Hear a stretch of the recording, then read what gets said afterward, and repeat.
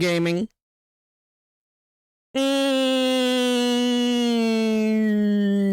Gaming. Gumming. I don't know why that's become my default saying hello to the stream.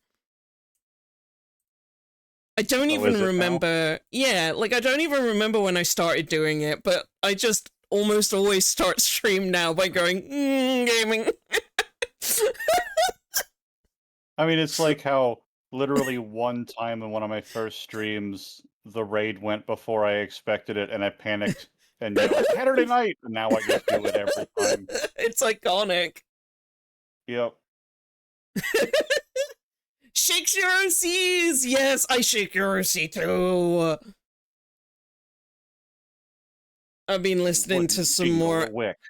I would jingle the shit out of a wick. Yeah. Yeah. I've been listening to some more vol on my cinnamon roll. Cinnamon roll. That's not how you eat a cinnamon roll. Not how you're supposed to do it. It's spreading misinformation. Children running around eating their cinnamon rolls the wrong way.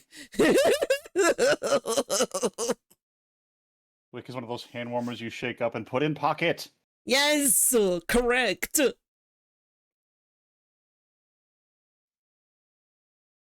I don't think Ro would be quite the same. I feel like if you did that, it would be like, not warm, not warm, not warm, explosion. Like, too hot. Bottle up, bottle up, bottle up, bottle up, boom. Oh my god, Reb, yes, yes, yes, yes. Oh my god, yes, please. Please do. I need to know. I'm holding out my little hands. He's a battery! I was gonna say Coke and Mentos is what I'm thinking. Absolutely. We should go over to the main screen. Turn on. Hi guys. I really thought you were gonna say we should eat a Coke and Mentos, and I'm like, I don't know about that. He explodes like a Tesla battery. That's why he's not got a vehicle form. That's why he has boots. If he had a vehicle form, it would just explode. Alright, let me pause the music and go right on over to the video game music. Because, oh my goodness. Oh my goodness, we have finished Kingdom Hearts 2, but we have not got all of the special little secrets, talked about just yet. Oh, I was gonna say, yeah, we have. There's not really the content. What should I have loaded an earlier file? No! Oh, No, my brain was just on lag. My brain was lagging, I'm sorry! The mushroom is panicking. No, we just push you back into the substrate, don't worry. Just shh. Delicious substrate. So yeah, today we're going to be doing a sort of recap of what the themes were, what we learned in Kingdom Hearts 2, and also looking through some of those fun, fanciful, whimsical, ultra sexy Ansem reports. It's Juno. Hi, Juno. So much material to yes and so little time. Nothing gets me hotter under the collar than reading about a man descending into madness.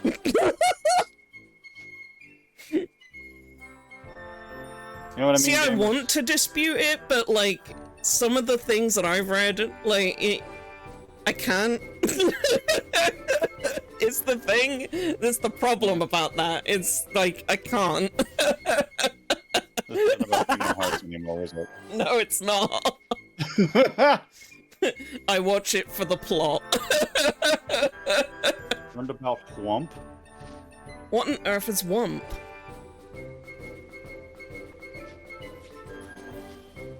Not much wumps up with you. No, that's not it.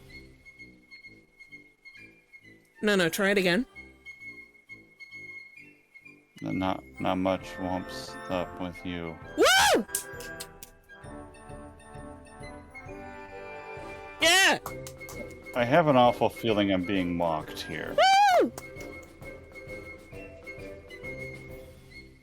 No.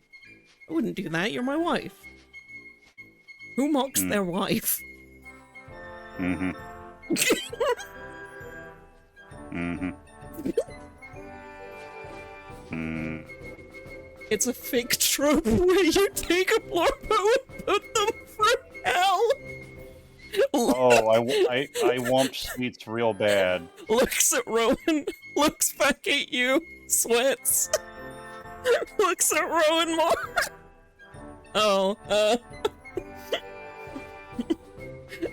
oh, see, the thing about that. Lumped it up for one lifetime, thank you.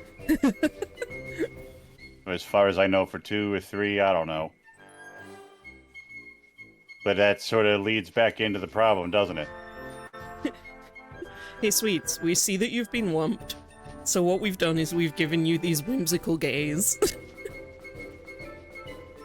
It's your job to look after them. This just feels like secondhand wump. I mean, I can smell it off of that one. I don't remember myself. I'm on fire. Same, and I wish same.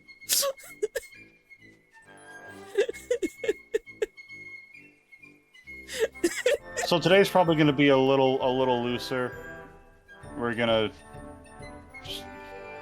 I'm not gonna say it's gonna be a ramble, but you know, it's gonna be a bit less structured as we just sort of talk through themes and characters and stuff. Yeah. And of course, we have all the time in the world for any and all questions about the series up to this point. If anybody has them.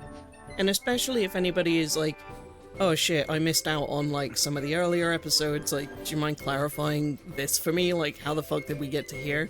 That's absolutely okay and valid. Like, we will happily recap Gap bits that we've filling already is seen. just as valid as theory crafting, absolutely. Happy to do it. So, where shall we open up these Ansem reports? Someplace that's not gonna keep blasting us with the Mickey Mouse Club. I was gonna say, like, of all the background noises, this one is maybe not the one.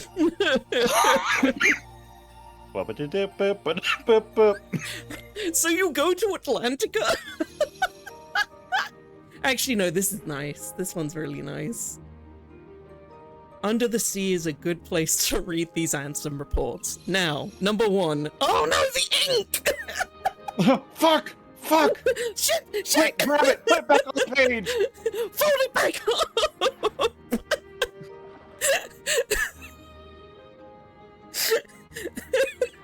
Sorry, it's all sinking to the bottom. I don't know how to get down. What do you mean you don't know how to get down? I don't really have to traverse very much.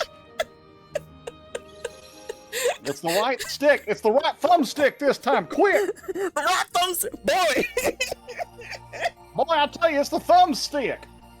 You're just going up. The other direction. Same axis, other direction. Damn it. Oh, damn it. Now a fish is eating it. Be all over again.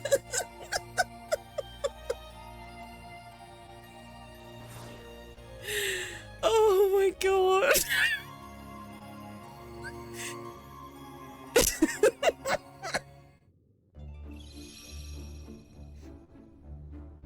Oh, shall we? Yeah.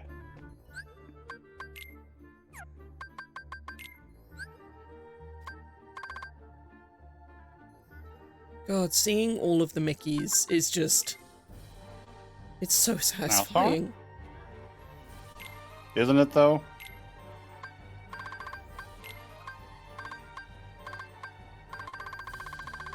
Like, this Hey, you know doesn't what I count. don't feel like doing? Mail delivery again. Right. I feel like character links could be fun to read through as well. Mm-hmm. I love how we've got, Now, like, a hang little on. triangle going on with, Oh. Oh. Hi, Brandon armor. lingering William. Oh, Pete.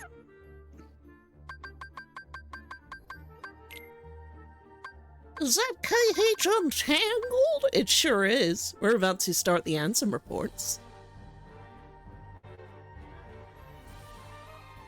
Get Hi, lingering yourself Will. comfortable. Sorry I humiliated you with Big Bonkin that one time. Yeah.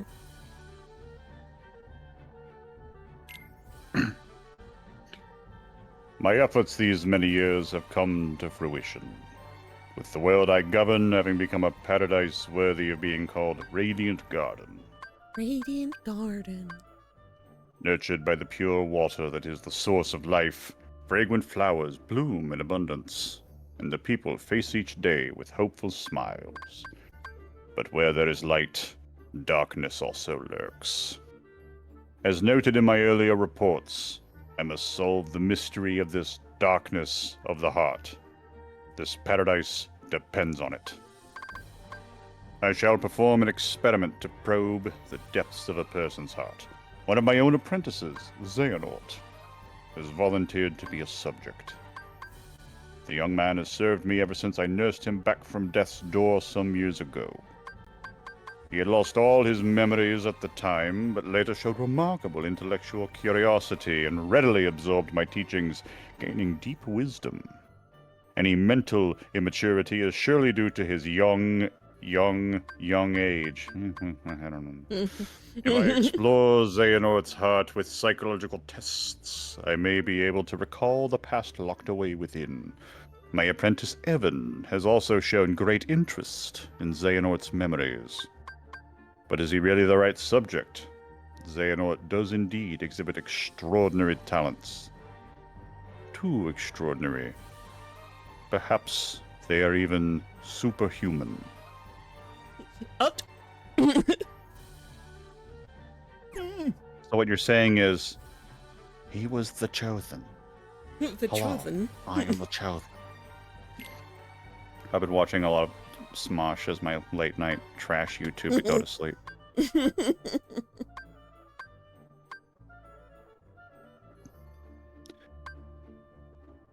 Report number 2. I have made a grave mistake. I saved over everything. To start over. Been drawing that guy for like 8 hours. I saved over all of it. Damn it.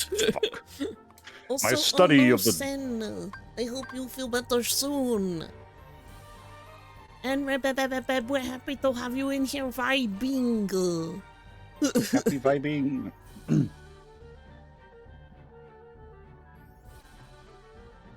My study of the darkness of the heart began with a simple psychological test and quickly snowballed.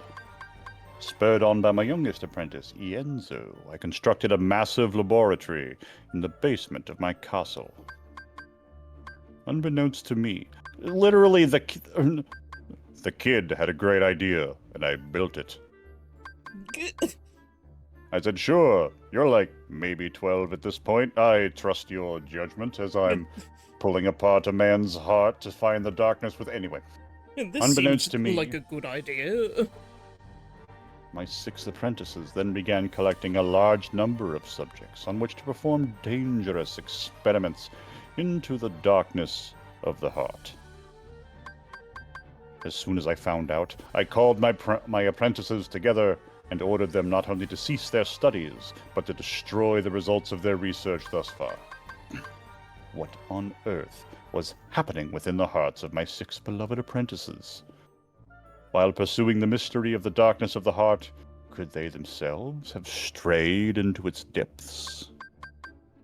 Yet I remain the most foolish of all for having begun these experiments.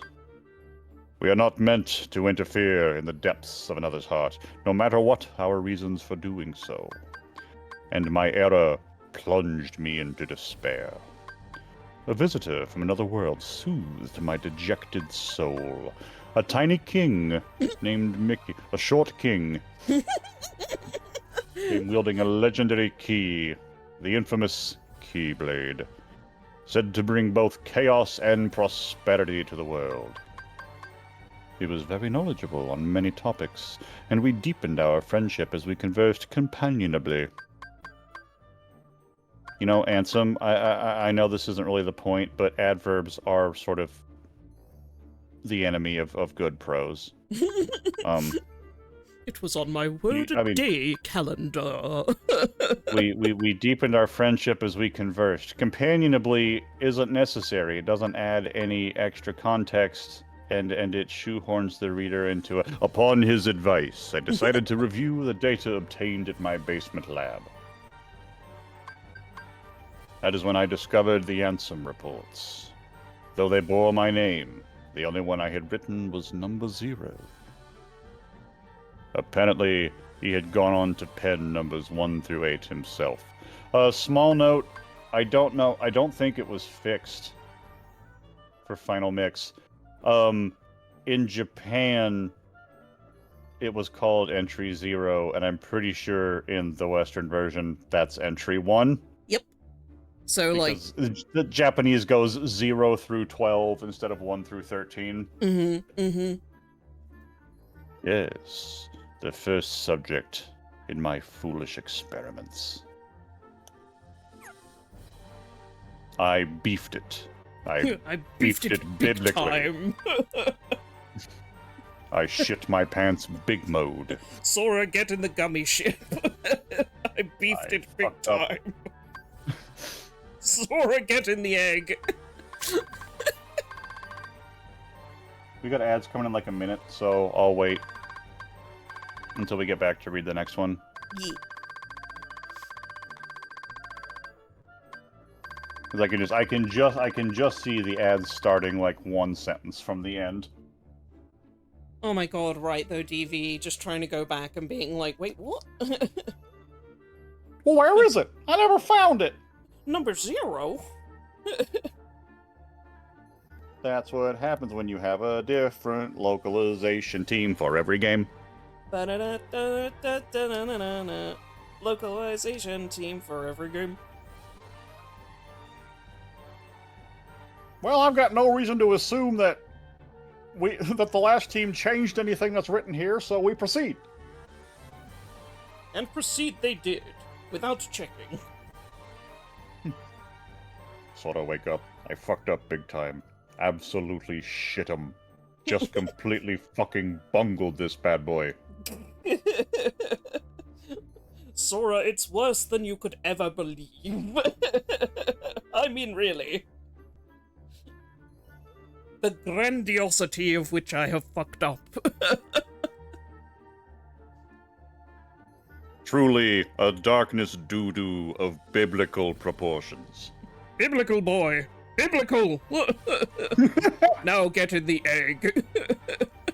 Consummate fees. Consummate. Consummate fees. I thought I'd put on some chiaroscuro shading. Hey, that's not an improvement. Trogdor strikes again. Oh no, okay. I panicked for a second because the ad in progress didn't pop up. I was like, wait, was I reading through the ads? Oh no. But no. No, we're on. You know what would be cool? If the ad break coming up notification was, I don't know, a different fucking color. Mm-hmm. That'd be neat. Oh, I still need to fix... I mean, I need to fix so many things on my overlay, but that's one of the things I need to put back on is the little ad read thing to say, your ads are on the way! Run! Come on, get out of here! Skedaddle! What are you doing? Why are you still here? Don't look at me. Go! You gotta run!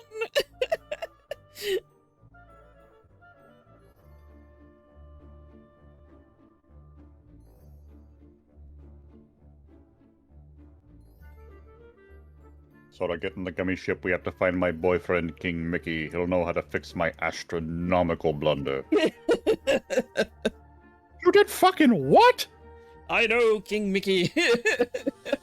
I told you never to come here. I've got a wife. It has to be somewhere else. I told you never come to the castle. Never. Oh, Mickey, is this your friend? Oh, yeah, he's just going. He was just leaving. Just pass it through. Weren't you?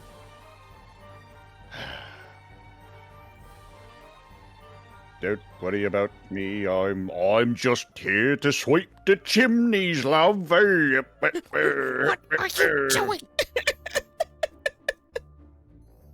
You can't just put on a working class accent and pretend you're wearing a hat that you're not. You're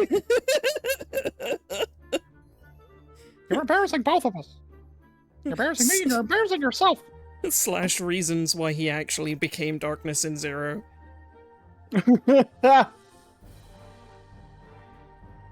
Are you mad at me? I'm I'm not. not mad at you, I'm just... It's complicated, okay? Complicated situation. I'm really over a barrel here. I'd quite enjoy that. Not now! Sometime. If you weren't so hot, I would just... Oh.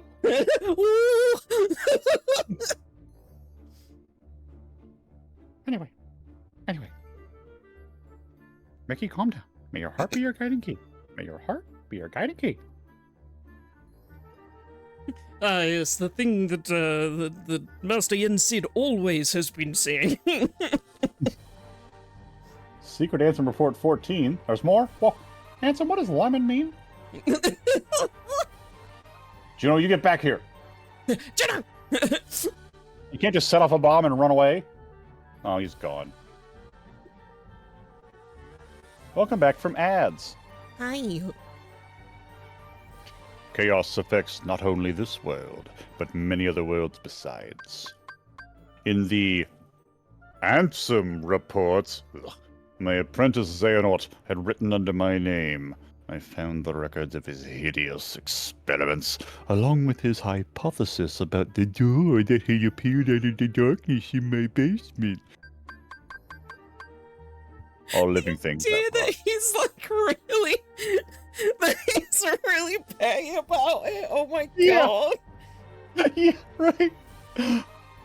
All living things have hearts, and all hearts hold darkness deep within. Worlds are no exception.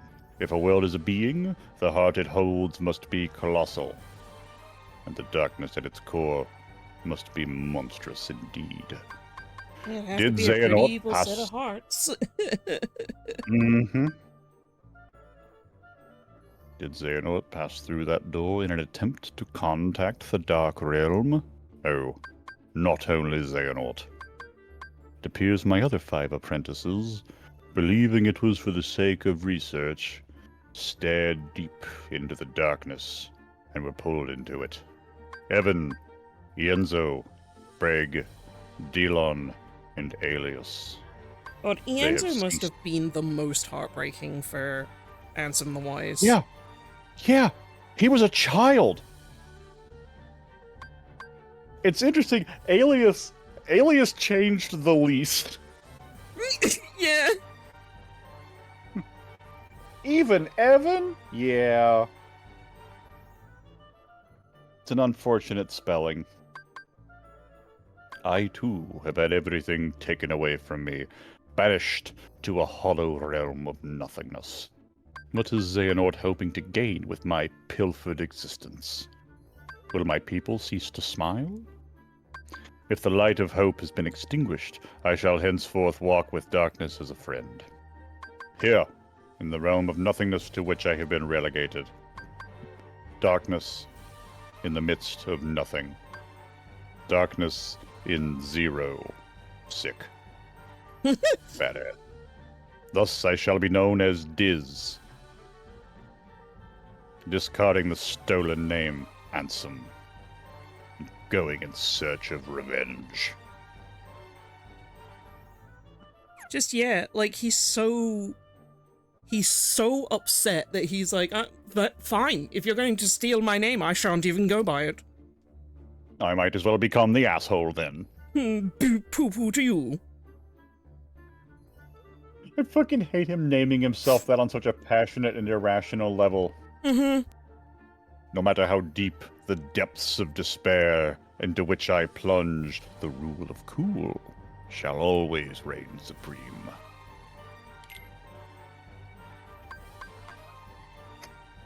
Oh god. I took a bite of my breakfast and it's like there's a piece lodged in my throat. Give me a second. No! I'm sending you my, all my strength. Thank you. Like, as a bitch who named myself Nyx, fuck you.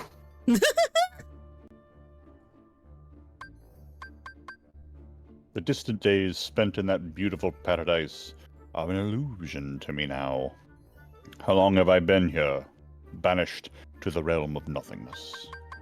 It is only by relying on my anger and hatred that I have been able to retain my sense of self here, where all existence is nullified. My heart is being overcome with hatred towards my apprentices, those little bitches. For everything I fucking did for them, I gave them a house, and gave them the clothes off my back. Possessed by the darkness, with the anger I feel for stupidly allowing myself to be betrayed like a fucking idiot. Is this darkness eating away at my heart? I cannot continue to idle away my time here. What are Xehanort and the others attempting to do? I must unravel the mystery of these Ansem reports, intercept my apprentices, and defeat them. That is my mission. The only way to repay the world for my sins. Those beings who lack hearts, the heartless, must be the key. The darkness of the heart made flesh. Cursed shadows who not only lack hearts, but multiply by seizing hearts from any and all living things. Where have they come from? Where are they going, Cotton-Eye Joe?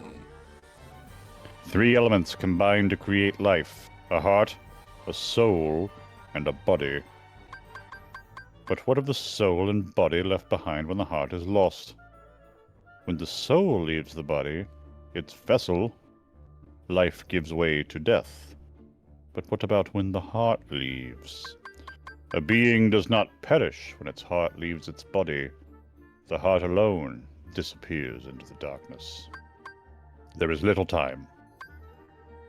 If I remain in this realm much longer, I will certainly learn these answers the hard way. My heart is already a captive of the darkness.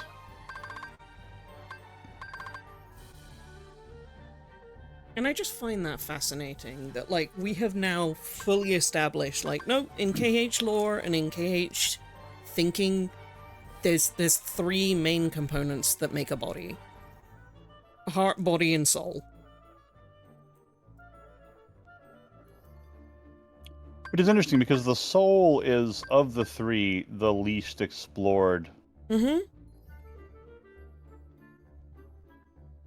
It's also interesting because, like, while I'm not sure there's really anything to confirm this, nor I'm not sure if it really changes anything, but it almost sounds like Ansem is unknowingly becoming a nobody as he's writing this.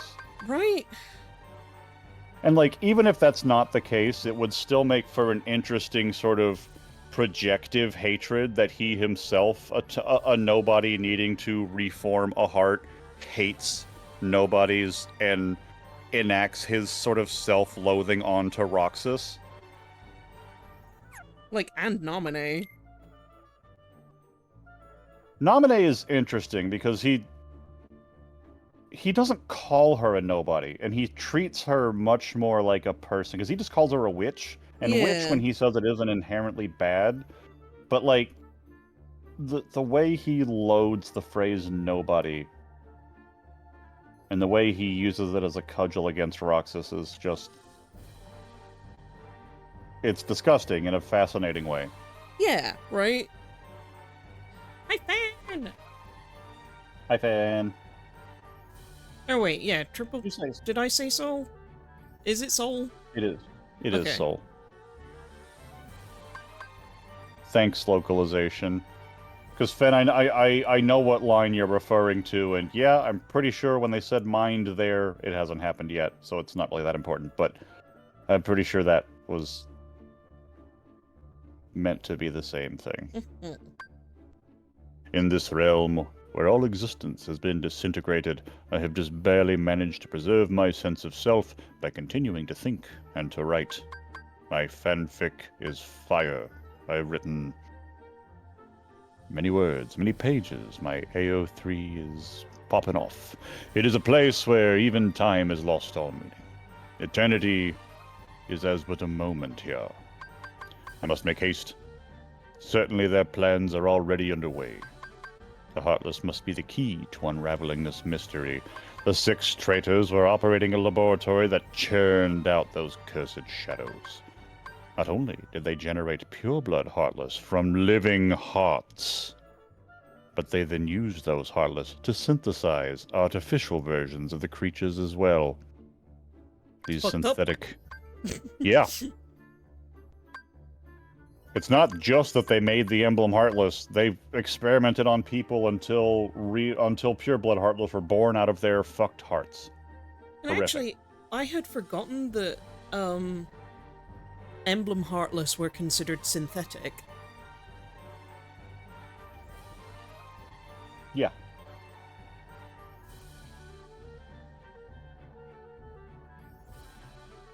Yeah, there's no emblem Heartless in the Realm of Darkness. Shit, yeah. Yeah.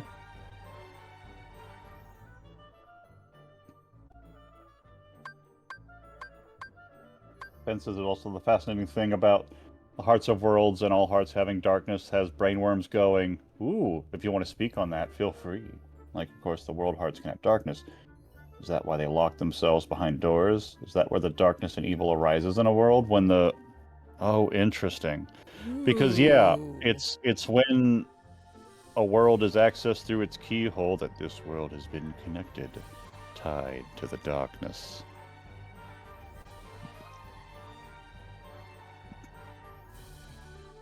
Because, yeah, it was inside the keyhole of Hollow Bastion that we found the fucking behemoth. And I mean, he might as well have gone... He might as well have done a little burp and gone, yum, yum, I'm full.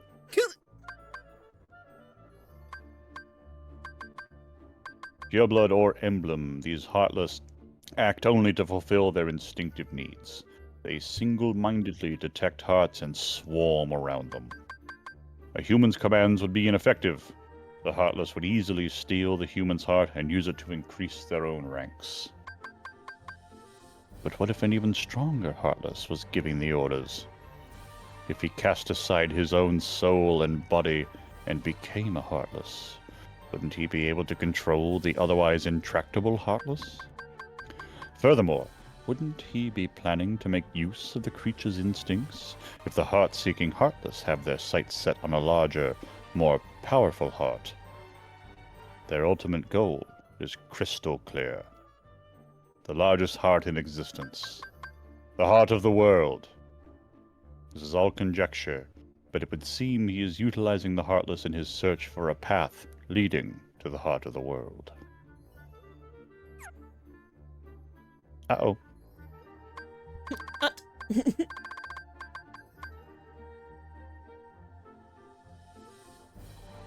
And yeah, Fen, purebloods don't. Emblems do. Okay, hearts. Hearts?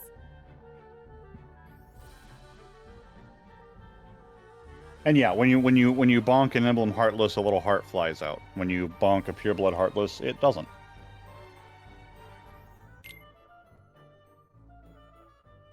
My choice to befriend darkness here in the midst of nothingness was a sound one. Nice guy, really. The moment I stared straight ahead with a calm heart, neither rejecting darkness nor fearing it, I gained a newfound power. A superhuman power. The power of darkness. It is likely, Xehanort, and the others were enraptured by its power, eventually becoming its prisoners. I do not intend to allow my heart to be devoured by the darkness as they did, of course. Well, sure, everyone I'll says do it that. better, though. I simply wouldn't fall to darkness. I simply would use it for good. Nah, I'd win.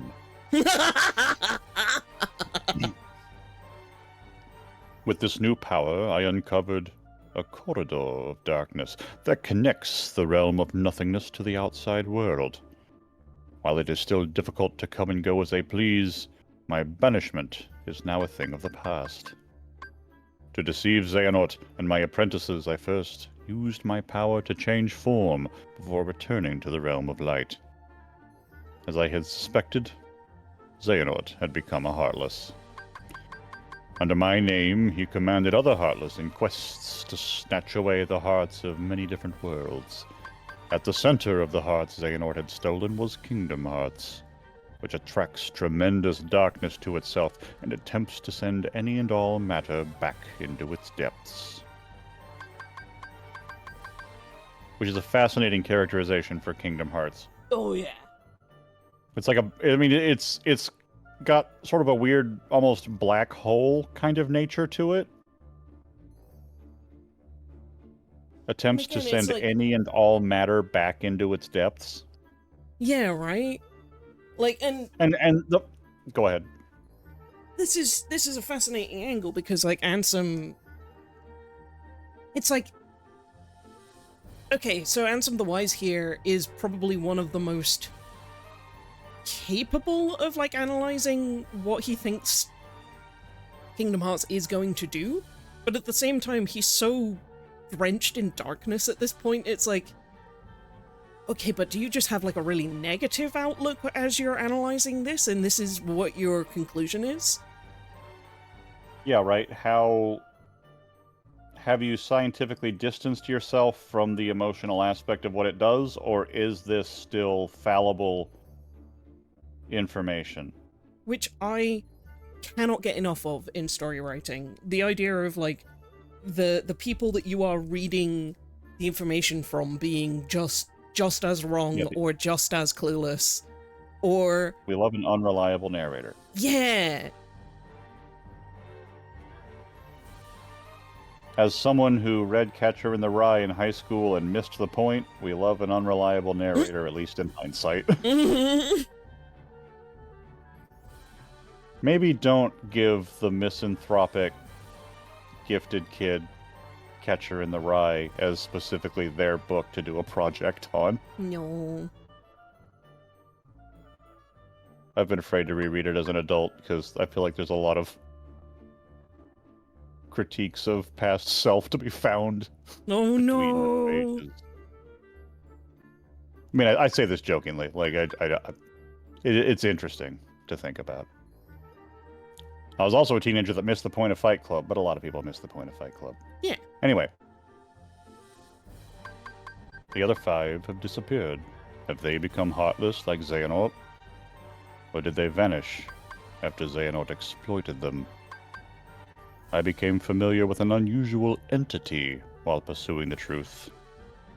It is the soul and body that remain when a being loses its heart. When a Heartless is born, these entities disappear from the realm of light to be reborn as entirely new beings in a completely different realm. So, like, soul/mind and body. Yep. Which is fascinating, because it's like, that acknowledges that a nobody has sentience.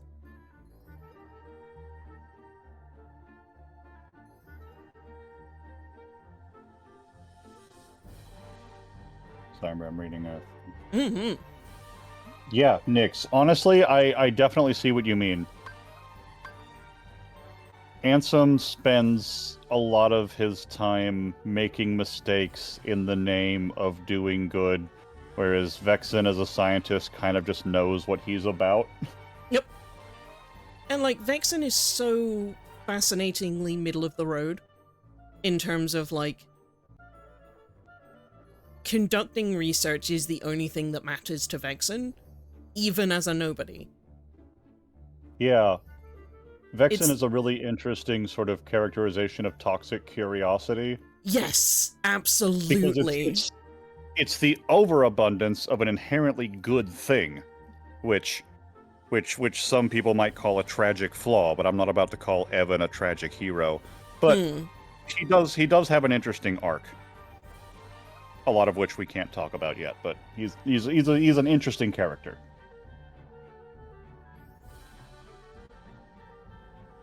I keep wanting to talk about Days, but I'm like, no, I've played that on my channel, not on this one. We'll get there. Yep. I had a friend that missed the point of the movie Taxi Driver and thought it was just about a guy that got sugar and got jacked. No. We were in middle school, we shouldn't have been watching Taxi Driver. Yeah, no, that's exactly the middle school level take one would expect from a movie like Taxi Driver. He took the power back. Yeah, I want that for me. Well, what did he do? What did he do after that? While beings born of darkness and those lacking hearts may find them convenient, it is dangerous for others to make much use of the corridors of darkness.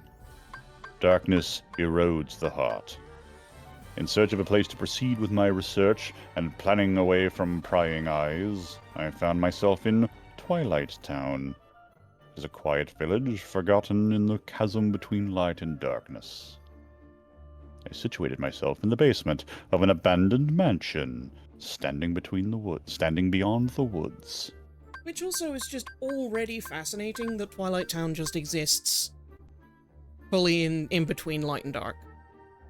Yeah, and the placement of the mansion, only accessible through a broken wall, almost seems to indicate, or at least pose the question of, which was there first.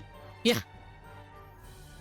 And for me, it seems to at least suggest that perhaps the mansion was the beginnings of the world that became Twilight Town, because a hole had to be built in a wall, a hole had to be punched in a wall to re-access it. You know what I mean?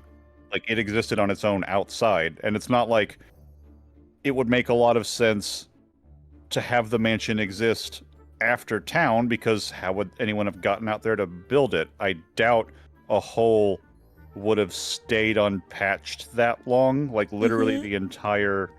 I don't know. I also don't want to spin myself into overthinking it, but it's an interesting thought that the mansion may have been there first. Yeah. My underground research, literally, because I'm underground, right? Hey, underground, hey. You're not laughing. Anyway, I thought it was funny. My underground research resulted in one new discovery after another. When a Heartless is born, the body and soul left behind are reborn into this world as a different being. What were you researching? Yeah, It sounds like you deeply resumed some of the research that you told your fucking... What are you doing, man? Did you know I can make Heartless? But what if a good guy? Sir?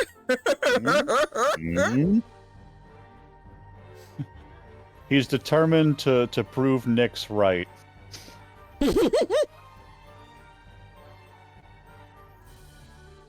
Yep. Nyx and Fen, you are absolutely right. Loaded with symbols and iconography that isn't really echoed in the town proper. And yep, a lot of that is... There's a lot of fucking unicorns. There's so many unicorns. In that mansion. And I don't recall any unicorns in town. Maybe the unicorn is important later on. How dare you? I heard what you did. They possess different intentions than their heartless brethren, and while it is unclear what these sentient things are after, it would appear they are responsible for much bedlam in the world. My erstwhile friend the king and his subjects, along with a hero wielding a keyblade, different one, battling the heartless even as a new threat approaches. This new threat They have given themselves a fitting name, I suppose. These non-beings. Nobodies. A great number of nobodies have lost human form, as have the heartless. Yet, the nobody born of someone with a strong heart retains its shape, with but the faintest visible changes. Different haircut. And she's kind of a bitch now. It appears my betrayers have retained their human forms as nobodies. Ah, fuck! I like to I imagine hit that Ansem the did that in the middle of writing. Oh, fuck! The table I was writing on got smashed in twain. Oh, Ransom, you've done it again. It appears my betrayers have... delightfully devilish, Ransom. It appears my betrayers have retained their human forms as nobodies, and are gathering more followers in hopes of furthering a new scheme.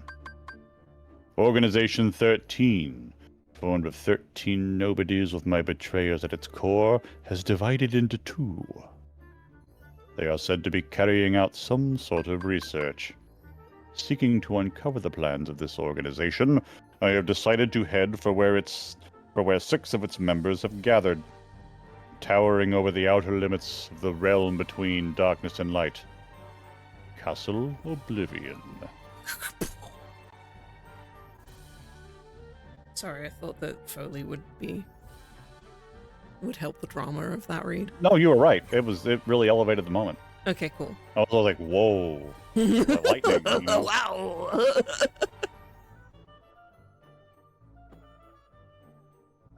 Nobody knows the troubles I've seen. No! No! Nobody knows. Anyway. It appears that I've been too distracted by the behavior of Xehanort and his cohorts, his co-norts, if you will, and by the events occurring in their vicinity. My friend's struggle to protect the realm of light from the threat of Heartless is now over, with Xehanort's Heartless, going by the name Ansem, Seeker of Darkness, defeated at last. The other wielder of the Keyblade, this hero, traveled from world to world, sealing up keyholes and laying Heartless low. They do a really good job of finding fun ways to not say kill. Mm-hmm. Meanwhile, the king, who had dived into the realm of darkness, worked with the Keyblade-wielding hero to close the door to Kingdom Hearts from the realms of both darkness and light, thus holding off the threat of tremendous darkness. But there are still a great number of Heartless afoot, and Organization 13 and the Nobodies continue to be active in the shadows. Indeed, the world is still a very dangerous place. We must find a way to do battle with these enemies. Thus, I will both make amends and have my revenge. It is for this reason that I have infiltrated Castle Oblivion. It consists of 13 floors above and 12 floors below ground, with the contents of its white rooms transforming in response to its visitors' memories. Organization 13 was conducting experiments on memory here. The subject in these experiments, a girl called Namine, appears to possess extremely unusual abilities. She could kickflip the first time she stepped on a skateboard. It was fascinating.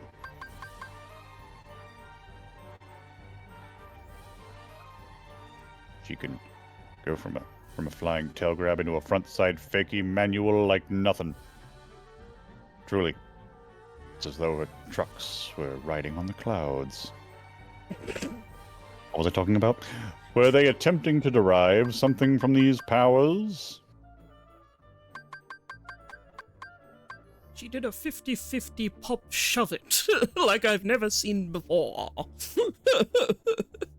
The longest, most winding rail you've ever seen. Truly the sickest like shit. And in nothing but a fashionable summer dress. Anyway. Nominally. Subject of these experiments appears to possess unusual abilities. What did they want with her powers? Alright, sorry. Refusing to be distracted by Organization 13, I had returned to my own secret research when a new visitor appeared at the castle today. It was Sora, the Keyblade-wielding hero who had defeated Ansem and his companions. Deep underground, the stench of darkness arose. All the players were coming together, it would seem. Oh yeah, it's all come together. I'm curious now, actually, because the way that this is worded seems to me like perhaps Diz was unaware that Naminé was a nobody and just thinks that she's just she's just somebody with some weird powers that was a subject of their Organization 13's memory experiments in Castle Oblivion. Yeah, that's definitely how he seems to be talking about her here. Because yeah, why not? If he knew she was a nobody from the beginning, why would he not use the word right here? Mm-hmm.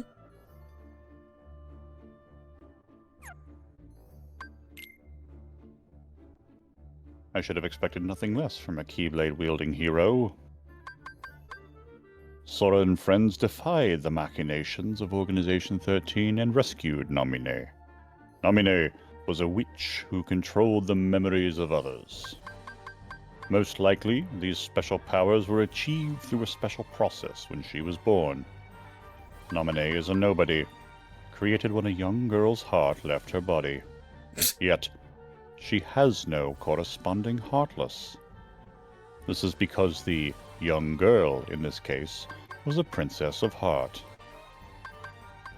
Kairi, a resident of Radiant Garden over which I had ruled, was one of the 7 princesses that uphold the realm of light. With no darkness in her heart, Kairi produced no Heartless, and instead of vanishing, her body remained in the realm of light. In other words, both the nobody called Naminé and the Heartless proof of a lost heart are extremely unstable beings who lack the bodies needed to produce a nobody. Therefore, they also lack Kairi's memories.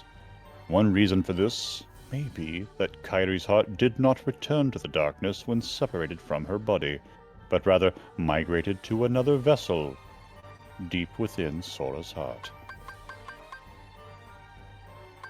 That is, Naminé is an alter ego of Kairi, who has directly interfered with Sora's heart. Could this be why Sora and those whose hearts are connected to him were able to have their memories controlled? She is a non-being, in the truest sense of the word, having not even become a true nobody with nowhere left to go. She is but the most fleeting of shadows. And it's so interesting because we're always at the mercy of localization, but the way he's writing this, it feels like he pities her. Yeah, right? In a way that he doesn't for Roxas. Yeah. Oh my god, thank you. Yeah, her impression is so good. I could be as self-conscious about my voice, but it's nice to be able to use it for things. Yeah. Naminé Roxas. A nobody has no right to be. Hey man, fuck you. Yeah, fuck you right back, you little shit. I'll scrape you off my boot. Nobody asked you. Ah!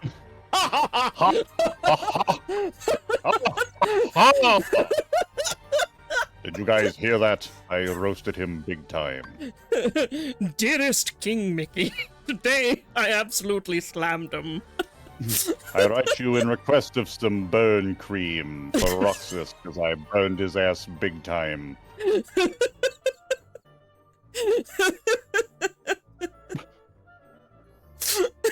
Sora went to sleep in order to recover the memories he lost in Castle Oblivion.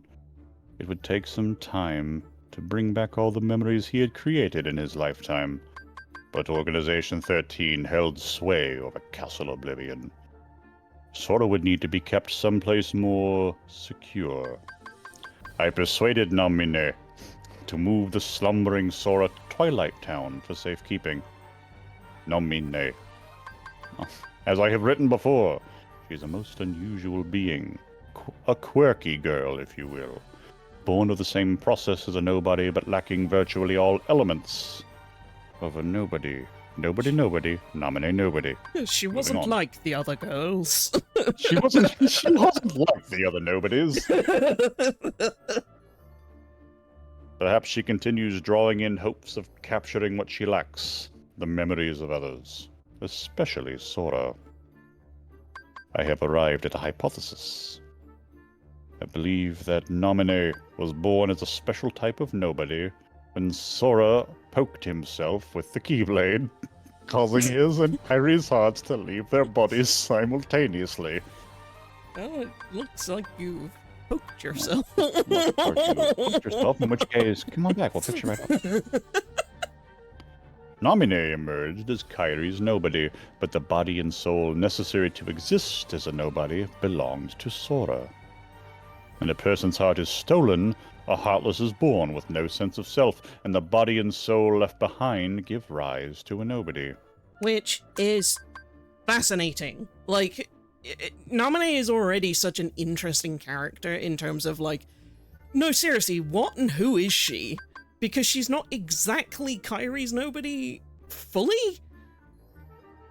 And it just, just like reading this, the idea that it's like, no, she kind of also needed Sora in that equation to even exist.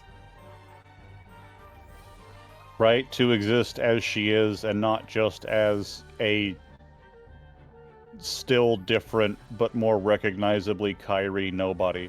Mm-hmm. When a person's heart is stolen, the heart is born no sense of self. Yep. But what if one willingly releases one's heart from one's body? Sora and Xehanort retained their selfhood even after becoming heartless. Ooh. Then, that's interesting. How's he know that?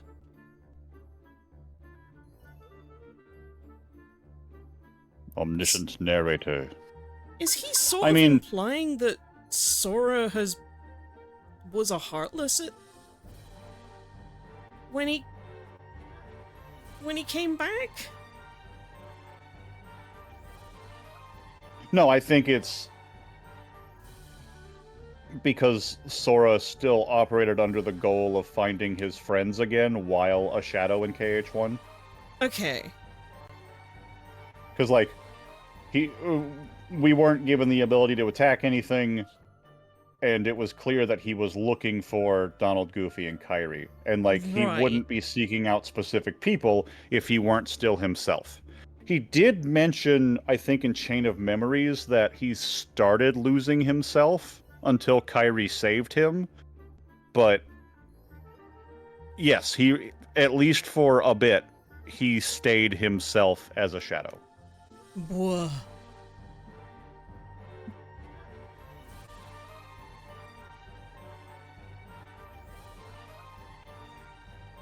Kyrie was exceptional for having had no darkness within her. And actually, Reb, that is an interesting point. Yeah, as someone who's just learning how these work, my brain said Sora was heartless when Roxas was fucking around. Yeah. Technically, he was asleep. But and that's what I'm thinking. Like, even when... Because, like, so Sora regains his form when he meets up with Kyrie. Kyrie knows that it's him. And she basically hugs him back to health. Like, hugs him back to being who he is. But he has, at that point, released Roxas and, like, sort of borned Roxas into the world. So... Yeah, and, like, his original heart is gone. For all intents and purposes... He's made of Kyrie. Yeah. He's made of a piece of Kyrie to start with, and rebuilt himself off of that, almost. And I'm treading very carefully here because this conversation can veer wildly into spoiler territory because there's a lot that comes of this idea, but Oh, absolutely. But it's such a it's such an interesting thing to sort of like chew on because yeah, Naminé and Roxas, Sora and Kairi are definitely not Heartless and Nobodies by normal in-game normal means. They're something slightly different. They're built different. built different.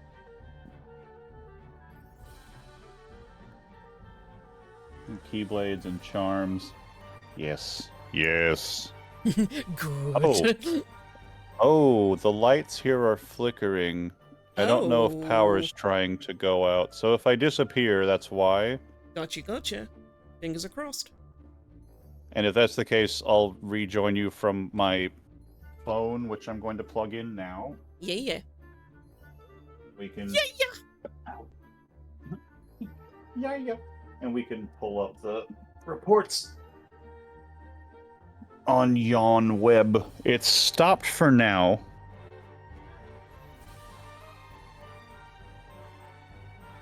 A squirrel may have chewed on the lines and gotten cooked. No. I mean, I don't know for sure. The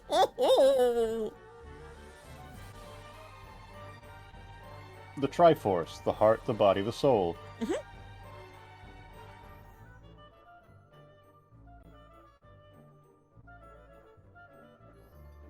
People enter and leave Sora's heart at such a rate they might want to consider installing a spinny door. He's a hostel. Welcome to Sora. Please enjoy your stay. Truly a kingdom of We offer hearts. both short-term and long-term accommodations, depending on your needs. Oh yes, there's one who's been here for quite a long time, but we don't hear much from them. Very sleepy. Very sleepy. Sora and Xehanort retain their selfhood even after becoming heartless. Then, there are Kairi and Naminé. Kairi was exceptional for having had no darkness within her heart. Also exceptional was that her heart, once freed, migrated to a new vessel. Sora. The combination of these two theoretically unlikely exceptions may be behind this anomaly. There are matters I must attend to while Sora is sleeping. A new ally has appeared on the scene. Riku. Riku!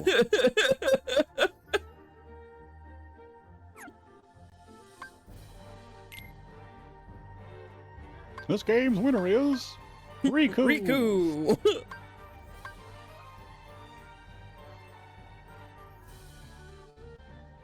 Sorry, I got caught up. Like, what was the voice line that he would use? Yeah, you still don't got it. I was reunited with an old friend at Castle Oblivion, but was unable to disclose my identity. If he knew the situation, he would likely try to stop me from carrying out my revenge. And I cannot afford to be called on my bullshit yet, not when I'm so close. As much as I would love dearly to converse with him as in the old days, that is now but a hopeless dream. That is heartbreaking. Like... Yeah, right, like, he's so far gone in his own shame and in his own, like... his own self-isolation. Yeah, like, and wanting for revenge, that he's just like, even though I know one of my oldest friends is here, I don't feel like I can sort of reveal who I am right now. Who else does that sound like? Who else went around wearing a disguise? Hmm. It was Riku. Riku did that. Yeah, no, Riku It was Riku. Yeah, it was too Riku. ashamed to face Sora and Kairi Yeah. because his darkness, Yep. and he thought that Yep. they wouldn't That accept they wouldn't accept because him, and that looked he like what he had some done was secret beyond. darkness, and Yeah. But they did, Sad and in story. fact, yeah. They did. My friend has been fighting in the realm of darkness. Most likely, he found his way there through Traverse Town. Fascinating that Traverse Town is an effective waypoint to get to the Realm of Darkness. Yeah. Like Castle Oblivion, that village also rests in the cleft between light and dark. It consists of the remnants of worlds whose hearts have been stolen by the Heartless. It is where those who have barely escaped the destruction of their worlds eventually find themselves. This realm between is quite unstable, with corridors of darkness appearing from time to time. Whenever a world disappears, some of its inhabitants must arrive here through these corridors. Surely, Sora traveled through these same corridors of darkness when he first came to Traverse Town. Ah. Yeah, right? Because, like, we see him get sucked up into the big cataclysmic darkness when Destiny Islands is, like, is destroyed in Kingdom Hearts 1. But to specifically postulate that it's a corridor of darkness that sort of spat him out in Traverse Town. Yep. And we can also, from these own reports, where he's said very clearly, corridors of darkness erode one's heart, we know that Sora has spent at least a little bit of unguarded time in that environment before he wakes up. Yep.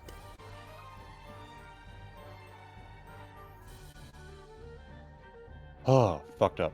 It seems my friend, fighting in the realm of darkness, appeared in Castle Oblivion through a corridor of darkness constructed by Organization 13.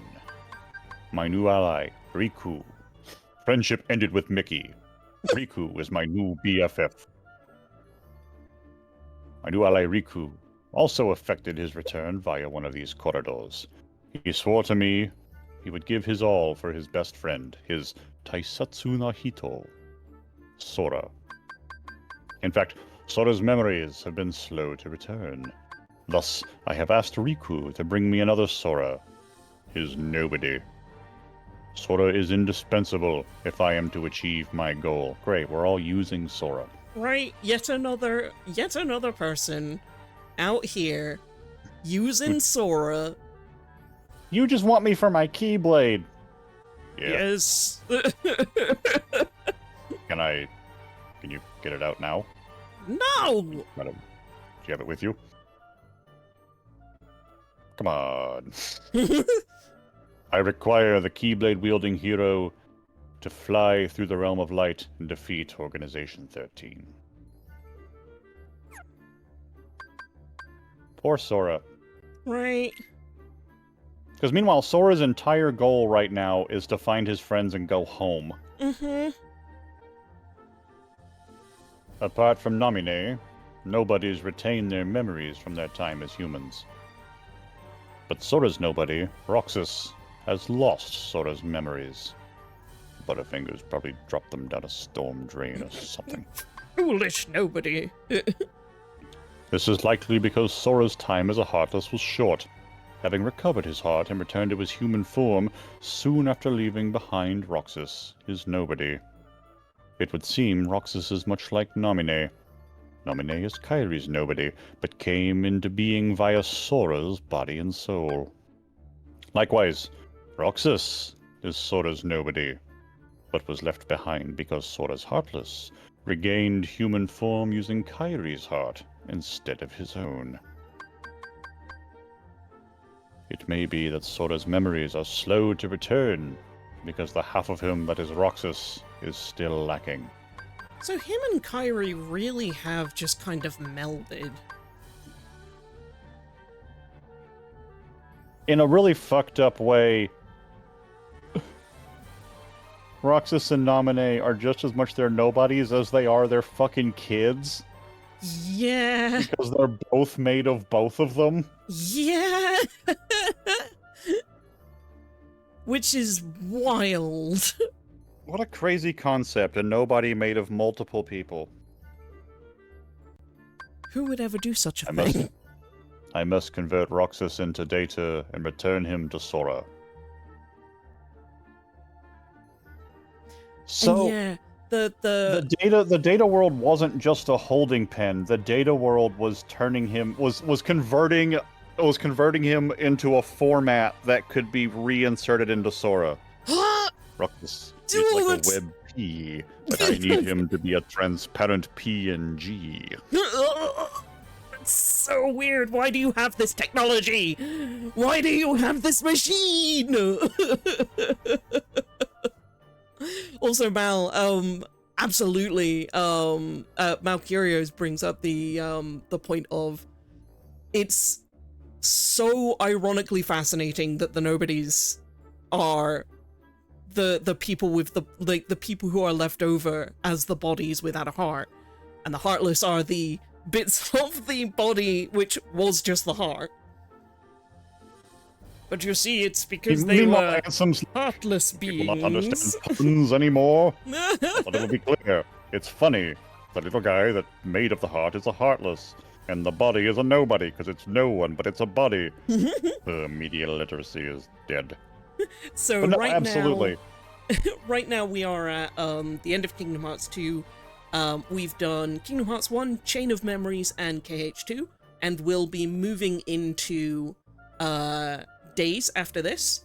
Kat and I have actually played the whole series and are a couple of times now. Oh yeah, we're sort of lore explorers, I guess, or explorers. Yep.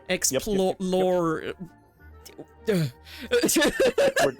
treating the series as though it's a first time through because we want to communicate themes and ideas and information to newbies and veterans alike. Yeah. So we're keeping all the and spoilers part of our goal up here to with Kingdom Hearts Untangled is to combat the internet circle jerk and prove that while it's a long story, if you take it in order, it's not overly convoluted or impossible to understand. It's just a concept sci-fi story that has taken place over a long period of time. It's not even that complex. Like it makes sense when you play them in order. And I think that a lot of the circle jerk of confusion comes from the fact that, like, a lot of people took the game out of order, which I don't blame them for, but, like, it is one of those things where we're like, no, we're gonna demystify this. We're gonna show you what this story is and why it's good. Absolutely. And at risk of splitting hairs, I would still argue that complex, yes, but complex in a story like this is a good thing. No, exactly. Complex, yes. Convoluted, no. Complicated, no. Many layers, like a fine parfait, like an ogre, if you will. A delicious parfait. This is nothing to do with anything except no matter how many times I scrub this fucking PS4 controller, it just feels awful to hold. No. Avril Lavigne warned us. Avril Lavigne? Why you have to go make things so complicated? Oh my god. See the way she was talking about Kingdom Hearts this whole time. Yes, you. Yeah. As a member of Organization 13, it was exceedingly difficult to bring Roxas in. Having lost to Roxas once, Riku laid everything on the line and used the power of darkness in their second battle, only just managing to bring Roxas back with him. But Organization 13 grows ever nearer. Here, Twilight Town is where Roxas was reborn as a nobody. This is where Roxas first encountered Organization 13 and joined its ranks. They are bound to search this place thoroughly. First, I shall convert all of Twilight Town into data and construct a world duplicate in Sora's memories. I shall place Roxas within that world to live out his days. Over to and regain those memories. There is little time.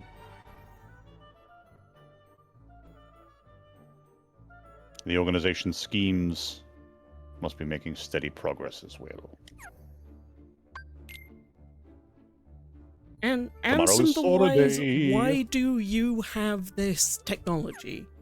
That is the biggest question I have in the series, is like, this technology is insanely powerful. Oh, I can just make a copy of a world, and it's like nearly perfect. And like, given the way that he's talked about other things in his research notes so far, it does lead me to doubt that this is bespoke technology that he crafted entirely on his own. Mm-hmm. Like, remember in earlier in the Kh2 playthrough where I was like, the shit that is happening within Tron that then gives us the memories of what Hollow Bastion used to be, i.e. Radiant Garden, and the fact that, like, there were these notes on the computer that indicated that there was like a whole town rebuilding program that was on the computer. So it's like, what? This tech is nuts! And on top of that, because since you mentioned Tron also stated that his world existed differently before he was remade with Ansem as his user. Yes, Tron is aware of the rewrite, which is it's so sci-fi. It's so sci-fi interest and then sci-fi horror at the same time, because well, not horror, but real quick, just for the direct comparison. Tron existed before Ansem began using him, and that's one possible source of this idea, because Tron exists in a digitized world, and while it's not an exact copy of a world on the outside, when just speculating how could Ansem have gotten access to technology like this, there's already things like it that have been said in the text to exist before Ansem came across them, and that's interesting. Oh yeah. Oh yeah, Nix. Oh yeah. And I just love that this is one of the themes that in Kingdom Hearts that kind of like quietly rumbles in the background. Slowly becoming more and more important, sometimes under your nose, sometimes in front of your eyes. We got ads coming up in about 20 seconds, so I will save number 13 for after the ads, and I'm gonna go piss, girl. I'll be right back. Yeah, and if you are about to get hit by ads, run! Go and use that time for self-care instead. We will be right here, and we will save the reading until after. So go get a snack, go for a piss, go stretch your hams. Do what you need to do. We'll be right back.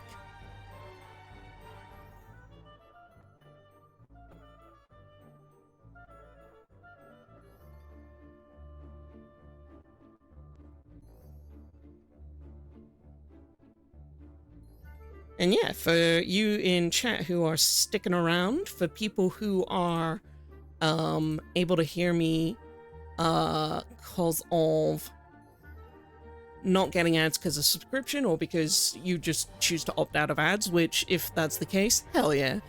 I'm gonna attempt to run a fourth wall thing.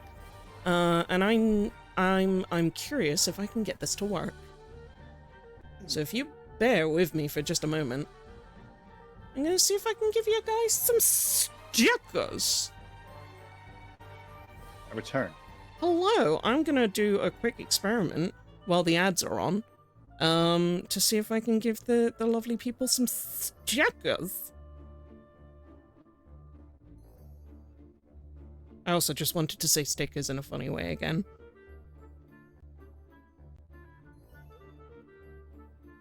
Die barely! Okay. I want to stick it to you. So, here's the deal. Last time we had a giveaway, there was all that curmudgeon-y nonsense of the the packaging, the postage and packaging being way too much. So what I'm going to do is I'm going to see if I can get it to do it again, but this time not have the problematic shipping.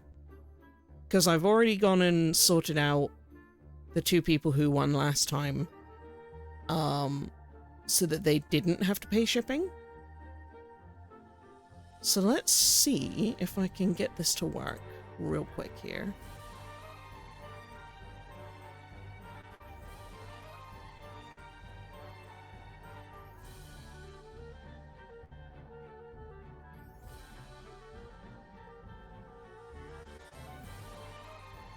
Okay. So that's one of them. Hit enter if you would like to, like your chance to win the Dupe Emote stickers.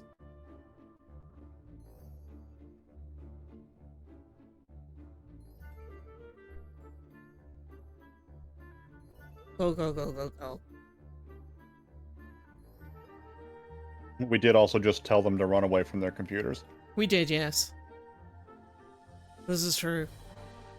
I do have a second one, so that'll be when this comes back. When people come back, there'll be another chance.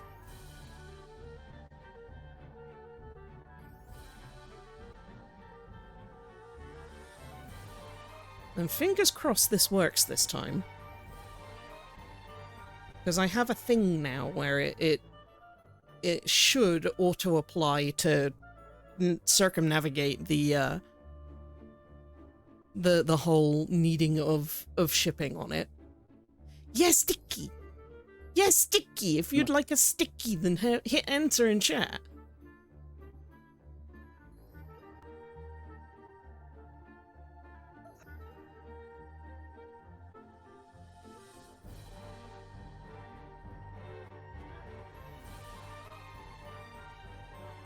Hello, welcome back from ads. We're doing a redo of a giveaway. If you would like some stickers, then do enter in chat for your chance to win one of the 2 sticker sheets that I have got on sale in my store. Oh my goodness!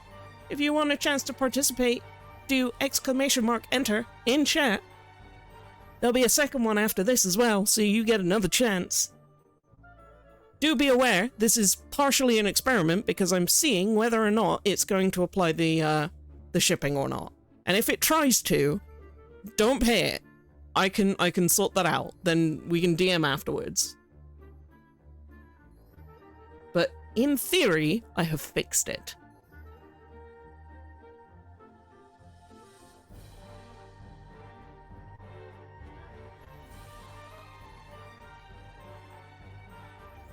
Also, do you know have a good D&D and D&D? DNDN. Boo boo doo doo doo. DNDM. Doo doo doo doo.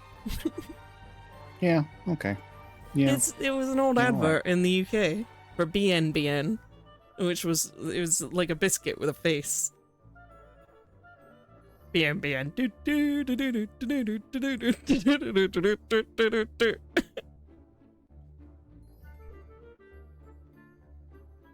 It was also a Muppet song, yeah.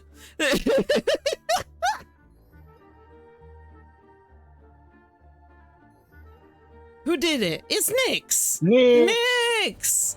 Okay, Nyx. Try and redeem it. Happy sticks. Happy sticks. Let me know if it's asking you for shipping or not. Or if it... You don't like the BN biscuit face. They're quite tasty. I will say. Yeah, the dupe dogs with the flags! Keep your eyes out. Oh, those are... Because they might be faces look like becoming they're hiding. little guys soon. Those faces are hiding malicious intent. Malicious intent! You can get them in chocolate and vanilla flavor and strawberry, and I think that there was like a promotional run for some orange ones as well, with like orange creme. Tomorrow Sora awakens.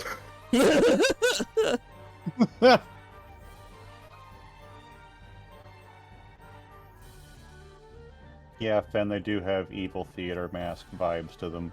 Yeah. My long and drawn-out revenge is nearing its end. Xehanort, who took everything from me, though as a Heartless he is no more. The leader of Organization 13. As the leader of Organization 13, his ambition once again is to capture Kingdom Hearts, the most colossal heart of all. His Heartless had attempted to draw out the great darkness of Kingdom Hearts, created from the hearts of all worlds. His nobody, however, is now almost finished gathering human hearts to be assimilated into Kingdom Hearts as well. The fool! Only one mystery remains. How did Xehanort manage to open the door that appeared in the basement of my castle? No. Any theory posited now, when everything is nearing completion, would be meaningless. Roxas, Ansem, Nomine. They defy all logic, yet there they are. Singular exceptions to the rule. The theories proposed by me and by Organization 13 have been blown to pieces by a handful of strong-hearted individuals. Sora, Kairi, Riku. Ah yes, Riku. Though his heart had its weaknesses, making it prone to darkness, he found support in the hope he discovered beyond suffering. This hope allowed him to stand his ground and turn the darkness in his heart from an enemy into his greatest weapon. When all this is over, it is my fervent hope that he will be able to return with Sora to his island. If I can, I should like to return to Radiant Garden, to look once more upon the beautiful water, the lovely flowers, and the hopeful smiles of the people. Dear King, my friend, I believe that at some point in time you will come across these, my truthful accounts. How I wish I could have chatted with you again. I was a fool, obsessed with revenge. What? Forgive me. Ugh. Yeah. It's a surprisingly emotional end to an otherwise just very, very chilling account. Yeah, right?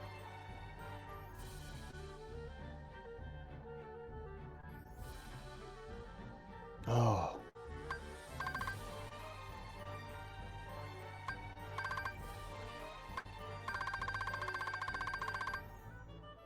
Kupo.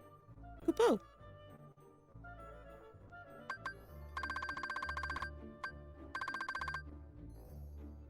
Oh, what an arc. What an arc he undertakes.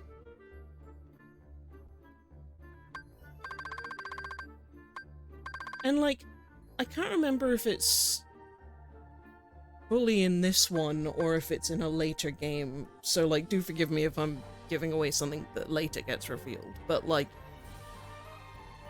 he fully feels guilty for being friends with Riku and then letting basically his own revenge and machinations. He feels responsible for Riku unleashing the darkness in his heart. Yeah, that was this game. Yes, okay. He blames himself for pushing Riku in that direction, yeah. And like when you watch over that that cutscene again when he's just like, "Oh, Ansem, is it?" and he like kind of laughs, it takes on this whole new layer of sadness of like, "Ho ho ho, no."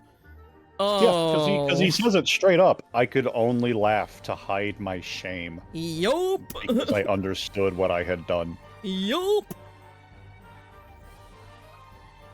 Ugh. Because as big as Riku acts in terms of like as adult as Riku acts, he's a kid. He's still a child too. Mm-hmm. Like, he's 16 in KH2. And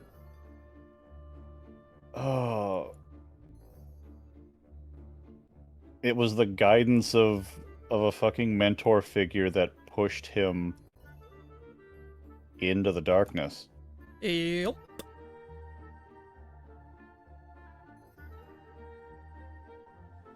And just there's a very it's a tragic feeling of watching someone come back to their senses and just sort of see all the damage around them that they not unknowingly, but that they blinded themselves to having caused because they were so goal-oriented.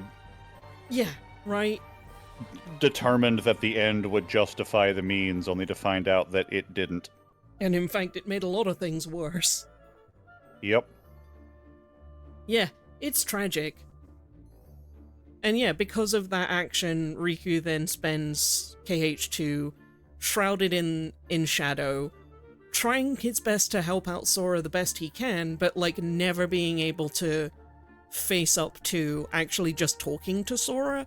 Meanwhile, Sora's spending the entire game wondering what's happened to Riku and scared and like wanting to be back with him.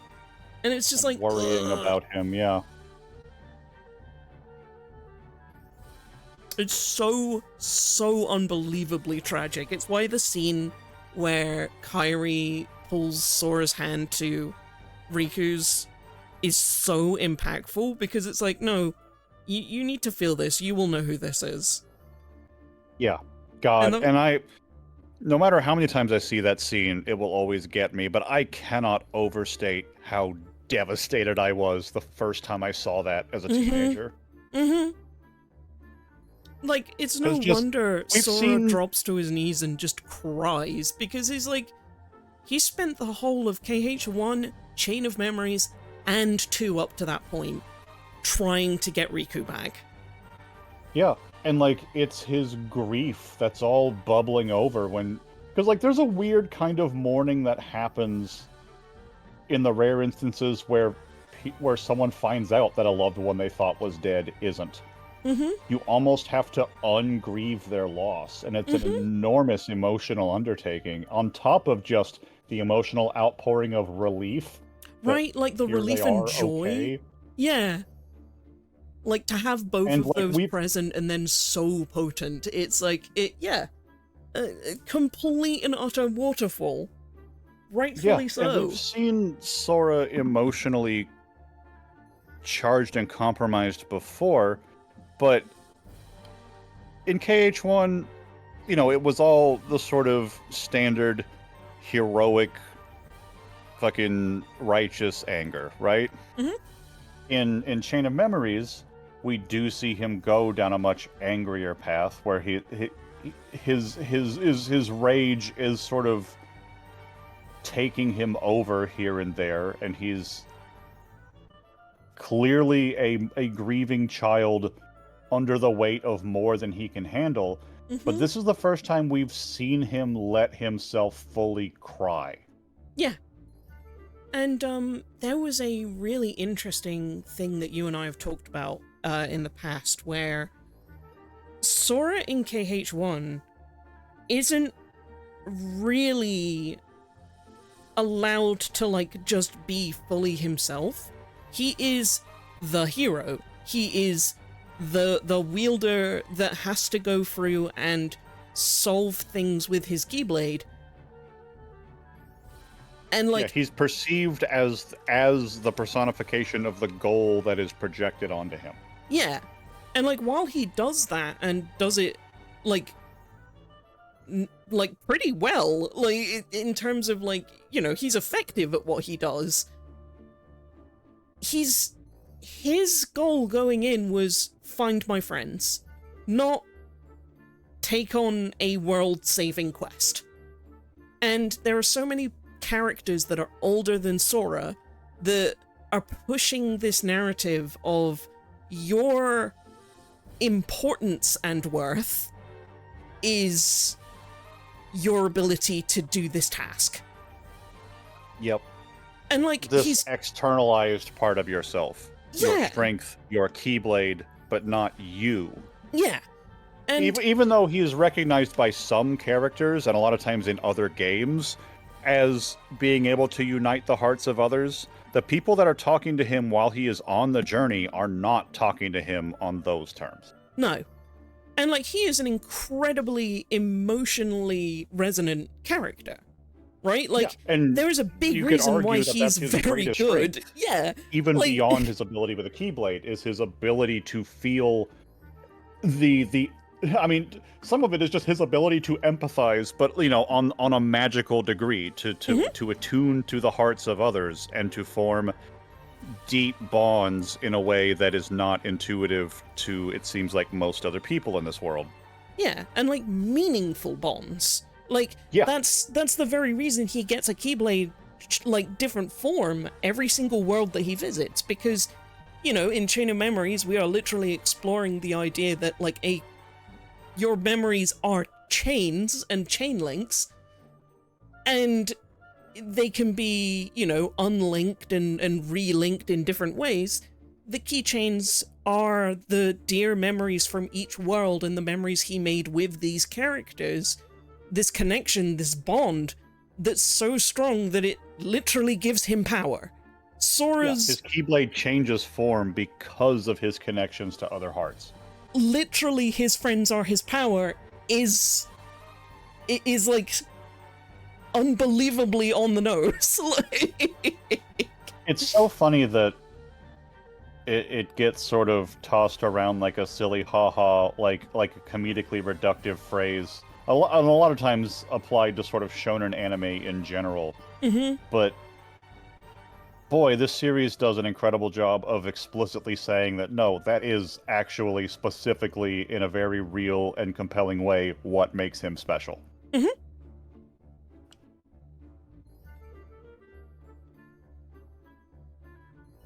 See, I don't know if if I would consider that a form change in the Keyblade, because it's more it fully becomes a different Keyblade. Yeah, form changes are within the same key. And like this isn't a spoiler in a way that I think matters because it's all mechanical, but like in KH3, when form changes are a big mechanic, it's the Keyblade that you're using transforms into a different version of itself, not into a different blade. Starflare is Starlight, but Rowan's. It like Yeah. nobody else has Starflare because it's the connection of Rowan training with Starlight the entire time and then making it his own through his own fights and struggles and achievements and accomplishments. Starflare is not Starlight. And form change, at the very least, into a kickin' pair of shoes. Into the speediest, fieriest kicks.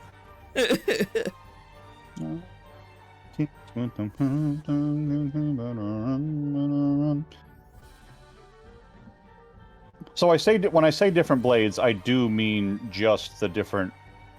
I wish there were more nouns than just form, but like the different... Yeah, the different... I don't know what word to use besides form, but because they are the same base Keyblade that becomes other things because of the keychain, but like, yeah, it's not like Sora could open up his inventory and pull out Kingdom Chain and Crab Claw and Fairy Harp and Oblivion and have them all at the same time. Like,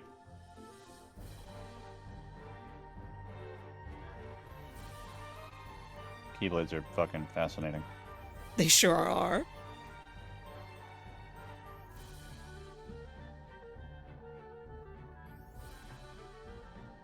Oh wait, no, I have a better one to post from that. I can just do a teehee. There we go.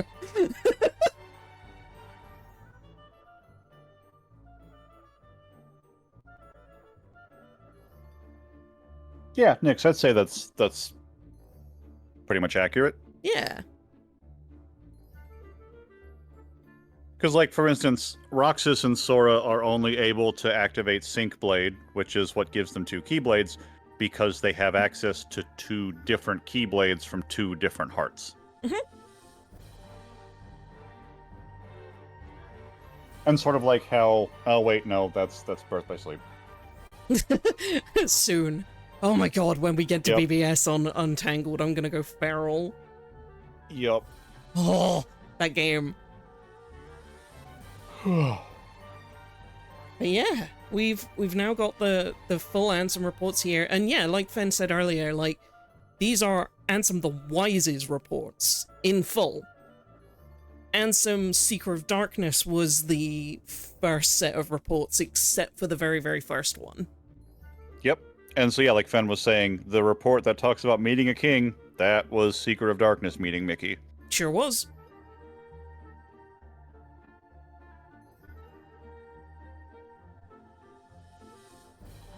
And yeah, it's Seeker of Darkness that finds the door and explores the realm of darkness. Presumably, by the way that these reports are written, behind of the Wise's back.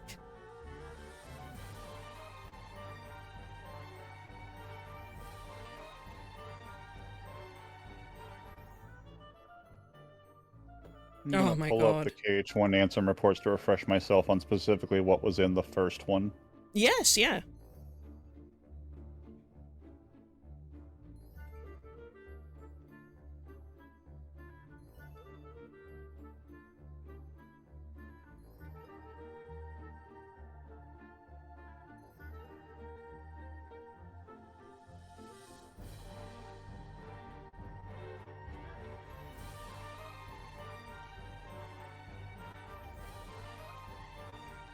No, yeah.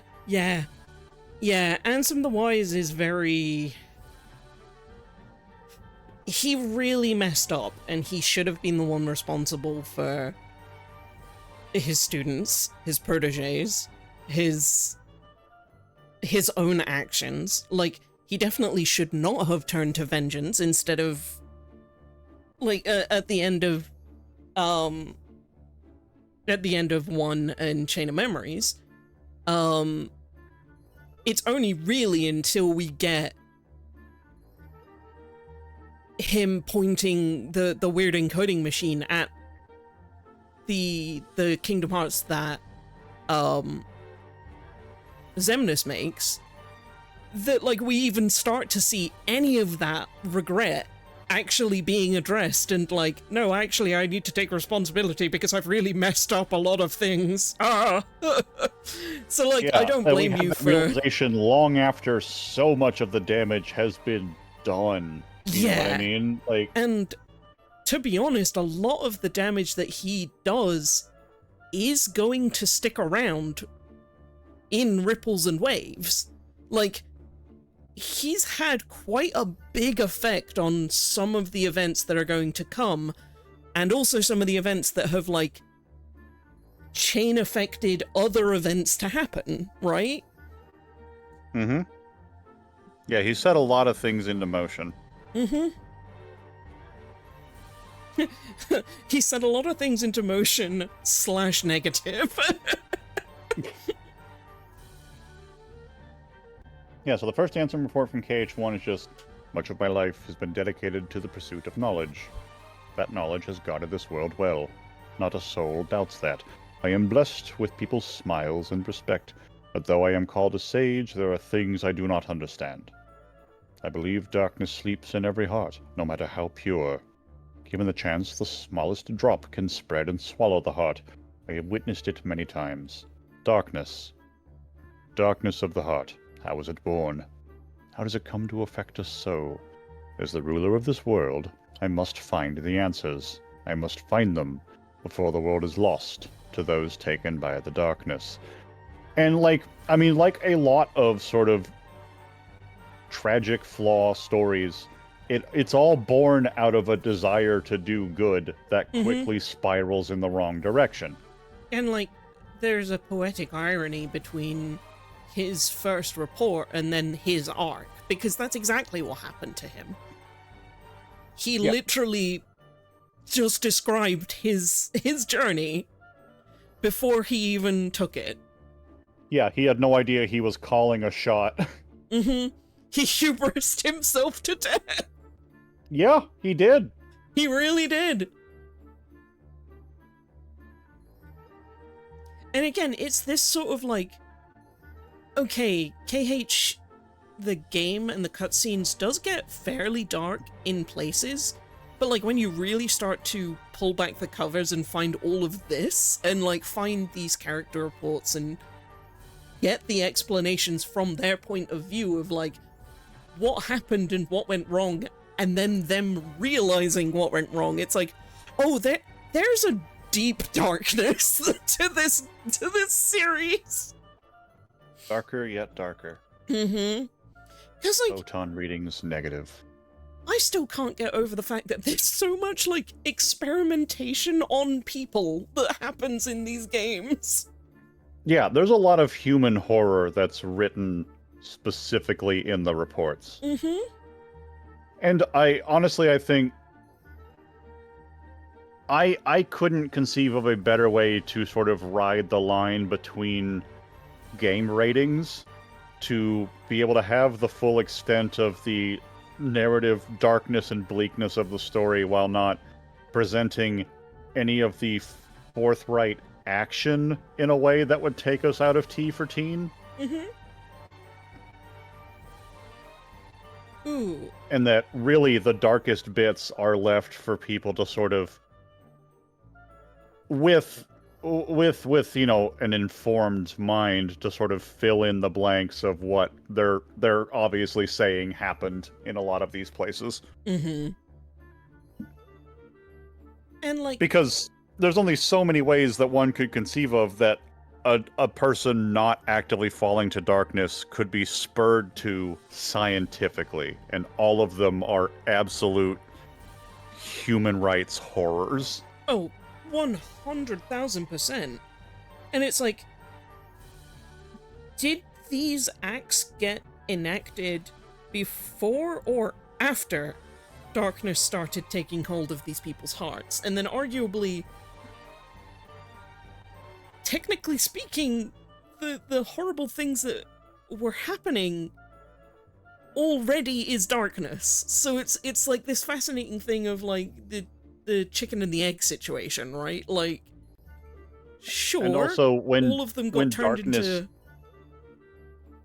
When darkness is an entity of its own, how much do you need to separate the person under its thrall and what they've done from themselves naturally, and how much of it still rests in their hands? And exactly.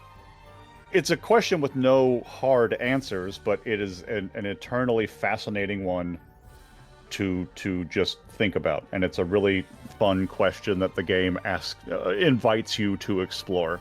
Yeah. Yura! Thank you for the care Yura! package! Also, Yura, I've had your Discord doorbell for like the longest time. Please take this link, please.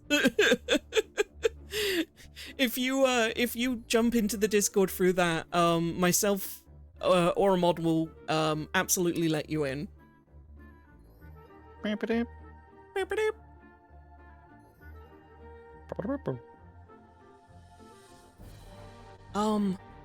else was I gonna point out?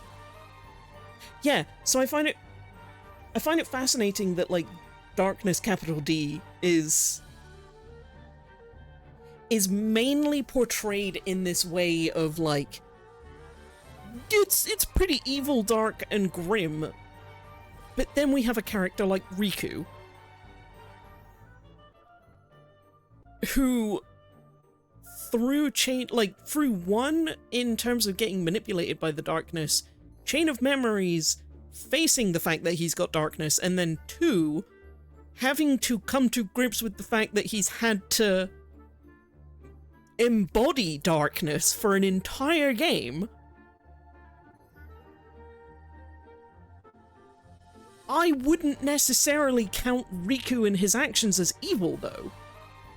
So it's like this really, really fascinating thing of like, we have a lot of... the clearest victim of all of our fall into darknesses, I feel like. Absolutely. And like, it's a real big thing of like, we have all of these examples of like where darkness is absolutely misused and is bad and is, you know, people get power hungry for it, people do horrible, horrible things for it, people lose themselves to it. And here's Riku getting splashed in it over and over again and still going and still helping Sora, even when he's completely ashamed of it. And his storyline and his story arc is one of my favorites throughout all of Kingdom Hearts. And like in a way, you could draw a very direct parallel to the arcs that Riku and Ansem take, whereas Riku takes the same path with significantly more grace. Yeah, and like and arguably significantly more success. Exactly, and like one of the key big differences is he has a connection with Mickey, who isn't shunning him or like shaming him for having this darkness. He understands that it's like, this seems to be a necessary path that you are involved in and that you are choosing to take. Just know that I'm going to be here to support you. And I see that you are good. Out loud in Chain of Memories. Yeah. I think you could find a balance of darkness and light that no one has ever seen before, and that is a road I want to walk with you. Yeah. And like, there's so often times where we see Riku really getting like, because again, like, I'm going to use a lot of water imagery here because water is often represented as darkness. He's a wet boy. Yeah. He's a wet boy. He's a wet boy. You know, we see him struggling with that a lot, and we see him getting overwhelmed with that a lot, and like nearly falling to it, or like really getting like waterlogged by it. And then Mickey just shows up and is just like, hey, I'm not gonna let you do that. Like, I'm still here together with you on this journey. We're going to make it through this. And every single time that he pulls him back up, it's like, I'm gonna be pointing to so many points as we go through. It's a beautiful example of the way the series positions bonds between people as almost the cure to everything. Because without Mickey's guidance, Riku almost certainly would have perhaps had his moment of lucidity, but he would have fallen again. And that wouldn't have been his fault. It's no one could do it alone. Exactly. Even Riku, the most powerful hero of darkness that the world has ever seen, could not have clawed his way back into balance without help and support. Dark and Vault. Just Mickey being the sort of the positive adult that serves as sort of an island for a child lost in a sea of uncertainty and despair. It's both incredibly compelling just in a concept standpoint, and you know, the sort of the sci-fi, the light, the darkness of it all, but also speaks to a reality just like between people in the real world. There's a kitty cat here. In DV, the robes are darkness repellent. They're raincoats. God damn it, they are raincoats. Hi, kitty. Hi, kitty. It's no time. It's no time for that.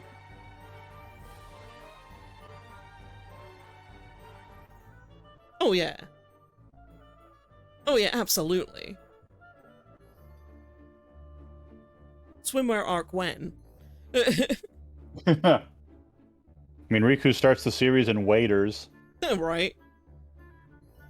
Because he thinks that he can wade out into the darkness. I mean, the ocean, and not get wet. Spoiler alerts, he got wet. His problem was he waded out up over, he got in over his head. If he had just stayed in shallower water, he might have been fine. If only he'd been wearing the water his pants got in on his and whole then body. and then like weighed him down. It took the little idiot in the in the romper the romper swimsuit to come get him. I love so much that their starter outfits are just swimwear. Absolutely. Kairi in her water shoes. Yeah. And her swim skirt. Oh my god, Babel, right though. Right though. Kitty. Kitty. Is there anything else that you wanted to talk about with 2? And this applies to chat as well. Like, is there any questions that chat has about KH1, Chain of Memories, and 2 up to this point? No wrong answers. Does not even have to be... You know, no question is a dumb question. There's a lot that happened. You're right. And it sure has been a while, so if people want us to go back over some of the details, then we'll be more than happy.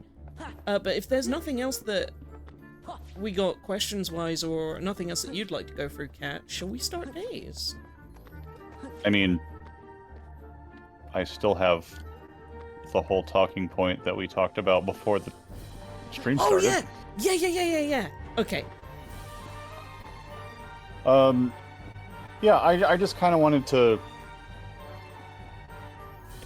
go through major characters and just chat a bit about each character just from the perspective of what it is that they want at this point in the story.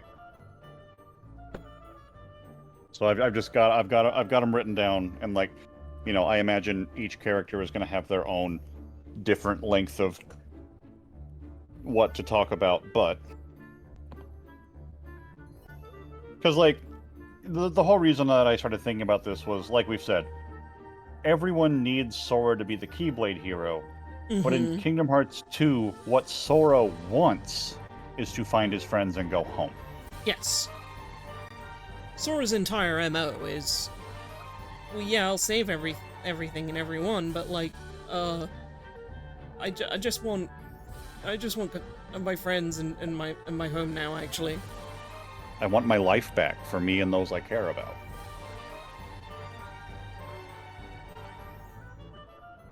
Kairi, God, Kairi is interesting. And can we look at the character logs in the Oh yeah, let's yeah. Do you mind if we go to a different world as well, just to like mix up the music? Take this. Oh my god, the first person mode. Wouldn't that be a fun challenge run? First person Kingdom Hearts 2.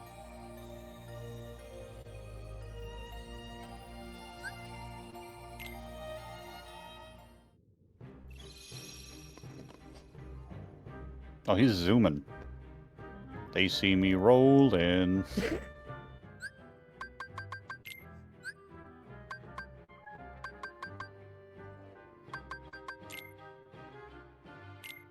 You're curious, is Ansem or slash Diz is resenting Roxas because he joined the organization, which was started by his traitors, and Namane did not, making Diz so much more venomous to the boy. Ooh.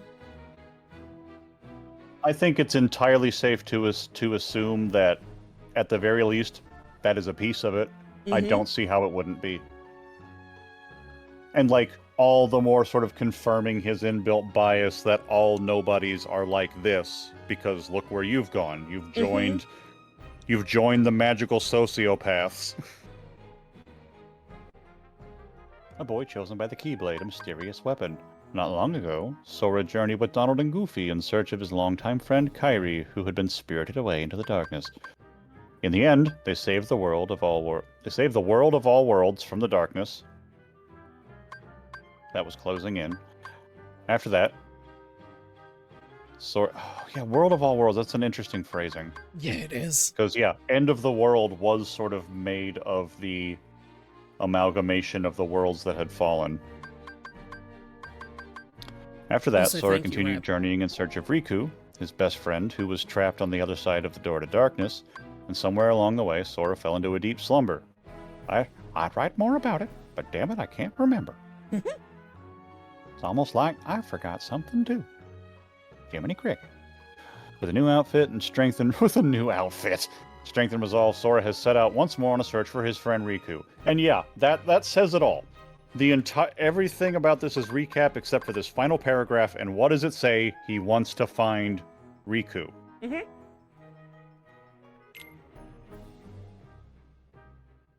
That's my son on screen. That's him.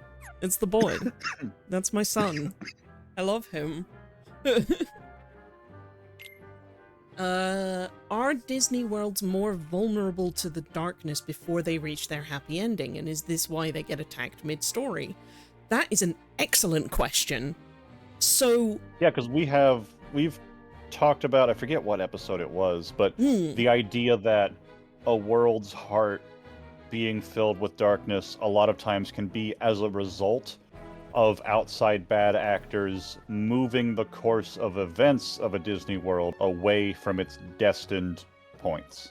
Exactly. So, like... Beast's world starts sort of falling to darkness when Zaldin is getting in the way of Beast and Belle finding their love for each other. And there's a whole point where they're supposed to have the ball, and something happens, and it ends up not happening until we've finished the whole first visit to Beast Castle. But they are, in their desire to specifically bring Beast's heart to darkness, they start fucking with the canon events of his world.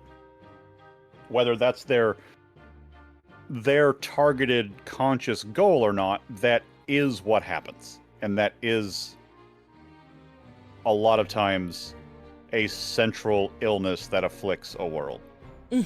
Exactly. And like, I mean, even with worlds like, so we definitely have that scene in, like, Beast Castle is the most potent of that. Simba staying depressed. Individual stories in the whole game. Yeah, absolutely it is. Simba staying depressed makes the savannah dry up. And, like, he seems haunted by Scar, because Scar should be gone.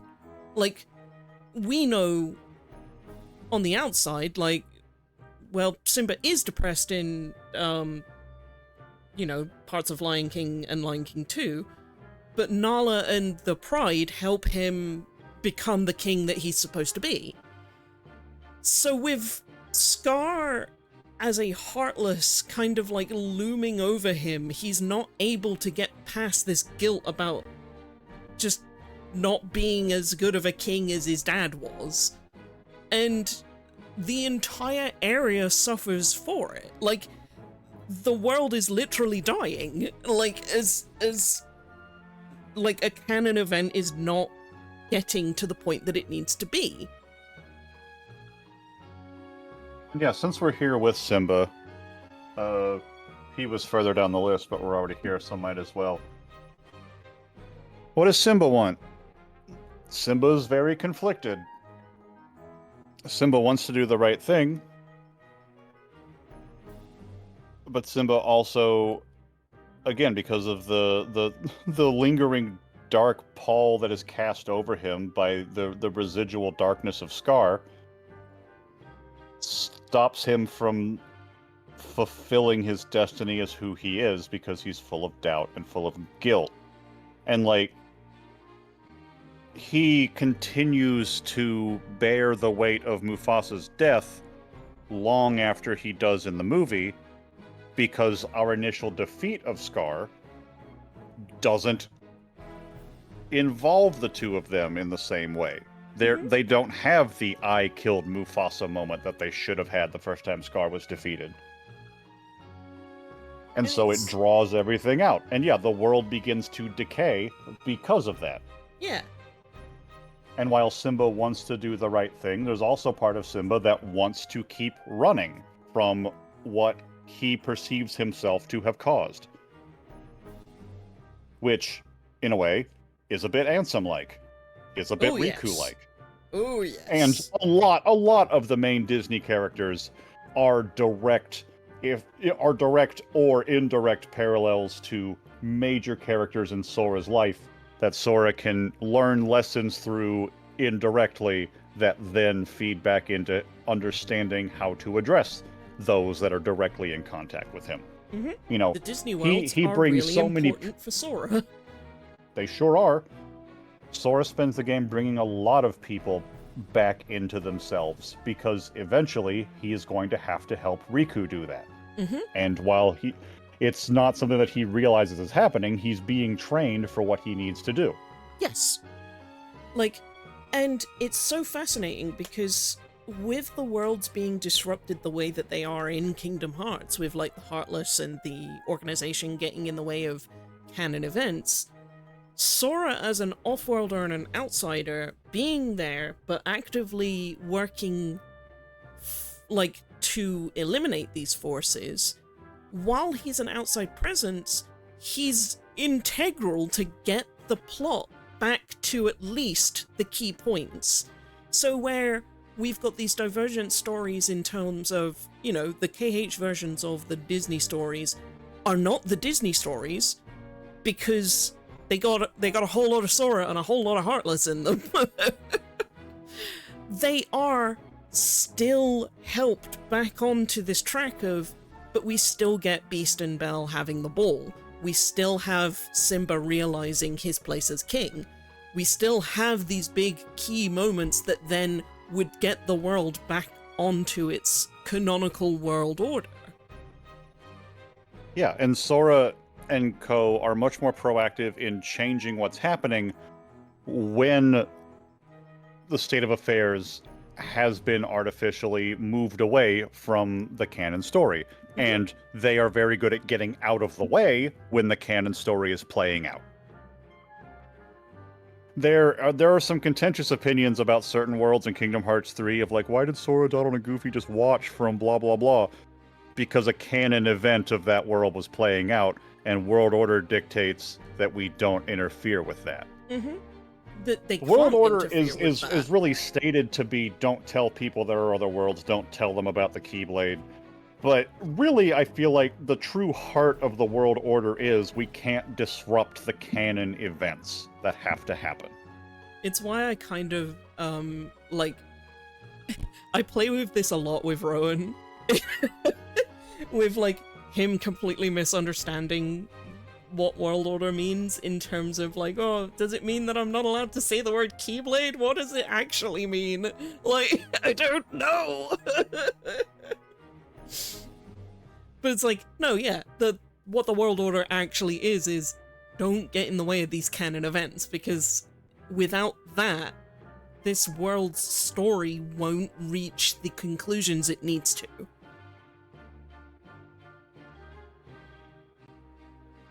And there's a real art to knowing when to interfere and when to butt out. Mm-hmm. I got Simba. Since we're on Kairi, I'm going to pop back to Kairi. Yes, absolutely. Longtime friend of Riku and Sora, and one of the 7 princesses who ties to the keys and keyholes. She had lost her memories of Sora, and after they returned, wanted to see him more and more with every passing day. Falling through an unexpected hole in the darkness, a peculiar hole, she arrived in... Ooh, it's storming outside. Thunder. Ooh. She arrived in Twilight Town and befriended Hayner, Pence, and Olette before being captured by Axel. Kairi is fervently hoping to meet up with Sora once more. And yes, this was a great suggestion. These actually really help inform exactly what we're trying to talk about. Yes. Kairi, more than anything, wants to reunite with Sora. Mm-hmm. Also, by extension, Riku, but at least the localized story focuses her attention on Sora fairly single-mindedly. And that's also because Kairi is, as we've said before, clinging on to whatever stability she can find after having been ripped away from everything that she knew as a child, to never see that world again. Like, Kairi's a really devastatingly sad story. Yeah. I mean, in a very real sense, she's a refugee. Mm-hmm. And having found a stable, happy life with her two best friends, even when it's not reasonable, things like, we're going to see each other every day, right? It is a very human and understandable response to need things to stay the same. Because Yeah. when things didn't stay the same, your world ended. Yeah, literally, Part in of her you case. died. Yeah. Yeah. No, exactly. And, like, Wow, she Big Thunder. If I isn't do disappear for a able... second, again, that'll be why. Oh, yeah, absolutely. And, like, she's asked in KH1, like, so do you even remember, like, what your homeworld was like? And she doesn't. Like, she can't recall.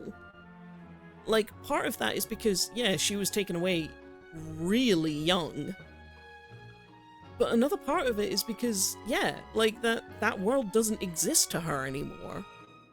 Yeah. Her chain of memories was broken. Mm-hmm. And even though the memories are still in there, she can't access them. We Mm-hmm. know that they're in there because Sora travels through some of them in the first game. Like, Sora sees the slide of Hollow Bastion Mm-hmm. in Deep Jungle, and he goes, why do I feel like I've been there before? Because fucking Kairi lived there. And it's why Sora is able to see Kairi's memory of Grandma telling the story. Because Mm-hmm. even though Kairi can't access those memories anymore, she's basically a liquid that's been dispersed into another. And so she is sort of freely floating through Sora's heart in ways that he can't consciously targetedly access, but in ways that everything is still there, and under the right circumstances can be prompted back into clarity, if only for a short time. Mm-hmm. Did So Radiant yeah, Garden become Hollow Bastion because it lost its Princess of Heart? Ooh. Because, yeah, Radiant... again, I would, it's one of those things I would say, if it's not the entire reason, I don't think you could argue that it's not at least a fairly large piece. And, like, Radiant Garden Because is Hollow a... Bastion is more or less the Heartless of Radiant Garden. Yeah, I was about to There's say, like... literally a giant Heartless emblem on the big castle. Uh-huh. It's been turned into a sort of Heartless state. Absolutely.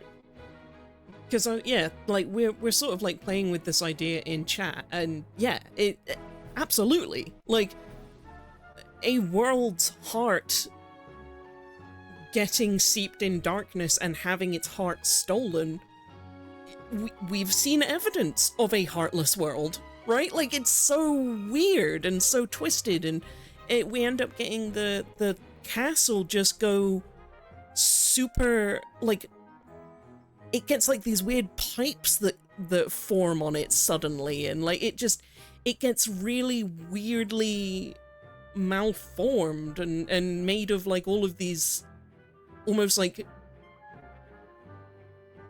errant pieces of the memories of that original world. Mm-hmm. And when Tron releases some data files of what Radiant Garden used to be called, and used to look like, into using the insane machine that is present in Hollow Bastion Radiant Garden, everybody's memories of the original version of that world came back. But it's fascinating because the same way that memories of Sora came back. Yeah, because they all forgot about Radiant Garden for a while. And people didn't keep remembering Sora until his heart and memories were fully reconstructed. Mm-hmm. It wasn't until they had access to that data that they were able to recall the OG. And yeah, like having an admin password on it. And this is fully a headcanon thing. It's not really been confirmed. It's not really been fully refuted in a way that would say it's impossible either. I do, just when we're thinking about if Hollow Bastion was technically a Heartless version, and again, I stress, headcanon. This is speculated information. This may be entirely off, but it's where my brain goes a lot. It's perfectly reasonable that the world that never was always wasn't, and always didn't exist there in the realm between. But if we say that Radiant Garden may have become a Heartless, if a nobody had to be formed, there sure is another castle inhabited by the nobody of one of the key players of Radiant Garden and Hollow Bastion, with a very interesting parallel, and also defined by a giant castle.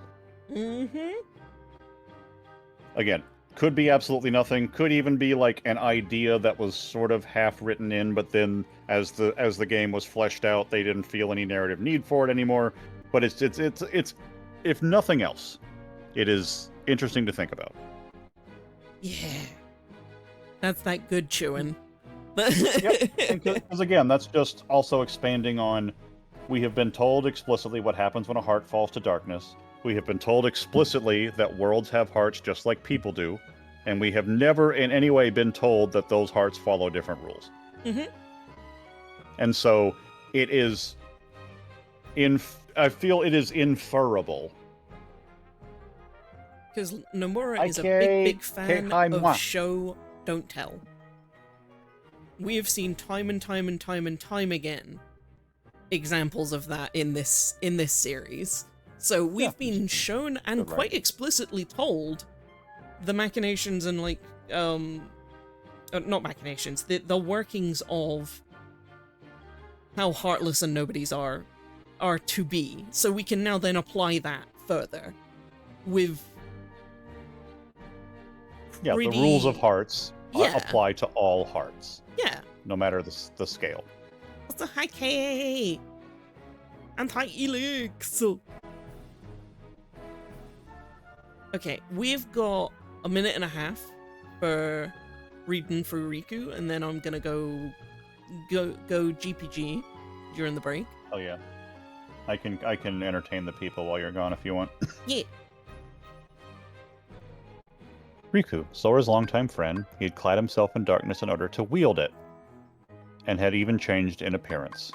But when the real Ansem's Kingdom Hearts encoder exploded, Riku returned to his own form. You could say it was a miracle, worked by a heart no darkness could eclipse.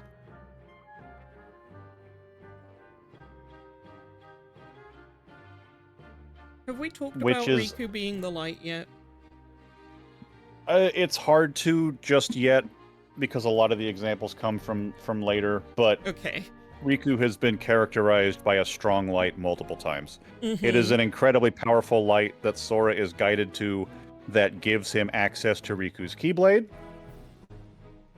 There is an incredibly powerful light that shines through the door from the side of darkness, because Riku is on the other side. Again, show don't tell. And here, you could say it was a miracle worked by a heart no darkness could eclipse. And unless I am reading this completely incorrectly, the game is telling you Kingdom Hearts chose to fix him. And a lot of the material to support this comes later, but there is a lot of evidence to suggest that perhaps Riku has a more direct tie to Kingdom Hearts than has been fully explored so far. Yeah, absolutely. A radiant light, even. Yes. Oh, here come the ads. I will be right back, folks. I'll leave you in the absolutely wonderful hands of Kat. And yeah, if you are hit by the ads, go and use this opportunity to GPG. I'll be right back. Yeah, woo. Woo, woo, yeah. Hi, chat. How we doing?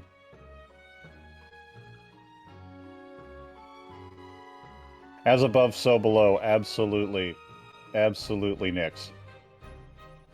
God, the Kingdom Chain D existing is also a very satisfying as above, so below, given that it's the same Keyblade with a light and dark counterpart.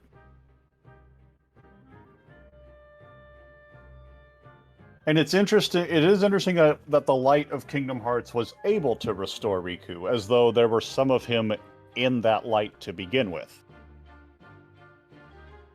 Okay, Candy, it's no time. It's no time. I'm sorry. It's not time. It's not time for us now. Splash! Hello. You've caught us untangling. They're in the midst of an ad break right now. We're having just a little talk about individual characters and, like, what do they want? You know?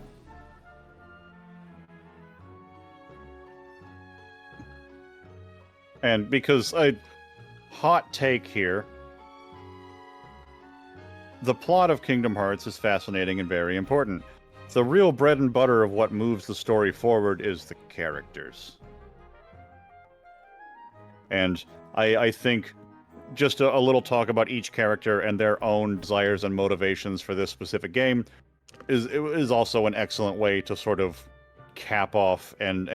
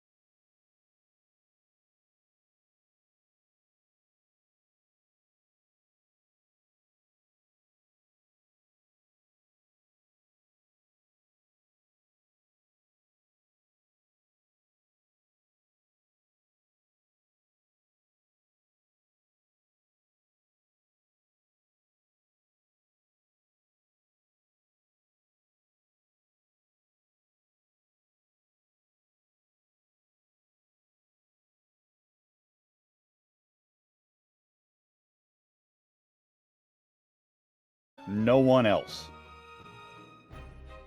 And truly, it's not until he has that fight with Sora and loses, well, sort of loses. In the cutscene, it very much looks like Roxas, if he hadn't let his guard down, would have won, but it doesn't matter.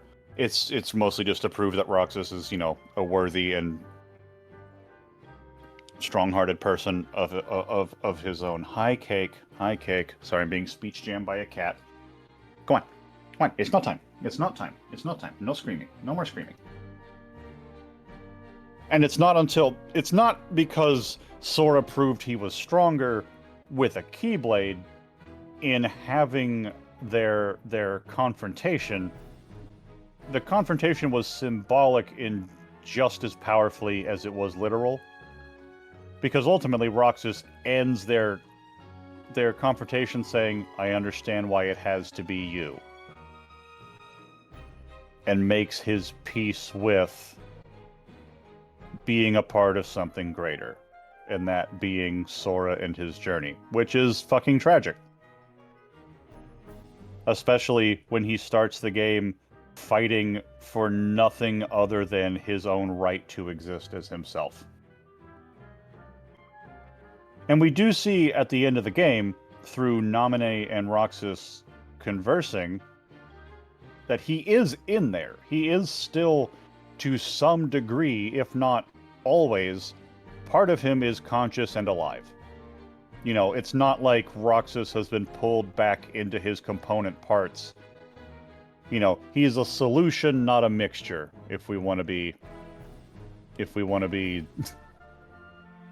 science-y about it.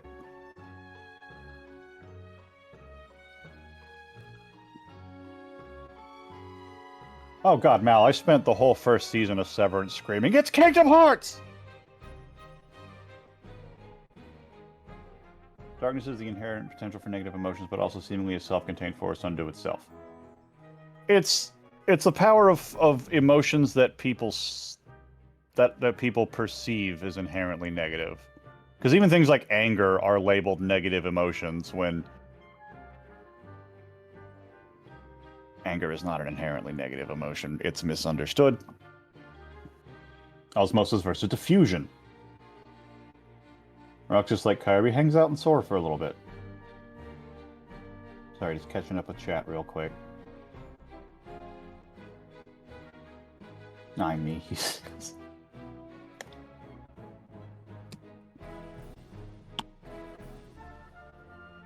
But yeah, Roxas, for as important as he is, Roxas really has his big shine in the next game, obviously, because it's his game.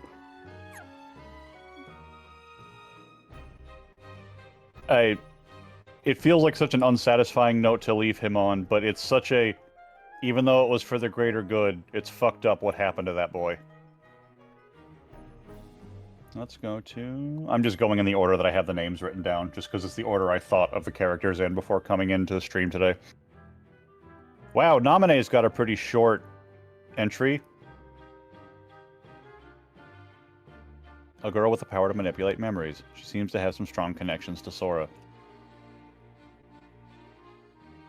Naminé's desires and motivations are interesting, and I feel like some of the most complex of anyone in Kh2 specifically. Because you could boil everything down to Naminé wants to make things right and fix Sora, but she, even after Sora is awake, she operates so much behind the scenes and fixes so many things herself. Honestly, Naminé quietly has some of the most agency of any individual character in how they shape the plot events of Kingdom Hearts 2. Grief and anger aren't necessarily darkness, but your heart being thrown into disarray and out of balance can lead to falling into darkness. Exactly. Absolutely. And that's why we have the concept of balancing forces being so incredibly necessary. This is a concept that'll be explored more later in the series, so I will keep this bit brief. But while they are significantly rarer, there are beings, normal people, who are constituted of darkness before they are constituted of light. These people are not inherently evil. We are shown throughout the series, however, that these people, in order to stay stable and stay themselves, require a balancing force, often another person, who is emitting a bright light to help them keep themselves. I have brain bees about villains who get the short end of the stick in the stories, who only exist to be defeated. Ooh, fascinating. Cake, honey, I need you to stop screaming. You're very sweet, and I love you, but it's not time for a little snack. It just isn't, is the problem. You got your breakfast early, and that's what happened.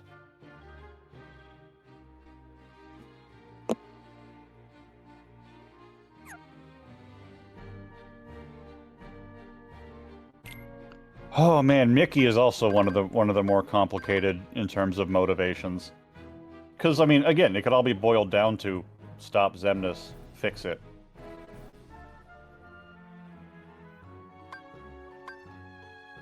But I don't think that would really portray the full depth of what Mickey wants.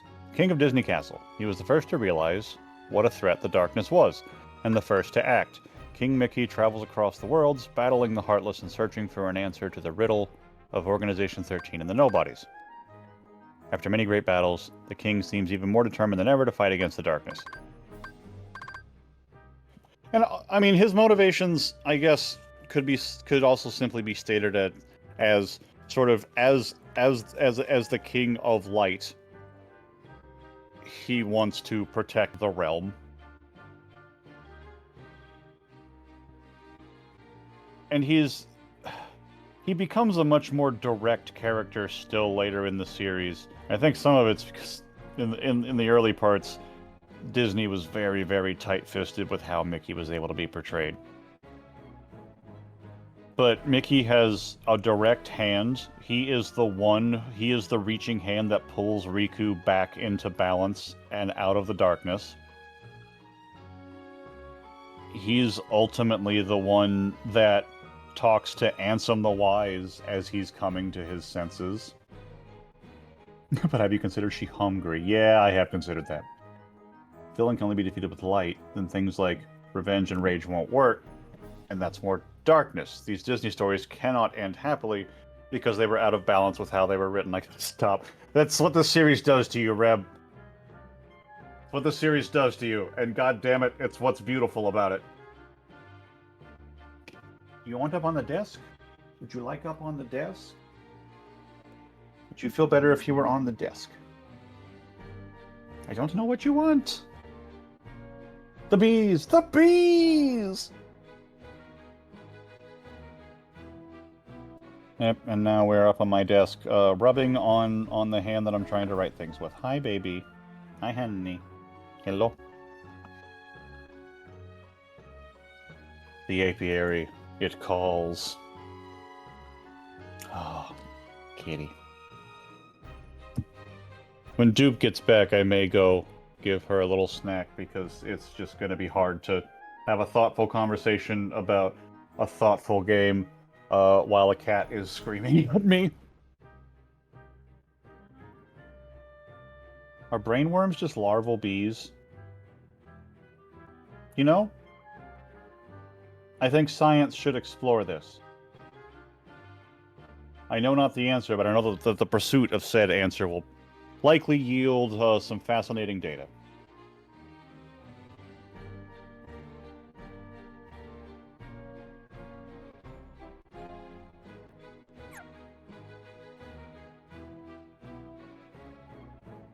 One's kept in an aviary, one's kept in an apiary. Is my brain full of honey because I'm so sweet? Yeah. No notes, just yes. Oh man, do we not have character link pages for the main characters of the Disney worlds? Can we? No? Well, here we go. We have characters on a world-by-world basis.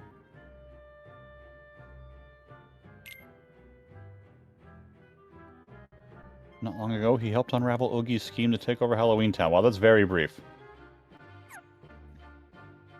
So, like, just while we're here in Halloween Town, Jack. Jack is an interesting character.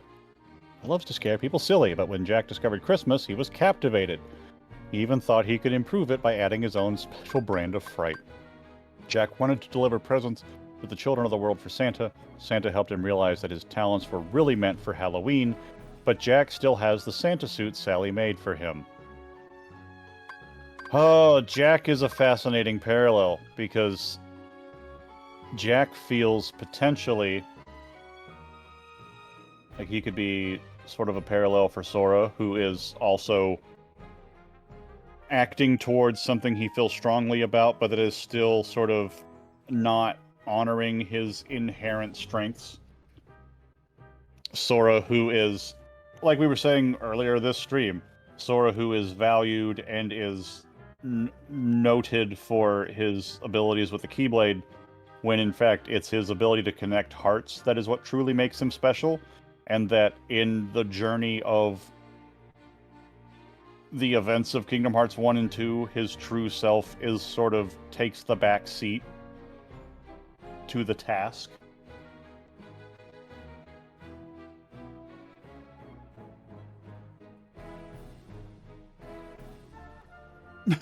I've been loving putting in the pear wiggler to shake out all the thoughts.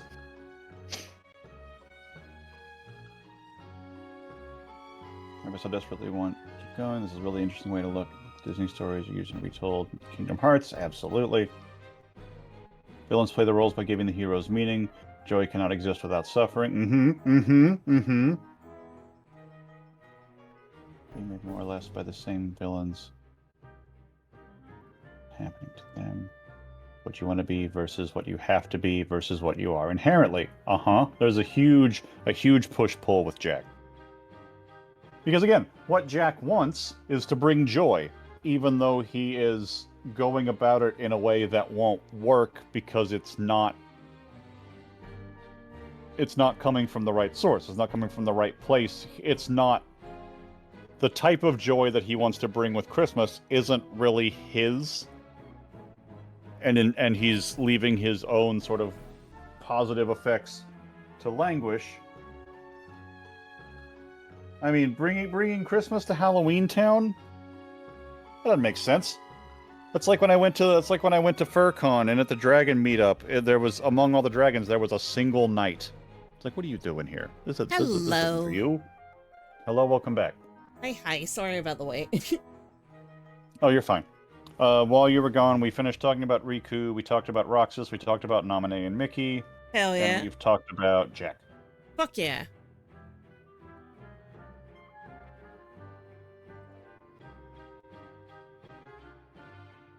Reb's having the bees, and we're all being very encouraging about it.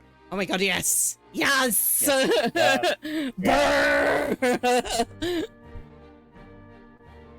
So when's Wick getting his Keyblade? Just asking for a friend, just asking for a friend.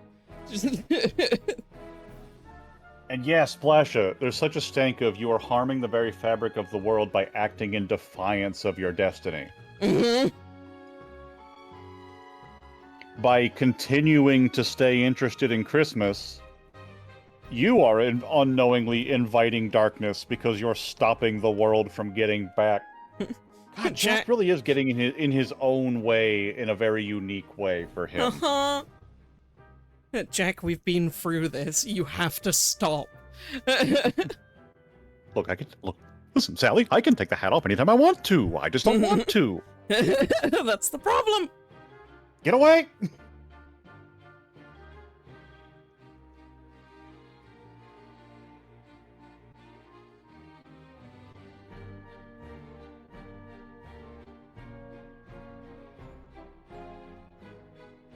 His equipment is important, and the fact that he relinquishes control over it to the party is...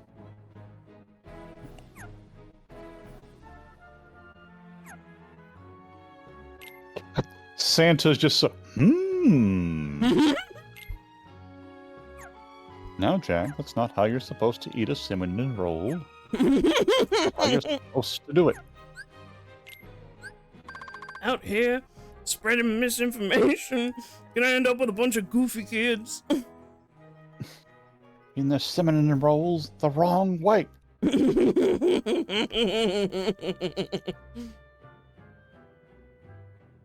I've got Ansem/Diz written down, but I feel like we really have explored him pretty thoroughly. Oh I'll still god, read yeah. his entry, obviously. The man who called himself Diz and dressed his face in bandages to conceal it, now revealed to be none other than Ansem the Wise. The true Ansem once studied hearts and the heartless, but soon ceased his research for fear of disrupting the order of the worlds. But his apprentice Xehanort betrayed him, robbing Ansem of his discoveries and his pride. Since that time, Ansem was driven by vengeance, but when he saw Riku go so far as to give up his physical form to help his friend Sora, he had a change of heart. I mean, truly, his rage was so self-centered, right? It was what was taken from him. Yep. Seeing Riku, who's gone through something incredibly similar, still find it in his heart to care about others above himself. Ah, I see I've fucked it. Reddit, am I the bad guy? Am I the a-hole?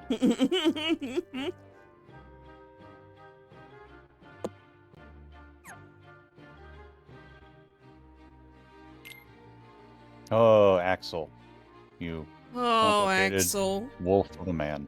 Mm-hmm. Number 8. The same number as the shittiest mushroom. He commands fire and carries a uniquely shaped weapon. He's proven to be an odd duck of sorts within the organization, lashing out against treachery, yet stirring trouble with his own betrayals all the while. Claims he and Sora share some sort of bond, but Sora can't imagine what that might be. God, Axel... It feels like no matter... Even after Roxas's return to Sora, beyond just the standard bring Roxas back for the organization's purposes that everyone else has, Axel still really just... I mean, he wants his friend back, but at the end of the day, he also wants what's good for Roxas. Mm-hmm. And so, after having his acceptance... is ultimately he dies an ally to Sora. Yup. Also, yeah, Cat. In chat.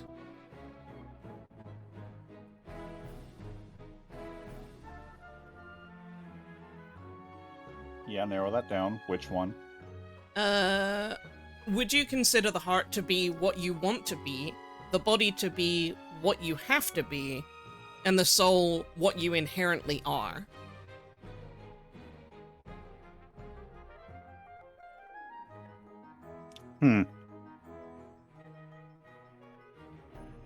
That's interesting. Mm-hmm.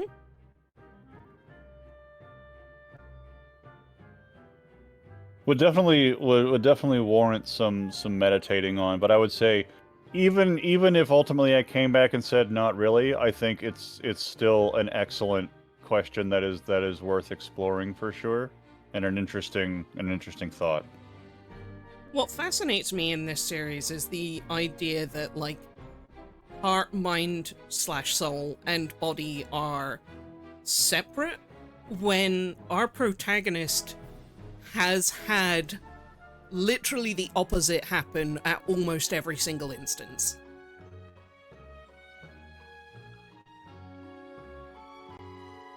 Go on. Well, looking back at, like, how Sora and Kairi kind of meld into kind of both each other, and that's why their nobodies aren't really fully their own nobodies. They're also the nobody that was created because one and another was, like, pardon me, because Kairi's heart was in Sora. So arguably, Sora's not necessarily, like, heart, body, and soul as a person. Sora's kind of more heart, body, soul, heart. I was gonna say, Sora is body, soul, and hearts. Yeah.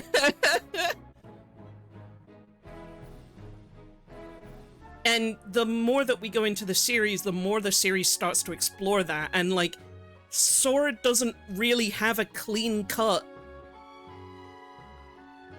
division of heart, body, and soul. Like, there's so many bits and pieces of others within him, and he is also a part of so many other people's hearts and souls. And in Roxas's case, body. Like, it's... I might push back against the soul bit, because it is specifically hearts. I would say that Sora's soul is still his own.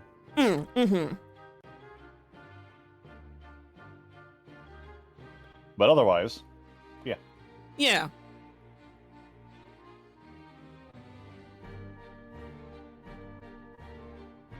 Jack seeks to create and spread joy, but exists to reign over a festivity that culturally wears the masks of fright and wickedness, but then sees Christmas with its obvious depiction of joy at the forefront, and wants to be a being of joy and thinks he has to create a different version of himself because he thinks that's how to meet the ideal of what he wants to be. And yeah, in the process, loses sight of the fact that, you know, terror and fright are the joys of his world, and that his world is... The world of Halloween Town has a very unique role for the Heartless. The Heartless are still largely, but not entirely, destructive forces in Halloween Town the same way they are in other places. Like, Jack, even though he's not successful, is trying to teach Heartless to dance, and they haven't just gone, ooh, I'm gonna eat your fucking heart. And it's interesting to think about why. And even if it's not explicitly this, you could perhaps posit that in the... I sort of talked a bit while you were gone about how there are beings that are inherently of darkness without being inherently evil, and that they just need balance. One could argue that Halloween Town is a benevolent world of darkness. Absolutely. And by seeking to bring the sort of typically light-associated joys to his world, Jack loses sight of what makes him special, in that potentially is a sort of, in his own world, a hero of darkness. Honestly, the more we talk about Jack, the more interesting Jack gets. Jack is the reason why we see Christmas decorations in October. He is. He really is. It devalues his own nature, how joy can bloom there.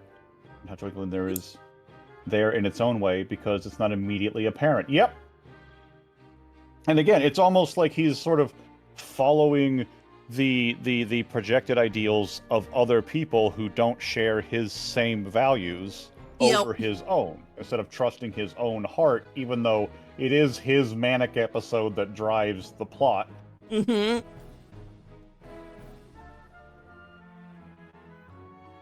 Oh, Jack.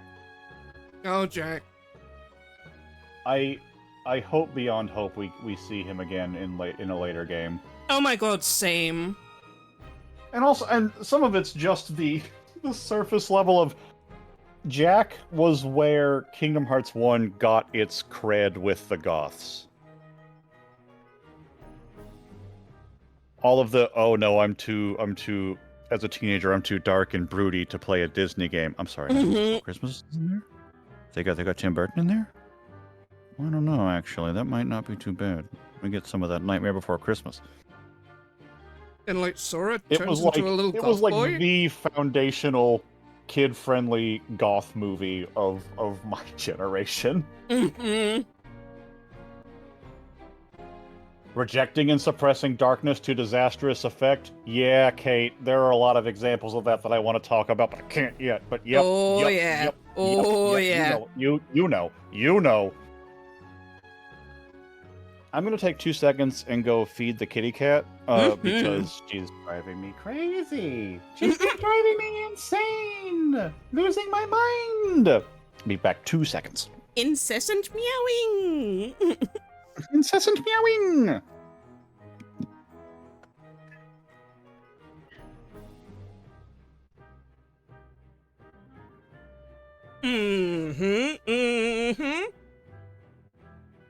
Yeah, no, exactly. And like, Halloween Town is such a fascinating one for this story specifically.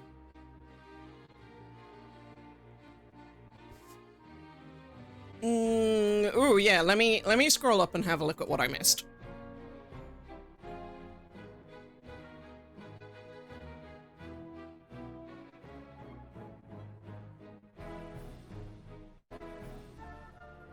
How did the 13 become the way they did? 6 started as researchers, and we know Roxas's journey, but how did everyone else become nobodies, and what happens to them after the defeat?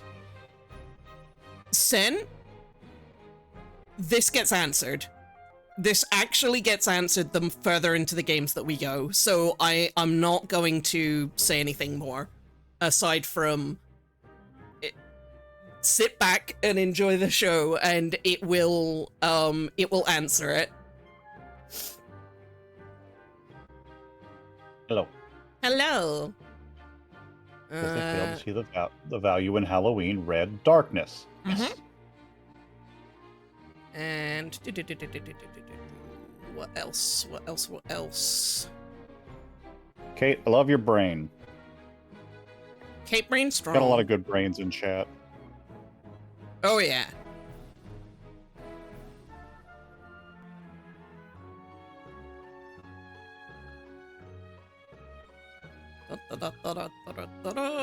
Just checking to see if we missed any other questions. I think we're good. Yeah, I mean, I was pretty on with chat while you were gone. Hell yeah. So far, every main numbered KH game has been when Sora was not just himself, but had another one living rent-free in his heart. Oh, has every main numbered KH game been when Sora's not just himself? Not exclusively. Yes, but yes. the other Sora games fulfill that as well. Yeah.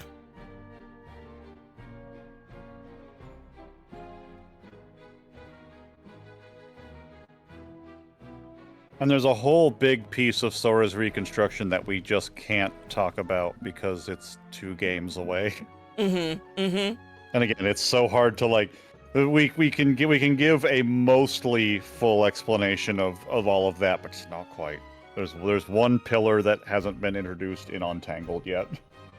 One thing that I have been chewing on and I've been curious about in terms of like KH1, KH2, and obviously KH3 later on, is the idea of I wonder if they are that way named because that's the amount of players, like player characters that we get to play as. So in KH1 we are Sora, Donald, and Goofy. In KH2 we are Sora, but we also get to play Roxas. It's one of my looser observational theories, but I have... There may have been an intent there, but for reasons I can't talk about, KH3 doesn't quite fulfill that prompt, even though it may look like the skeleton of that prompt is there. I mean, I've said forever, because I hate that the naming convention of having a 1, 2, and a 3 when every single game is a pillar game in the series is a disservice. I would love it if KH2 was instead Kingdom Hearts 2 Become 1. Oh, yeah, that would have been a much better name. And some of it, I am never the going to be one to jump immediately to the sort of meta production reasons behind things, but sadly Kingdom Hearts 1, 2, and 3 were somewhat named that way because corporate identity and marketability. Even though it's to the disservice of the series. And Fan, exactly. Dream Drop, by all intents and purposes, even within the established naming convention, fulfills the prompt of a Kingdom Hearts 3. It is so holistic and a move forward of the entire plot for everyone. I mean, Kingdom Hearts 3, even within the naming convention of the series, Kingdom Hearts 3 is Kingdom Hearts 4 at the smallest number. Mm-hmm. When in fact it's Kingdom Hearts 12, but like, what are you gonna do? But I also I want to ride the line between exploring all these thoughts and also sort of getting through the character motivations along the way. So I am gonna. And I will say, move. As a last bit, just yes, send FF has like games with like a bunch of numbers. Every game is individual. They are their own enclosed stories.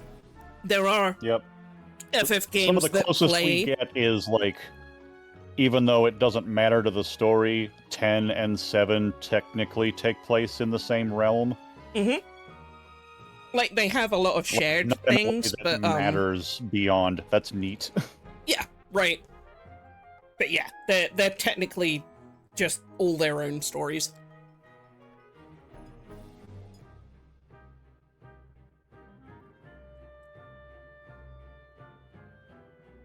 Mm-hmm. Yeah, mm-hmm. 10-2, Crisis Core, etc.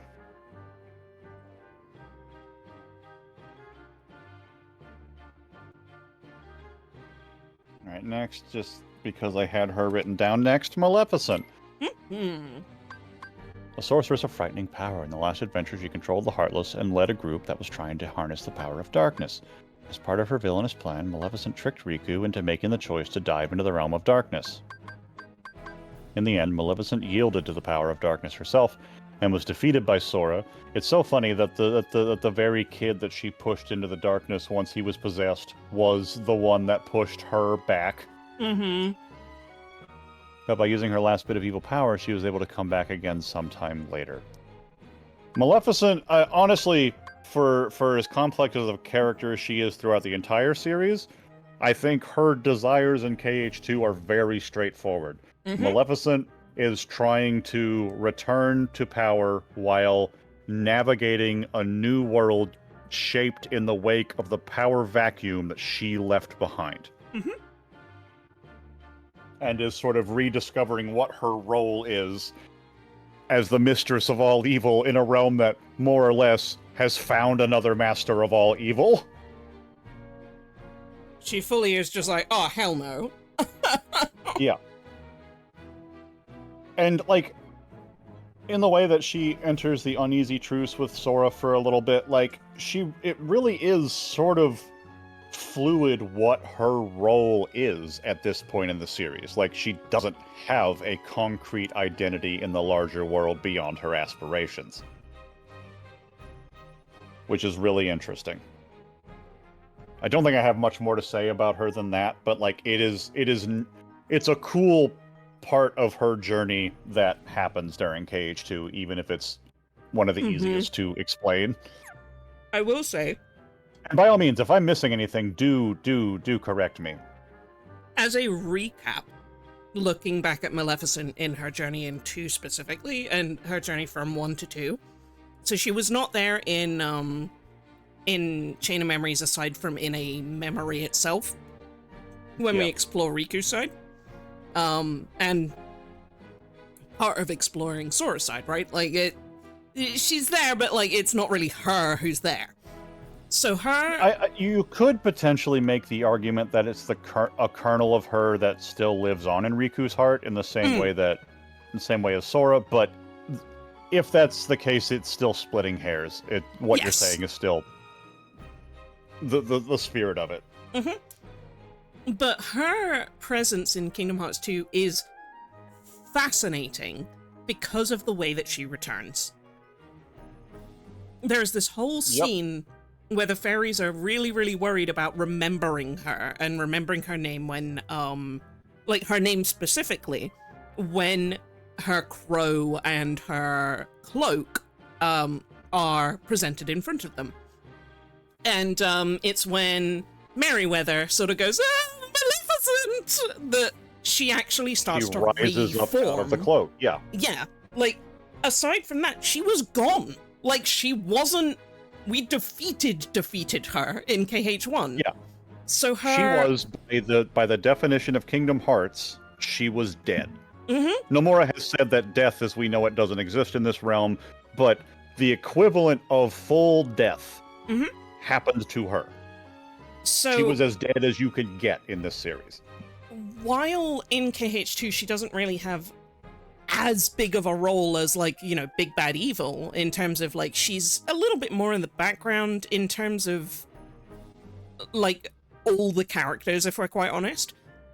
But she is so interesting to, like, look at from that point of view of, like, oh, that is a weird thing that happened. Yes, absolutely, especially with the amount of context that we currently have as far as Untangled has gotten. Yes, yes. The fact that being remembered in the right circumstances fully brought her back from essentially full death is fascinating. And it's a parallel to Sora being remembered as a core theme of this game. Hi, guides! Guys, welcome in! Yeah, and absolutely. We've got she's an interesting bullet point on the list of things that are restored via others' memories. Mm-hmm. Oh yeah. And I love how much, at this point in the series, KH starts to ripple and parallel. Like, there's so much of that in the story as we go further, where, like, things start to really just parallel narratives with other characters, or themes with other characters, or, for instance, a lot of the Disney worlds will parallel the feelings that the characters are working through actively at that point. So, like, in a lot of KH2, times in a way that prepares Sora for something that he is going to have to do. Exactly. Like, in KH2 specifically, we got worlds like Mulan World, where Mulan Ping has a bit of an identity hiding crisis, and there's, like, about 3 characters that are going through that. Technically 4. All within KH2 itself. So we've got, like, Ansem just hiding his face and not wanting to show his real, like, who he is until way later. We've got Riku, who's hiding his face and not wanting to show who he is until later. We got Sora and Roxas constantly getting, each other's names applied to them, confusing the shit out of them, and making them question their identity. Yes, Kate, absolutely. The concept of being immortal within the memories of others that existed in the oldest cultures in the world. Absolutely. Mm-hmm, mm-hmm. And God, this is another point where it's so hard not to just venture into spoiler territory to say, yes, and also there's this... Not yet. Exactly, Splash. Got it memorized. He doesn't want to be forgotten. Mm-hmm. God, I love this series. It's such a good series. And actually, Mulan was next on my list of Disney characters. Mulan is an interesting one. Questioning identity? Happy Pride! Mulan, my gender-fluid queen. The only daughter of the distinguished Fa family, Mulan, has a hard time acting the way everybody wants her to. She's sure she'll never fit in, but when her aging father was ordered to join the Imperial Army, she sneaked away and risked her life to take his place. Mulan is another person who, like Sora, has to suppress a real part of herself to achieve a goal, and in fact does find success that way, even though, but on the other side of it, she still feels the desire to return to her initial self. Absolutely. Like, she learns lessons she would have... King is a real side of her. He is a person. He exists. Yes. But even then, Mulan still recognizes that sort of her most base makeup is still as this person, and that she can't forsake a part of her being, even in the face of another. Gender fluid queen, happy Pride. Absolutely. Trans rights are Even human then, rights. outside of the identity of it all, she does have to fulfill a societal role that Mm-hmm. that is not in line with who she is in her heart. Yeah, Even like though the whole even though beginning of the masculine Mulan. presentation of Ping is still a full reflection of her, the reason that that Ping is needed is a situation that calls for Mulan to have to suppress herself. And there you Mm-hmm. can there's an easy parallel between Mulan and Sora, Mm-hmm. because, you know, again, Sora is suppressing his inherent empathy and his emotional intelligence to be a Keyblade boy. And then there's also the Riku of it all, the feeling of needing to be something that you're not, and that what you are isn't good enough, even Mm-hmm. if, unfortunately, in the eyes of society, if not morals, in the eyes of society, she's right. You know what I mean? Yes. Yeah. Riku hides away because in the eyes of society, darkness is bad. Yes, exactly. Mm-hmm. And yeah, Ping is so fascinating because Mulan learns things when he's Ping that he would have never gotten the opportunity to learn by just staying as Mulan. But on the flip side of that, Ping, having come from Mulan, has certain things that, like, they're able to bring to the table that they would have never been able to having just been Ping, right? Like, it's...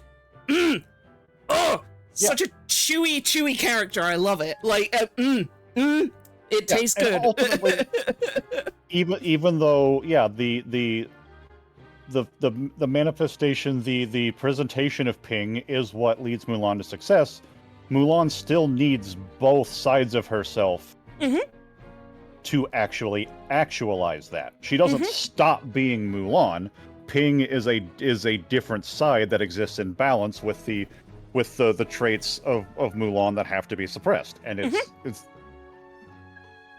such an interesting character.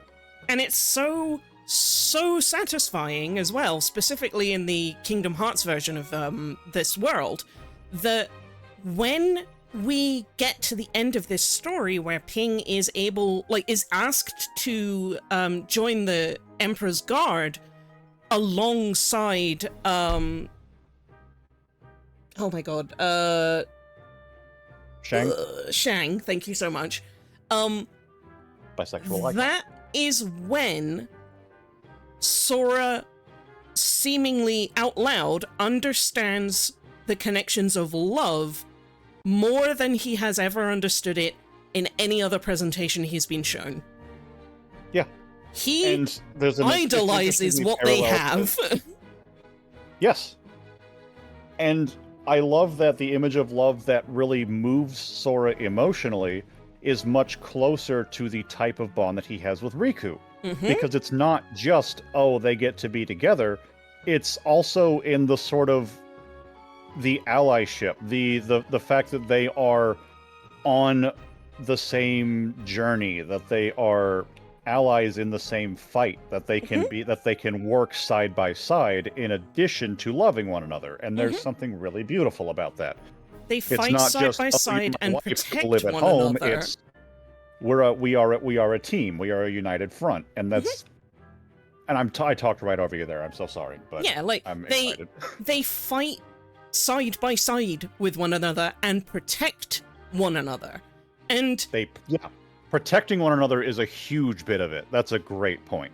And it's so important because, like, all of these other iterations of love that Sora has been exposed to and has seen, that, like, Goofy and Donald directly kind of, you know, they do the dad thing of poking fun at him a little bit for not quite understanding what's gonna happen, or, like, what's happening, or, like, saying, oh, you're just being shy, you silly little guy, silly little goober. But if we think about it, Sora is looking at these examples of love where usually they end up on, like, quite a peaceful, you know, we're not gonna have to fight again. That's not Sora's lived reality. Sora's worldview is, I have to keep fighting And I will keep searching for my friends while I keep fighting. So to get an example of, no, I need you two to guard me. I need you two to fight for me. But you two need to stay together to fight for me. That is the closest that he has gotten to a representation that is his worldview. You know, seeing Belle and Beast dancing in the lavish ballroom, it's like, it touches him, it makes him feel something, but he's confused. He still goes doesn't away quite confused. get it.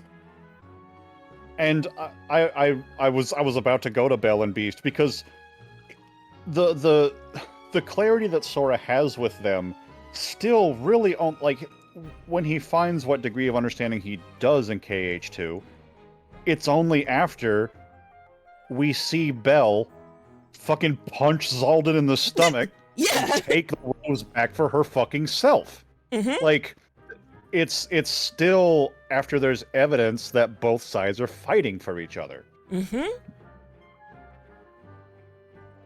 Oh yeah, Jack and Sally. Sally is an excellent. Again, Sally is sort of the being of light that keeps Jack's darkness in the proper balance. Mm-hmm. And yeah, Nyx, absolutely. Plus, Sora is one of the few people that, like, correctly names Ping while Mulan is Ping, even when Mushu dead names her. Like, Yep. So Sora definitely sees Mulan as, like, gender fluid. Like, he sees a boy, I see he you sees as who Ping you tell me you are. when he's told that it's Ping. Exactly. And hey, And again, we got sort two of... male reps joining up together. Ha ha, hey, that's the one that Sora gets along with the most, huh? And additionally, in sort of a prep for the Riku of it all, Sora has no change whatsoever when he finds out that Ping has been Mulan. Mm-hmm. It changes nothing for him. And it's the... what would have been a radical idea when Mulan came out, and in some sectors of society still is, but just your presentation doesn't change the soul that I see. Mm-hmm. And it is all real and valid, and it is all you, and I don't care. It's you that is important to me. Like, and it's so cute. Riku has spent so much of the game disguising himself as someone else. Anyway, go ahead. Yeah, I was gonna say, it's so cute because, like, we get, Sora validating that, Mulan is passing when as Ping, because we get the whole overreaction with Donald of, what?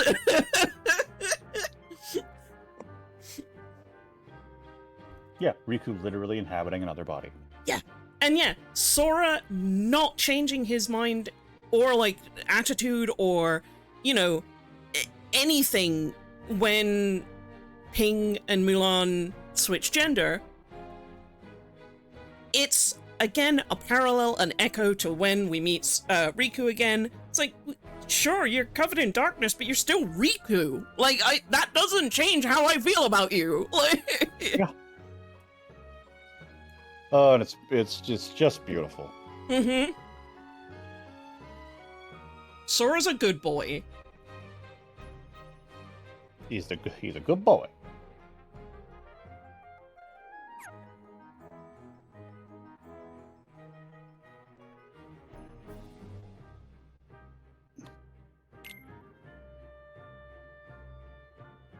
Ziggy Biggy. As if That's this guy's right. important. Zigbar was... It's so easy to think that it was Riku the whole time because it ended up being Riku. But oh yeah, Zigbar was there, wasn't he? Mm-hmm. And he's there to turn the dragon into a Heartless. Mm-hmm. Let's see, who we got?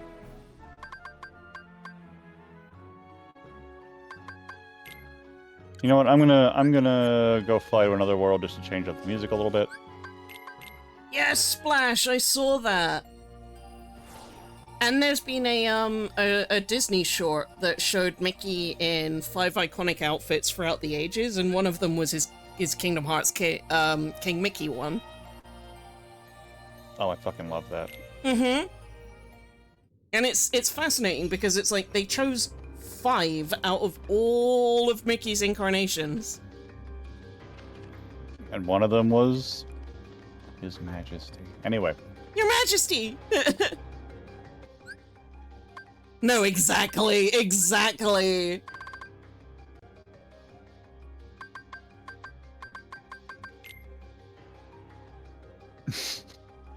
His stupid face. Oh my god, please absolutely share your photo of Zigbark. Yes. Oh god, yeah. Because I know that there's people in here who haven't seen him yet, and he's wonderful. Look at this man. Look at this feral dog man.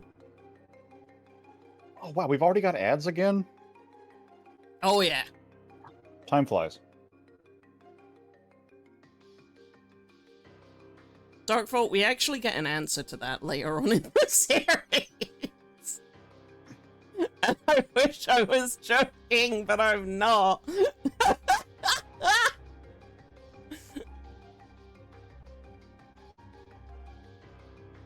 It's exactly the type of dog he would be. It is.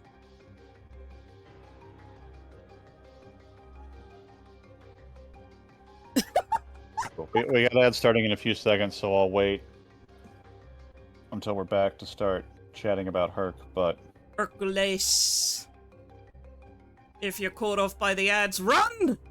We'll be right back.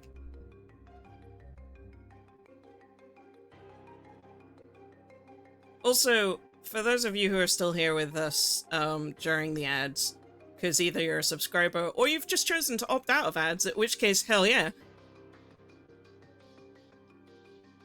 I hope that those of you who are here who have been enjoying Sunken Valley and Kingdom Hearts alongside us are seeing some of the kernels that we've been really playing with, because this series just gives such a wonderful playground of like, ooh, if heart means this, and yeah, and soul means that, and a nobody is this.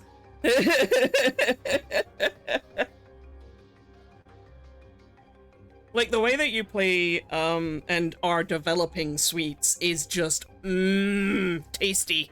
Thank you.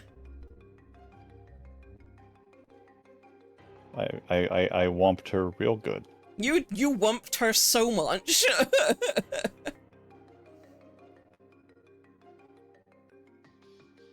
Oh, what if this did that? And like, it's just to talk about sweets for a second. I continue to find sort of validation when we're doing stuff like this, reading the Ansem reports, talking about, you know, rules and things that govern the world, and like even little details of like, oh yeah, I kind of forgot about that, but nope, everything I've written still fits firmly inside of what's being established here. Mm-hmm. Because like talking about Roxas and Naminé and their memories and whatnot. Yup. It's been a very delicate and careful planning process for why doesn't Sweets remember things? And like, especially with cases of like when she is remembering things, or rather when she is reacting to certain things. Yeah. Like the recent episodes where we've been near the academy, and she's just been saying things and knowing which direction to go and stuff like that. Like, it's all like she doesn't know why she's doing it, but she's doing it, and that rings so much in mind of when... Oh, I don't know if we've seen that yet. I think that might be a Days Only. Yeah, I can't remember if that's in 2 or not, but like, but I won't say just in case not, but like, there's been a couple of times when the nobodies have had like, what is this? Like, what am I thinking? What am I feeling? What is this? Yeah, why am I drawn to this? And like, even little things like the get real, look which one of us is winning, even though that's Sora speaking through Roxas. I think I DM'd this in these words to Splasha of fun things happen with sweets in the reaction zone. Yes! Yes! Mm-hmm. Welcome back from ads.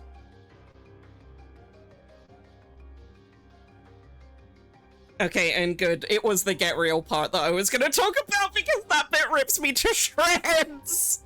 To shreds, you say! And it's hard with Roxas because there's so much overlap in things that happen both in Days and in 2. Like, is that one of them or is that Days only? Mm-hmm, mm-hmm.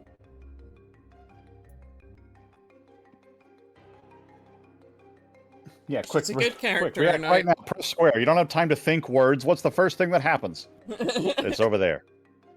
You were right. What? Why the fuck was I right? I don't know this place. I've never been here, have I? Anyway, why do I think that they've really done you in? What am I saying? Hercules. Hercules. Heracles, if you're nasty. If you're nasty. A legendary hero with super strength and a pretty great fellow. Oh, because it's Jiminy. And a pretty great fella, too. Hercules is the son of the gods Zeus and Hera, but he's not a god himself. Not long ago, he joined forces with Sora and his friends to stop Hades from taking over the world. Hercules really impresses the crowds when he battles in the Colosseum. He's never lost a match yet. Hercules is such an interesting character for Sora to grow up alongside. Yep. Because even though he's older than Sora... Go ahead. Even though he's older than Sora, he is still absolutely in the role of, you've still got a lot to learn, kid. Like, especially with Phil. Yeah, absolutely. And, like, Phil is sort of the equalizer that draws the parallel between them, because even though Sora is not nearly as far on his own journey to heroship as Hercules is, Phil is sort of the piece that illustrates that they are at different points on more or less the same journey. Mm-hmm. And boy, Hercules sure is... Well, it's interesting because there's big parallels with Sora, but, you know, no one character is any one specific parallel. Oh, absolutely. Because also a lot of how Sora interacts with Hercules is, again, I think, prep for him knowing what to do when he reunites with Riku. Because Herc, beyond anything, I mean, he's tired like Sora is, but like Riku, Herc thinks that his hero days are behind him, right? Mm-hmm. He's in the slump. He forgets who he is. Mm-hmm. And even though Riku is still decidedly an incredibly heroic and positive force, who the events of KH2 couldn't come to fruition without him, he has still forgotten who he is. Yep. And needs to be reminded in the right way by the right person to come home to self. The Disney worlds matter. Once again, we're getting a parallel and a lesson learned directly. Yep. Disney worlds are not only important, they're essential. And anyone who tells you otherwise is only playing the game for the sword swinging and isn't someone you should listen to about the themes anyway. Mm-hmm.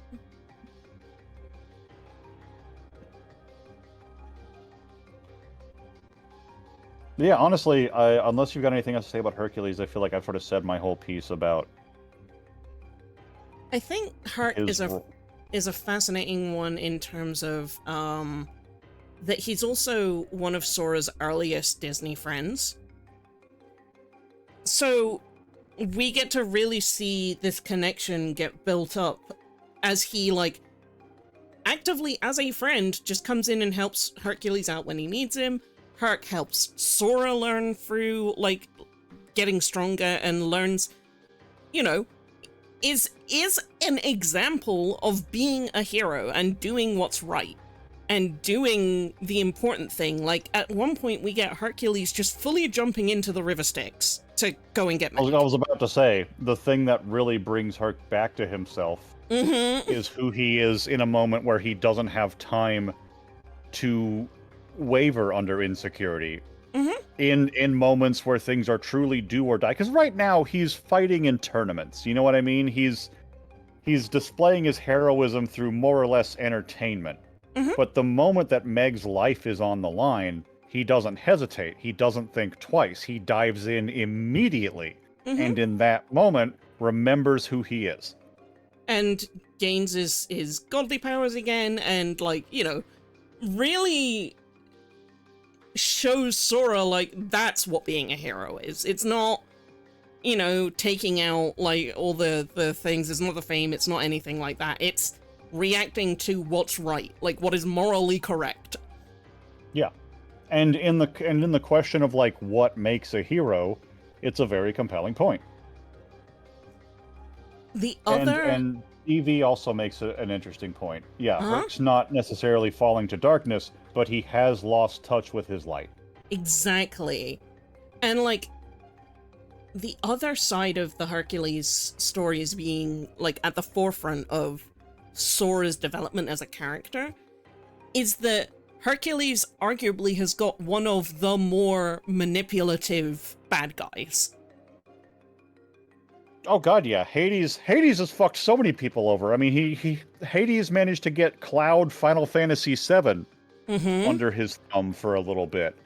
You know, he briefly has thrall over Auron. Again, one of the most independently strong characters in Final Fantasy, you know?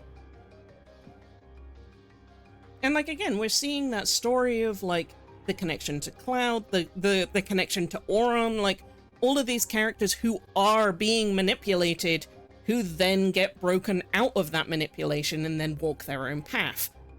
Bada bing, yeah. Sora's learning how to save Riku. Like, it's 1-to-1. Yep. To help guide someone to realize that they are strong enough to overcome having been taken control of, more or less. And, like, it's a point of strength for Cloud to rise above his self-perceived need for Hades.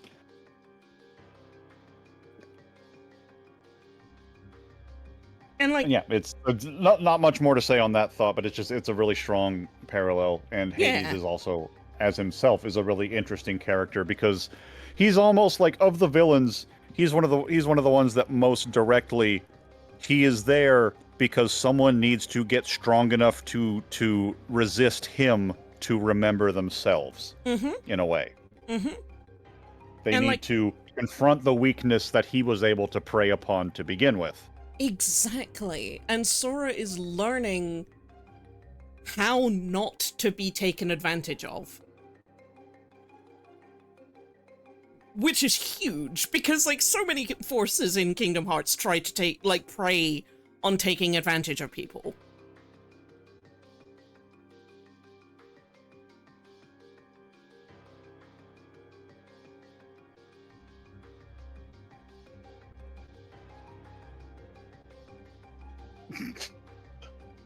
Sorry, I was briefly sidetracked by Splash being funny. Bada bing! That's what Hades would say! Can't get out of there! That's not your wife, that's the Lord of the Underworld! Hey, how you doing?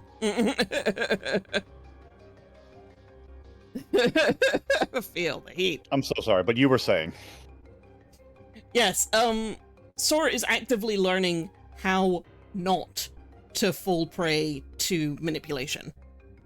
Because for all Hades' trickery and, like, craftiness, Hades is also a very cartoon villain.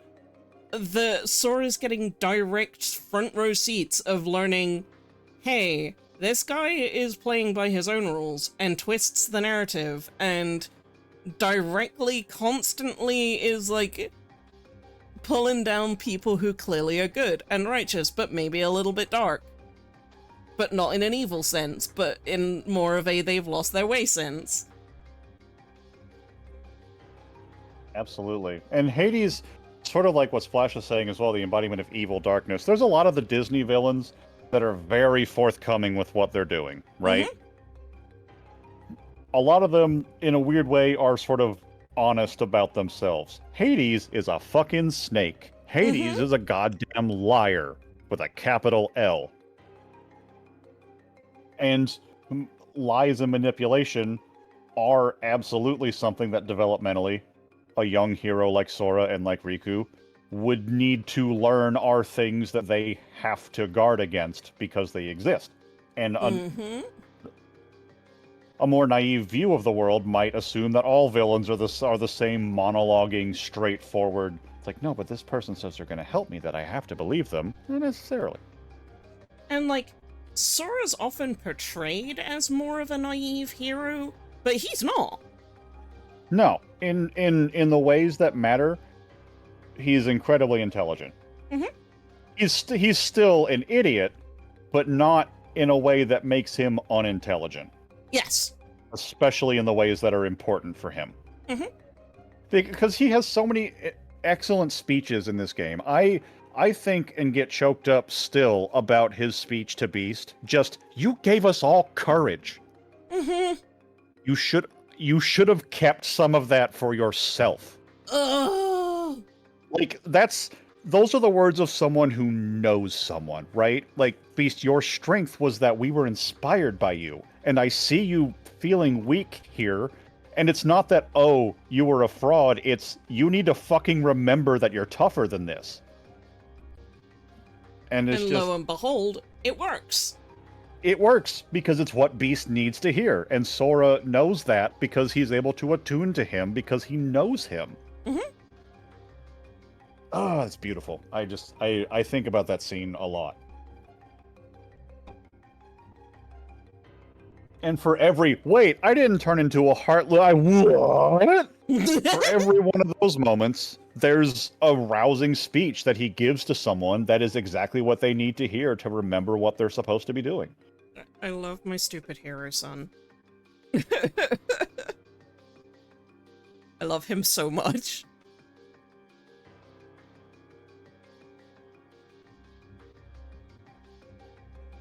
It is. Yep. Sorry, I'm reading splashes. Yep. Darkness is water.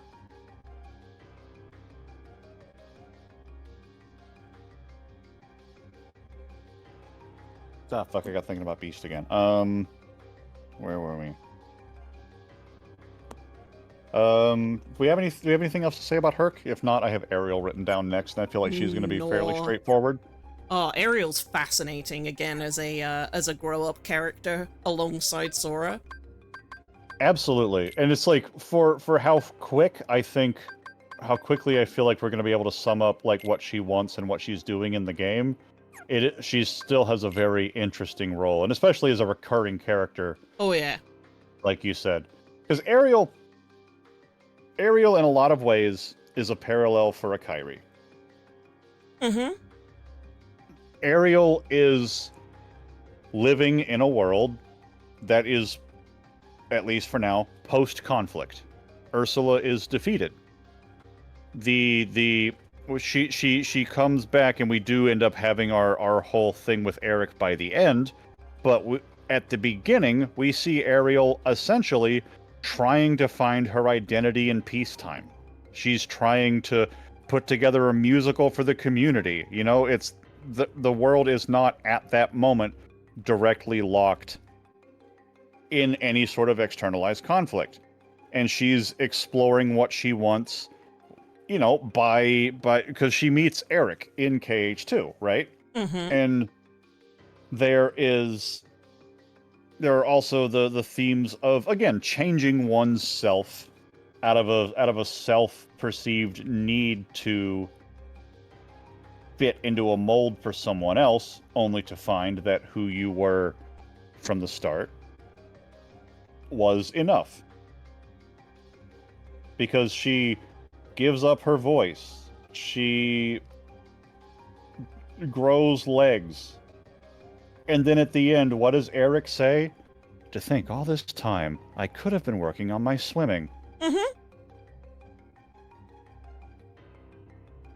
Because ba-da-ba, Eric doesn't mind that she's a mermaid and would Nope. rather that she be herself, and he still accepts her as she is.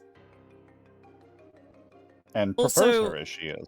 Ariel is a fascinating character in terms of, like, having such a grand desire to leave the world she exists in to be a part of another world.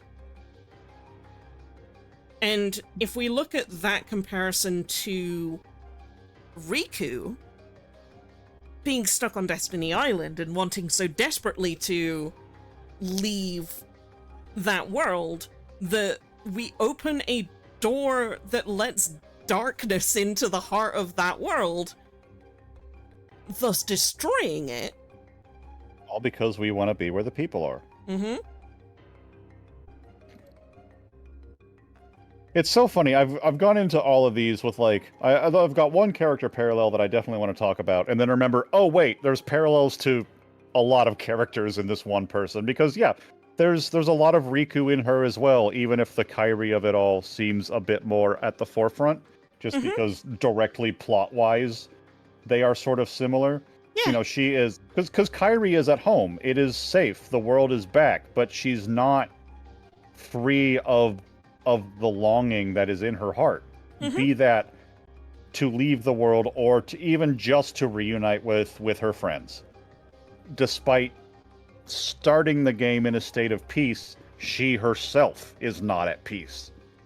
And, like, it's very on the nose to look at this final comparison to the story of KH and, like, the symbology. She is a literal mermaid, a character constantly enveloped in water, one who lives and swims and exists within a world of quote-unquote darkness.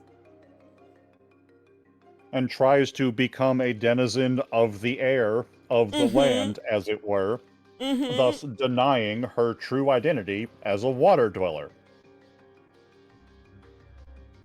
And yeah, there's, like you said, a very, if on the nose, a very compelling parallel of denying one's inherent darkness and its value because of social dogma assigned to these concepts. And what is Sora taught by Ariel and Sebastian? How to swim.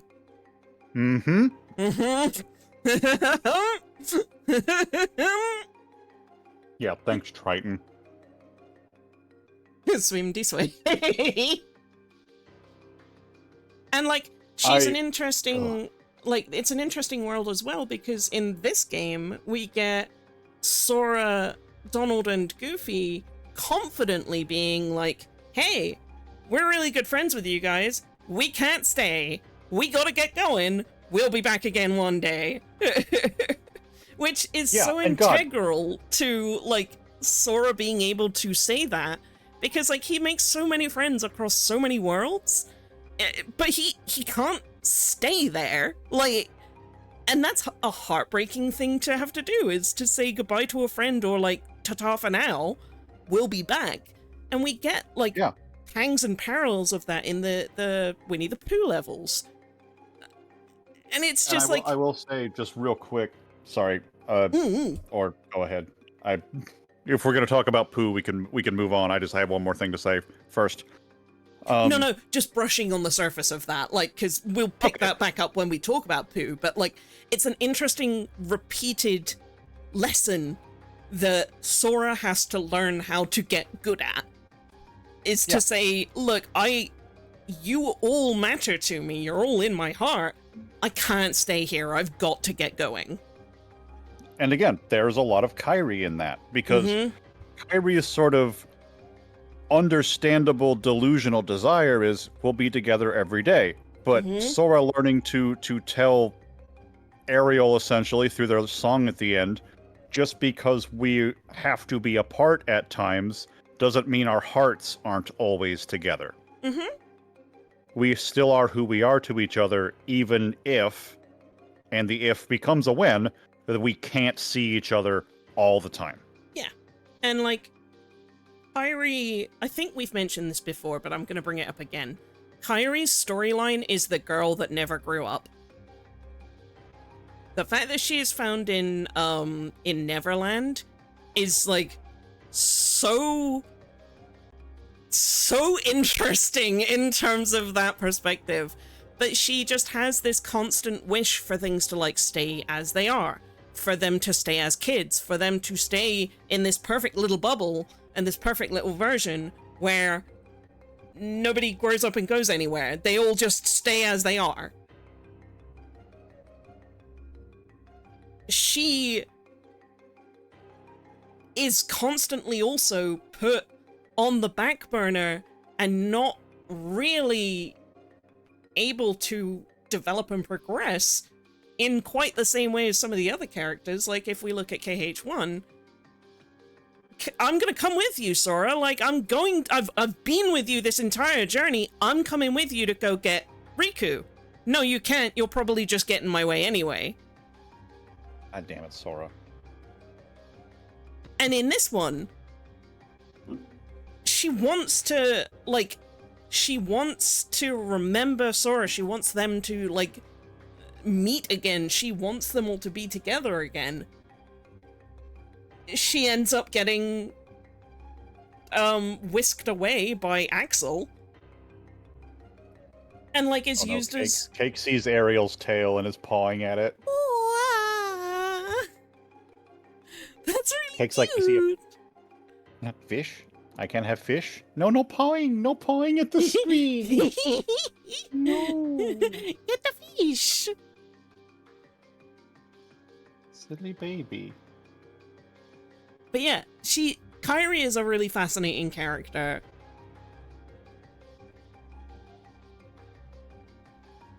She's an easy character to miss if you're not looking at her the right way. Mm-hmm. And again, part of the circle jerk online of Kingdom Hearts is that Kairi's a nothing character, which could not be further from the truth. Oh god, yeah. I will never tell someone not to be frustrated that they want a bit more agency for her. That's understandable. Mm-hmm. That said, she does have a role, and it is being explored, and a lot of it, honestly, also falls, again, at the feet of localization, stripping away some of the very important bits that she has in favor of fucking white picket fence contrived romance ideas. Yeah. Oh, yeah. That was what I was like trying to search for the other interesting example of girl that never grows up. Is also Sora doesn't see her as grown up past certain points. Oh yeah, and because when Donald and Goofy are talking about Kairi in Halloween Town, and granted, this is because Sora hasn't seen her in the last year. He pictures the two of them together, but he is as he is, and she is KH1 Kairi. Mm-hmm.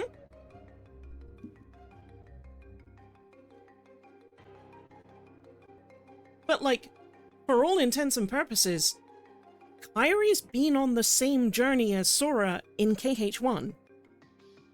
And sure, it's Sora who was at the wheel and, like, driving the Sora at that time, but, like, his journey of courage, learning, experiences, friendship making, and strength gaining are all things that Kairi's heart was present during. Yeah. She has all of those experiences the same way that he does, even though she wasn't the one swinging the sword. 1000%. And we've seen examples in KH2 of there are hearts in Sora that can outwardly affect the body. So even though Kairi wasn't the one swinging the sword, Kairi's been in a body that was swinging the sword. Yeah, and likely, at least lightly, informing a lot of just Sora's movements through at least a small passive influence. Not to say that Sora would have been a completely different person, but, like, we can't say that Kairi at no point affected agency onto situations, because when she did, she was literally invisible, and it's hard to know when those moments are. But to say that they aren't there would be ridiculous. Well, we even get some of the bits where we do see her, and fully she has a conversation with Sora for a sec. Oh, sure, that's a bit separate from the bits that I'm talking about, where it's less talking to Sora and more acting. But yes, you're also 100% correct, and like that in and of itself makes for the irrefutable proof, I feel, to support kind of what I'm saying right now. We have other evidence that she is alive and aware in there to some degree. Yeah, so to assume that she has never helped nudge Sora in one direction or the other, just because we can't see her doing it, would be naive. It's not like she's sleeping in there. No. She's aware of what he's going through. Yeah. Sora is, to whatever degree, like 80% Sora, 20% Kairi. There is a statistically significant amount of Kairi making up that version of Sora.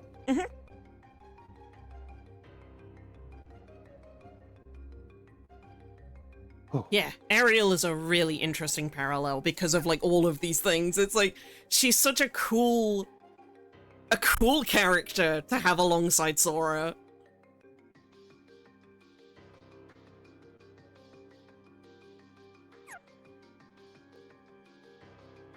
Even if the gameplay of Atlantica is annoying and too.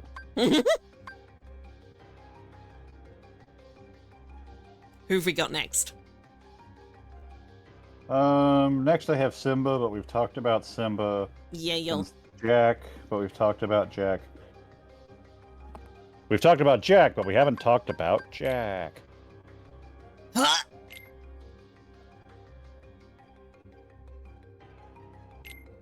Captain Pirate who Yak sails the high Sparrow. seas. He sure is a colorful character, and one who really values his freedom. He says he's a captain, but he doesn't seem to have a crew. Jack was arrested in Port Royal and thrown into jail, but Will Turner helped him escape during a pirate attack. Jack seems to know something special about Will's name. Wonder what that could be.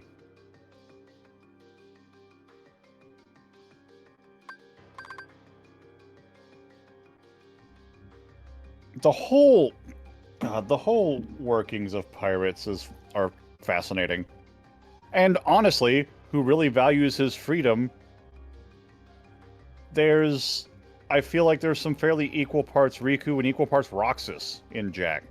Not just because, like, the freedom thing by itself, yeah, Riku's kind of a lone wolf. But then what we talked about during the playthrough of the pirates of, that are cursed by the Aztec gold are a very compelling parallel to Organization 13 as a whole. Yep. And thus Jack, while being an unwitting participant, is still part of the group by making himself a part after a certain point that needs to be made whole by, repaying the blood and all, and the Aztec curse and all that. And it is the moon that changes them. Untangle those Hachi swabs. I flew. And yeah, it's all the moon, huh? What another fun parallel. Jack's a fascinating character as well, because like he has a compass that points him to his desires. His guiding key. Yeah, he has a special magical MacGuffin that keeps him pointed in the right direction when he doesn't know himself. And that could be Roxas, that could be Riku, that could be Sora. I said equal parts, but the more I think about it, I don't know. There may be just more Roxas in Jack's story in 2. Yeah.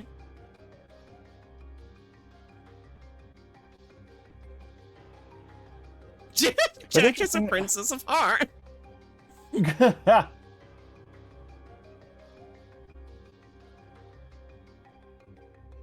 I will say Jack is for his importance is still I feel like I'm having the hardest time finding a concise sort of talking point for him, more so than some of the other characters. I think mainly with the pirates, it was this fascination of like, oh, you know what as well, actually? It's another world, yet another world that is Earth. Because we're in the Caribbean. Yep. And Sure fully, we are in a world with humans. Just straight up realistic actual human. Yeah, with by PS2 standards, photorealistic humans and Pete. Mm-hmm. And Pete. It never stops being funny that Pete exists with his normal shader, just his bright, colorful, dumpy ass. Mm-hmm. This is not like Halloween Town, where going to that world means we get texturified and changed to fit. No, Pete's still just Pete.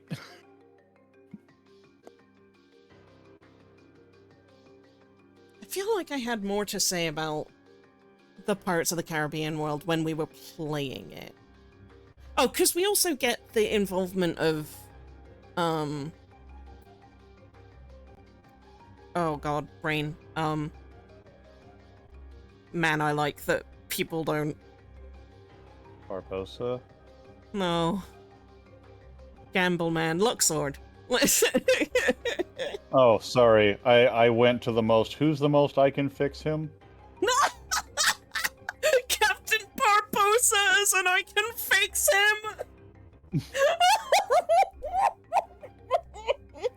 All we need to do is find the gold! I can fix him!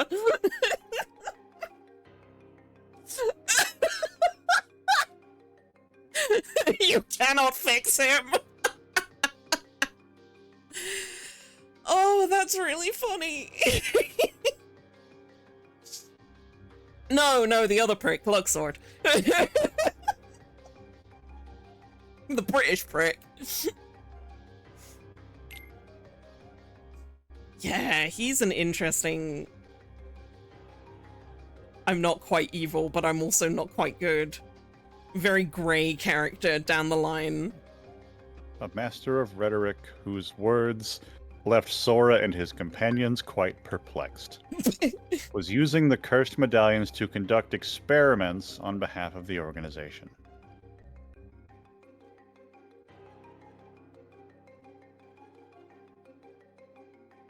That's so curious.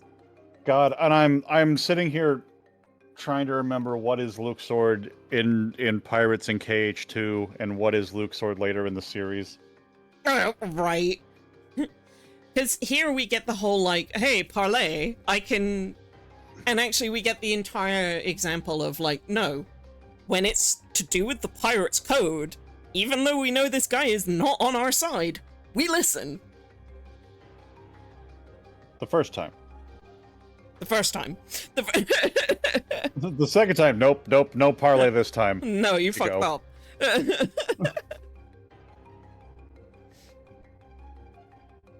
But again, that's like, that is a point where Sora is like, what are you doing? Yeah, and like, I mean, I guess he really is sort of, at that point, he might be, in a very targeted way, exploring the circumstances under which the pirates are kind of parallel to the organization. Right? We Like, are because externalizing the experiments undead. to others that aren't whole, that need a part of themselves restored, and how it affects them. I will say, just in general, for whatever reason, the Pirates world, I have the hardest time sort of really feeling like I remember the movings throughout more so than the other worlds, and I don't know why that is. It doesn't help that there is and again, I don't think this is necessarily in extreme spoilers, but there is an instance of Pirates World again in another game later on. So it's like, I know what I do a lot is I basically kind of smush the both of them together. Yeah, no, absolutely. It's so easy to do, especially when again Luke Sword is at least somewhat involved the other time that we see pirates. Mm-hmm. Because it's like, what was he looking? Because he's not looking for it X, here. yeah. Yeah, she gets it. Mm-hmm, mm-hmm. And Will is also an interesting character Yes. because Will has secretly been the bloodline namesake this whole time. Right. And like whether it's the most accurate parallel or not, I can't help but associate Will with Riku being again sort of in a weird way potentially of Kingdom Hearts in a way that we don't understand. Right. The sort of I am someone special but also that I have to hide that for the Yeah, betterment again, of there's it's so much suppressed identity. yeah. It is again fully a suppressed identity and an identity mix-up that causes the plot of this story to go forward. Yeah.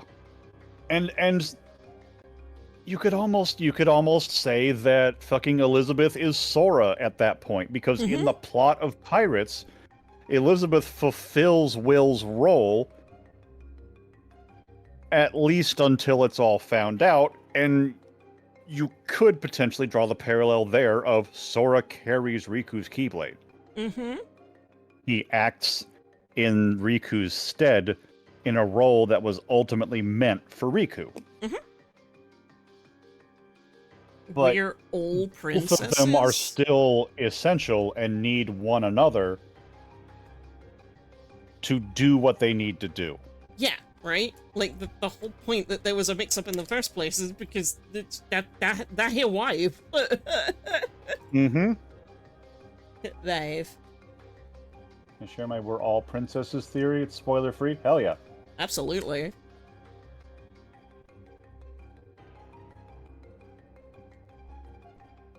Yeah, Will, the importance of names. Mm-hmm.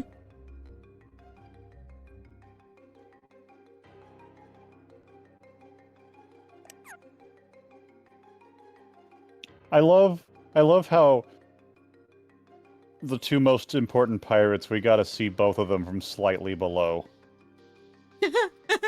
Let's get some real good up nostril for both of them. Oh, can we please have the man next to Captain Barbosa? Who is this gentleman? Oh, it's Undead Undead Pirate Pirate B. Do we have the pleasure of Undead Pirate A and C? I mean, we've got it, right? Oh goodness, Undead Pirate A. By moonlight, his appearance is terrifying. By moonlight, he becomes a skeleton and vulnerable to magic attacks. He and Captain Barbosa are searching for something that will break the curse.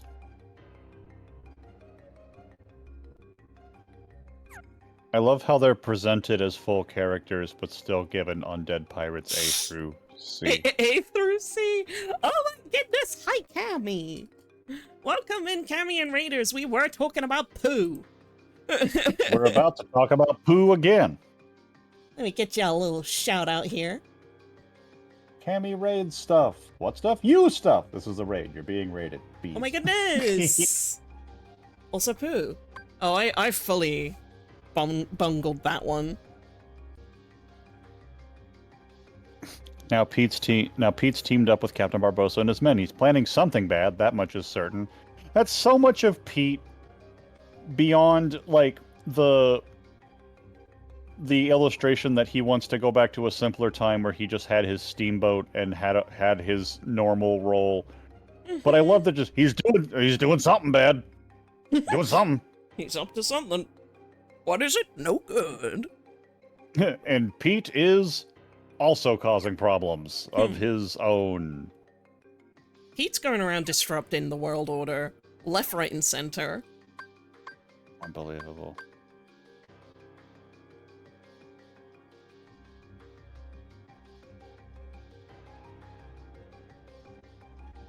see, where do we want to go next? The Aztec gold is kept from being collected by a Heartless. It looks so it'd use a Heartless to willfully keep the cursed pirates from reforming. Certainly seems that way. Yeah, I feel like that's a pretty reliable read, yeah. Oh, hell yeah, you posted your theory in the Kh section of the Discord! Turtle Power. Section of the Discord.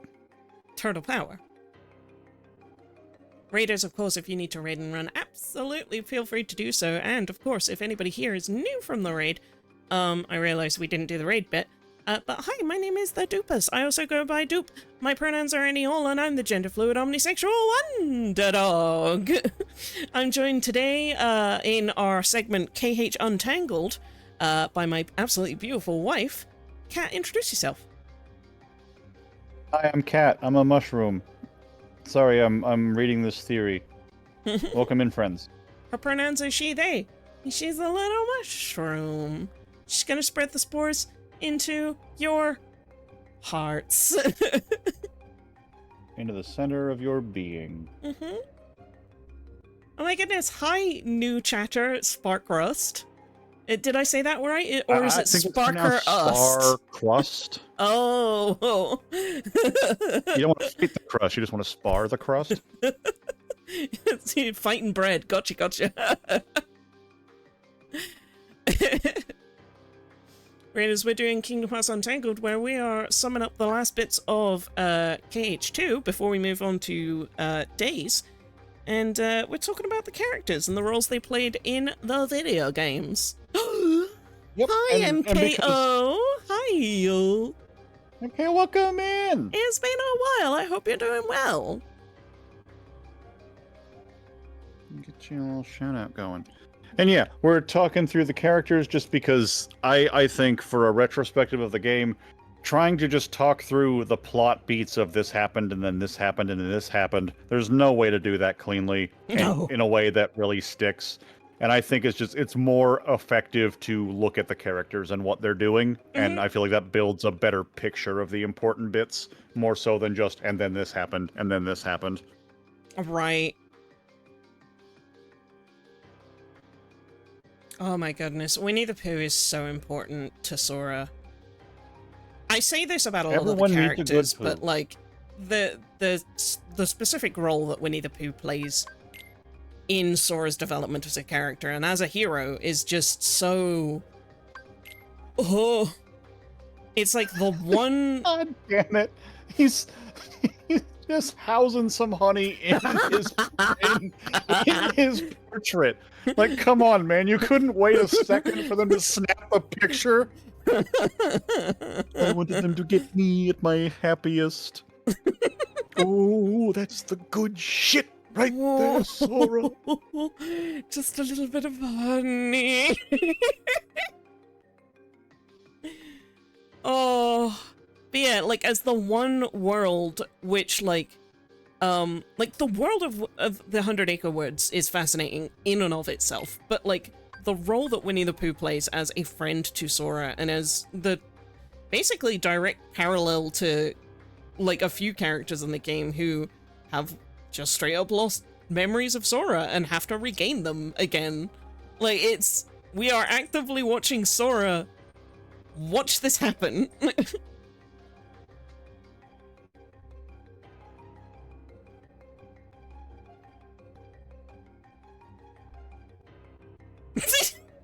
Splash, I'm gonna get you.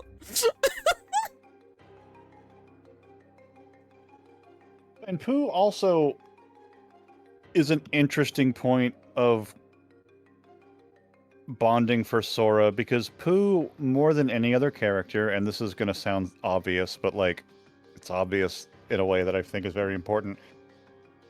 Pooh, more than any other character, speaks to Sora the innocent child. Mm-hmm.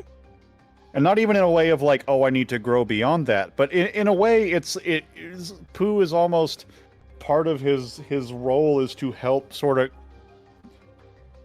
keep the important parts of that alive in Sora. Mm-hmm. almost, because Sora's a teenager. He's growing up, and like, while yeah, there are certain childish and immature thoughts and behaviors that it's obviously important to move beyond, there are certain bits of childhood innocence that are of just great psychological benefit for people to keep alive into adulthood. Oh, And absolutely. for Sora, a sword boy, to still have such a soft connection with such a soft character, Literally a teddy bear. yeah, really rounds him out emotionally. And, like, to see him work so hard to try and help Pooh regain his memories, even though it hurts him to see Winnie the Pooh like how he is. Like, you can tell that Sora's upset that Pooh doesn't remember who he is. Every single chapter that we bring back to the book. But he doesn't give up on him.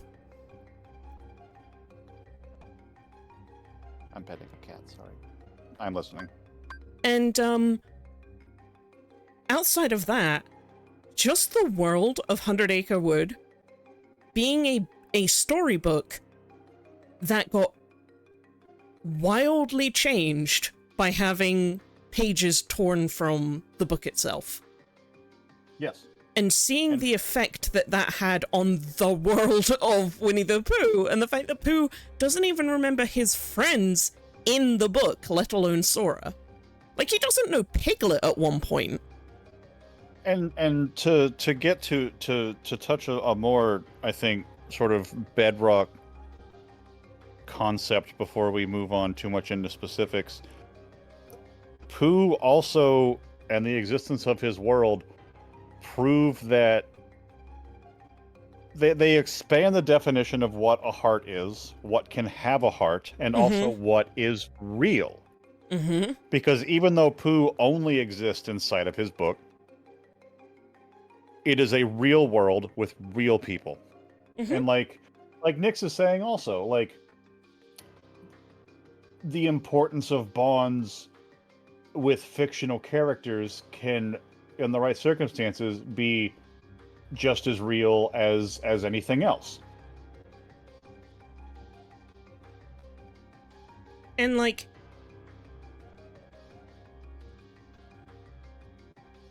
oh my god, like, just... Sorry, my brain is, like, trying to squish, like, 3 different ideas into one, and it's not working. Yeah, your brain's trying to poo, and it's finding... And sometimes it takes a little bit of work. Happens to all of us. It is scary to see how much a world gets affected and how much the memories of the characters inside it get affected when it is outwardly damaged.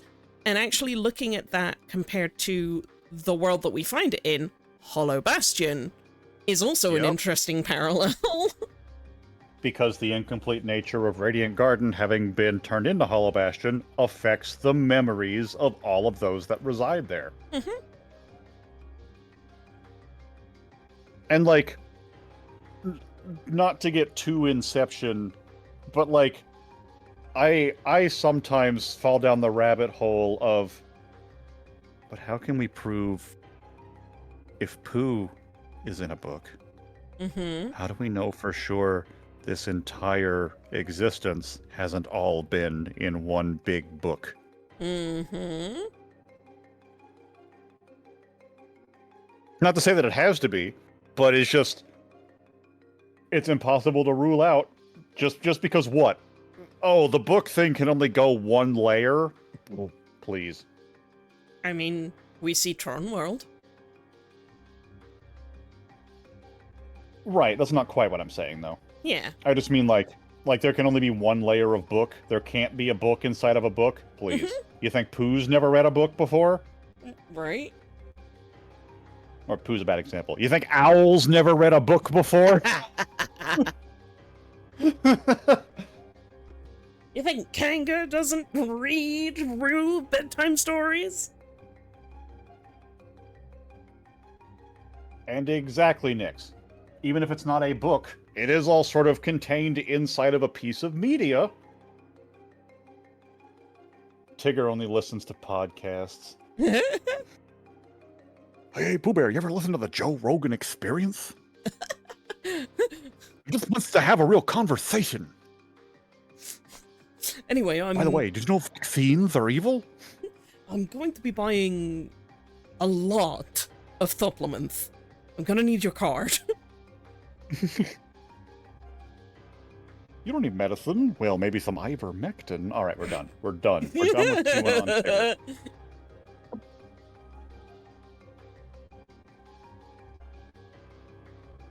But yeah, Pooh, in addition to being a very strong emotional anchoring point for Sora, to sort of the important parts of his childlike innocence, Pooh also mechanically informs a lot of what is possible within the established rules of this universe. Enormously so. And, like, again, just because my brain is, like, bouncing all over the place, just like Tigger's do, Pooh is a character that, like,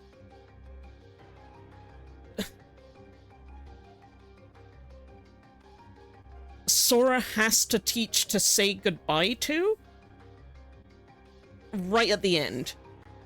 So we were saying this with the with like Ariel and Veronica. things, yeah. But like Pooh is the other big example of that. So like we could look at Pooh as being a little bit of a parallel to Kairi. I was gonna say, yeah, the positive parts of the part of you that shouldn't grow up, but also still the girl that never grew up as the concept. And like, yeah, Sora, don't ever leave. And Sora has to tell Pooh, well, I'm gonna be here in your heart. Yeah, and I Silly have bear? to go, but just because we're apart doesn't mean that we aren't still connected. Absolutely, and that is I would have looked back with regret if I hadn't touched on that very big clear parallel. Yeah.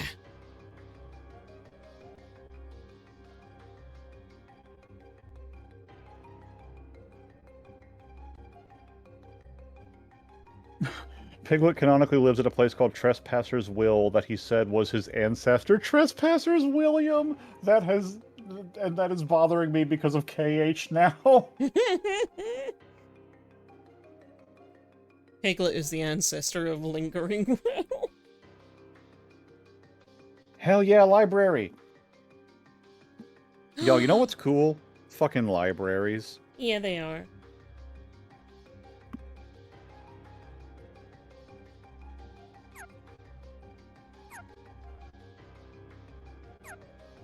Let's see.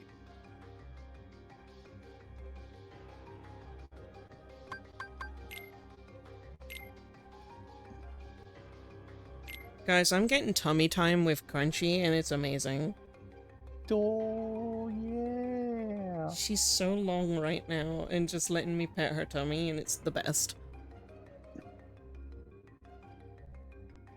And yeah, Nick, a lot of good things to a toxic degree. That's an excellent point. Yup. For Pooh. It's the sweetest beef around. I hope you enjoyed G&D. Do you say G and D? Gungeons and Dragons? I meant D, but I think I did say G. Because I was looking at Juno, and my brain just went... Yeah. J.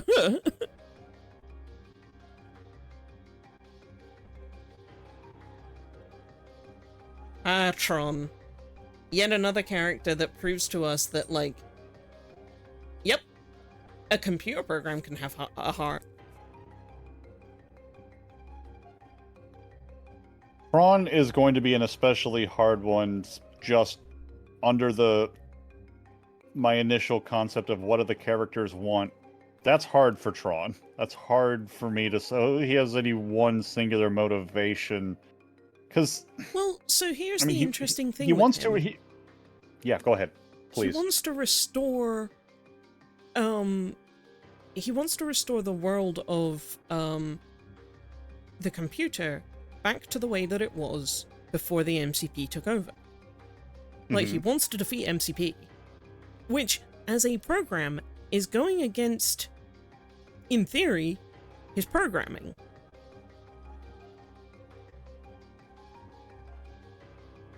In a way, like, he, the character, is a bit more, you know, if we look at his original story, he was programmed as a... He's kind of a program to help hack into the system and, like, take down threats and, like, problems. Yeah, absolutely. And if we're looking for parallels, I think we could find some Roxas in there, actually. Yeah. Because, like, especially at the end, you know, Tron dives into the center where MCP was and sort of merges his consciousness with the world itself to restore it. In a way that Roxas gave himself up to return Sora to his natural state. Right. He more And or less also, has to, like, sacrifice his individual self-being to become part of a greater whole. And after being shown why that's worth it, he accepts it and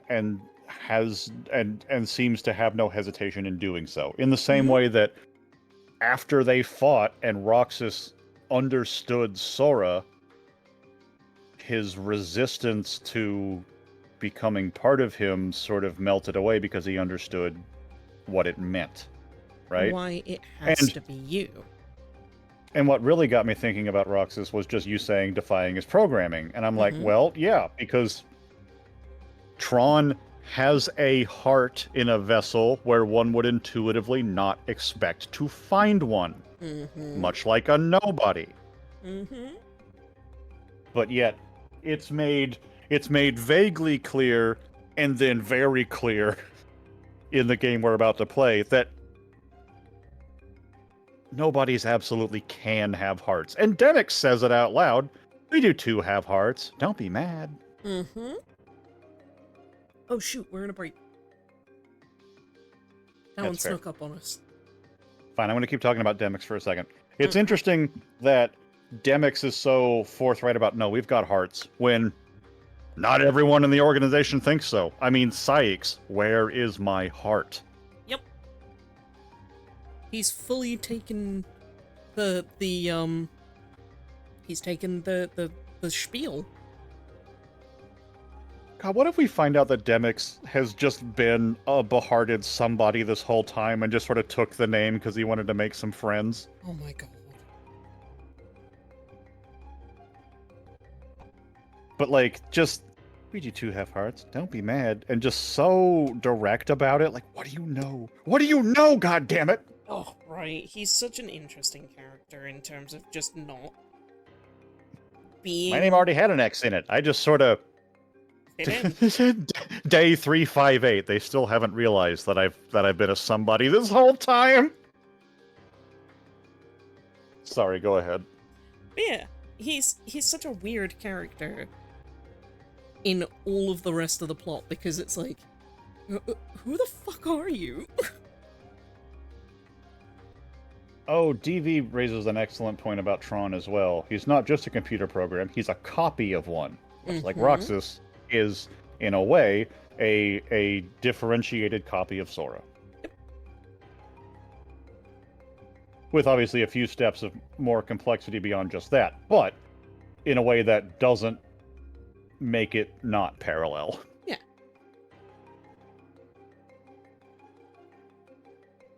God, I love this game. Same. It's so funny. I was so worried coming into this. Like, are we gonna have anything to talk about? Because I don't immediately have the whole spiel planned out in my head already. Oh god, without a script. But like, no, there's. Yeah, you do. I'm getting the paw again. You're so cute. You're so fluffy.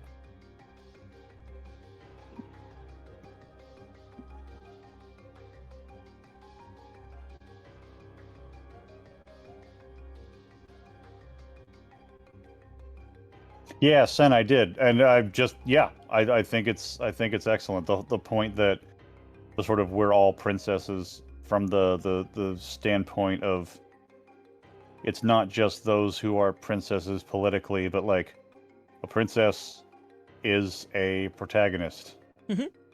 in their own story because it's not just the princesses that have like an I want or an I wish song. Aladdin, Simba, Hercules, Quasimodo, Jack Skellington, they all have those moments as well. Yup. Riku goes on a journey of setting off world events and finding himself in the process, much like our Disney protagonists, who parallel the princesses. 100%. Kairi is literally a princess of heart, which is sort of its own thing, but still spiritually what a princess is in the Disney standpoint, just overall, absolutely. We're all princesses. It just means protagonists of your own story, restricted by society's expectations and trying to find yourself. Yeah, I like that a lot. And I think that's a really insightful and interesting read as well. Yup. Welcome back from ads. We talked about Tron, but I don't think I actually read his thing out loud. No. A security program that was improved and upgraded by Ansem the Wise. He's the fellow who also reprogrammed the MPC. MCP. MPC. MPC makes samplers. Tron is dedicated to making sure the system functions correctly, but the MCP wants to take control away from the users. Only Ansem knows why these two programs behave so differently. And this is Ansem... Secret Darkness? Ansem the Wise. He was improved and upgraded by Ansem the Wise. Oh, okay. He was there before Seeker of Darkness took over. Gotcha, But he did acknowledge that at some point Ansem became someone else. Mm-hmm.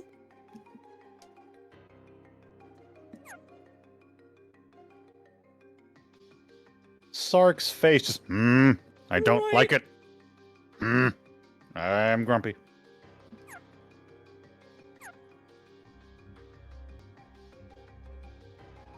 And yeah, as yet another, technically speaking, this is a quote-unquote world of fiction within the world of Kingdom Hearts, because it's like The world that was created. Yeah, it's a world that was created. It is a computer program. It was brought into being by the denizens of another world. Just like how the Pooh Bear story is a book that was written. But Absolutely. they're both worlds, and they both have denizens and they're with both hearts. The fact that they both exist in Radiant Garden it also makes for an interesting parallel. Yeah. Speaking of which, I fancy that as our background music. Oh, okay. Radiant Garden.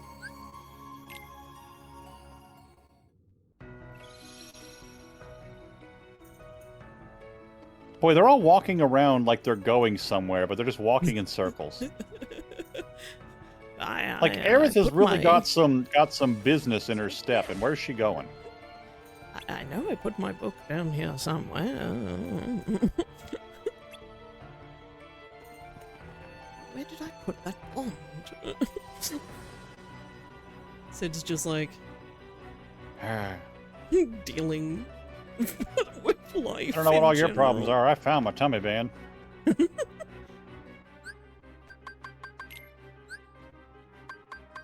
Yeah, I was going to go to Aladdin next, but we might as well talk about Leon and Co. Swordsman who carries a gunblade. His real name is Squall Leonhart. Took the name Leon to distance himself from his past self. The man who stood helpless as Heartless invaded his world. That's, It's both, like, it can still be a funny justification for giving him a different name, but also, I feel such shame at failing my world that I can't even show my face as myself. Ugh, right.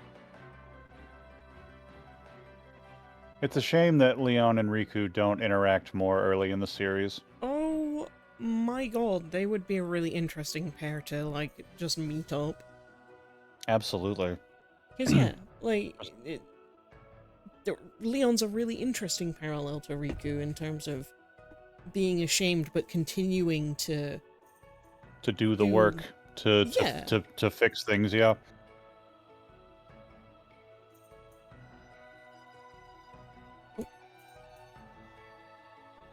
You okay? You there? Hello? Hello. Yeah, sorry, I got What? a knock at the door. Ah. Yeah. Get out of here, we're untangling. Go on.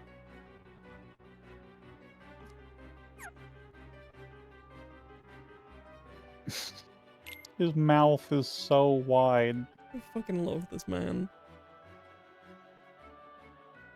An engineer, tech wizard, and first-rate pirate. Pirate pilot. Tech wizard. This man's not a You're wizard. not the only wizard in here, old man. Oh, I'll get you. You ever heard of an installation wizard? That's ridiculous. I'll show you who's a wizard.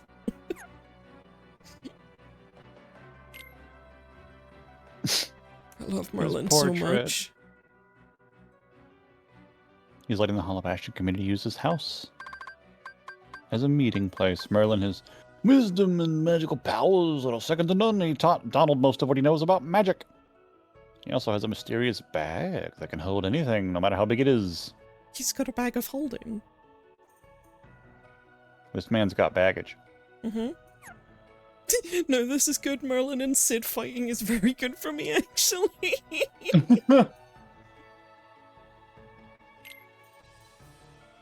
One of the teeny bopping trio of friendly neighborhood something or others. They were looking for Leon, but why? Even the game's like, why are you here? It looks like these three have been hired by someone for some kind of mission, but what?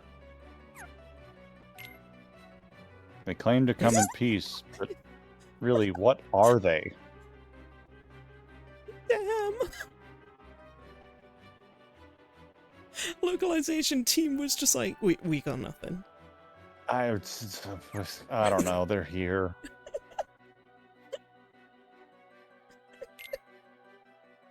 An unsurpassed swordman who was once revered as a hero. For a long time, Sephiroth's whereabouts were unknown. No one can say for sure why he's returned. He seems to have some connection to Cloud's past. A soldier! Who effortlessly wields a hefty sword. He once fought against Sora and his friends while under contract with Hades, we talked about earlier. Hates letting other people see what he's thinking so he can be an enigma to other people. Searches for Sephiroth, hoping to settle things once and for all with his inner darkness. There's a little bit of Riku versus Ansem going on there. Mm-hmm. Doesn't hurt that the Ansem parallel has long silver hair and an open shirt. It was the Ansem design before Ansem. Mm-hmm.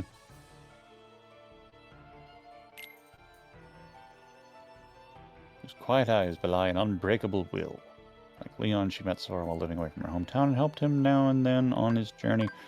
Now Aerith works with Leon and Yuffie to restore the town to its past splendor. Yeah, Aerith really doesn't get to shine in Kingdom Hearts. She's a fascinating character, and I remember we said this and pointed it out in game, but like the fact that she exists in a world where Cloud exists and Sephiroth exists, and she didn't have alive. her canon event happen. Yep. Aerith, we're glad you're here, but like... We're looking at... You're sort of supposed to...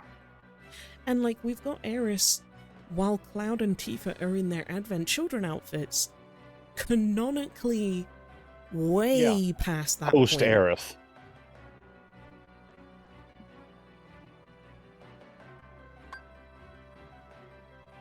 Her journey won't be over till she finds the person she seeks, and that's... Honestly, she's a really good parallel for Kairi because she's an incredibly empowered and full of agency seeker character. Yes. Also, I love her outfit. Oh my god, it's so cool. This is one of my favorite ones that she gets. Absolutely. Like, the skirt shorts. Fucking love it. Right, and with the very Kingdom Heartsy mid-thigh belts with belt loops. Mm-hmm.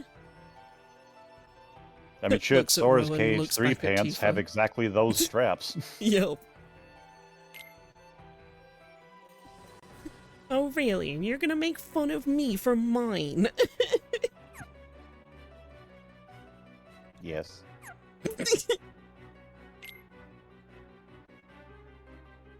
Handsome, more like handsome. Up top. Got him. Hey, Reb, this is me and you. You ready? That's it. That's a high five. Hell yeah. I love how Hubert and Dewfold have this exact same portrait, but Lufus has an open mouth. Let's see, you can tell who's apart. Lufus. Well, Pronounced Luffy. what's the excuse with these two? Well, oh wait, no, his mouth is slightly. Wait, are you telling me There's a fucking spot the difference. closed, lightly open, ajar? What does it mean? I think that's more than a jar. That's a duck. Hey, dude. Hi, cat. Hey, how's it going? Hi. It's going good. I told a really good joke just now. Do you want to hear it? I'd love to, but I got this stream I gotta do. So sorry. You know, my hands are kind of tied here. What if I could? You know what I mean? No, yeah, no, another time, another time. No, Characters. We're talking about Iago. And honestly, there he is in the center. Uh-huh. And Agrabah is interesting because in a way that is unique to all of the worlds featured in this game, Aladdin is not the principal character we interact with this time. This time, it's about Iago. Iago is the principal Disney character whose story sort of defines the arc of our time in Agrabah. Jafar's boisterous and cunning parrot. He's Jafar's eyes and ears for everything going on in Agrabah. Iago's mischief finally landed him inside the lamp, imprisoned with Jafar. Now that he's finally free again, he swears he's turned over a new feather. But I wonder. And that's the most compelling bit of the story of Agrabah this time, is Iago having had a change of heart, and his fight to be seen as he is, and not just as the sum of his actions beforehand. Mm-hmm. Which, even then, at his most evil minion, he's still fucking being manipulated and strung along by someone with significant power over him. Oh, yeah. A change of what?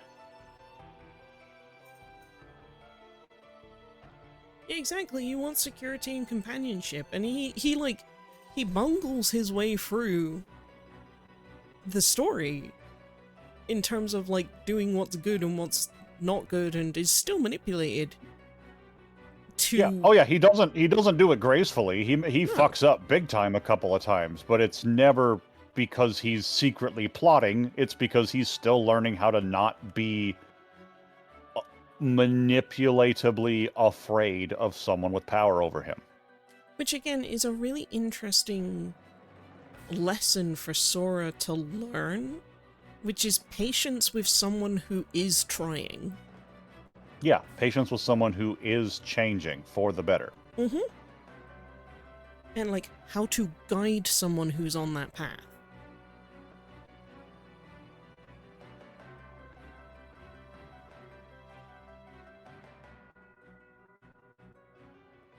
Meanwhile, Aladdin is...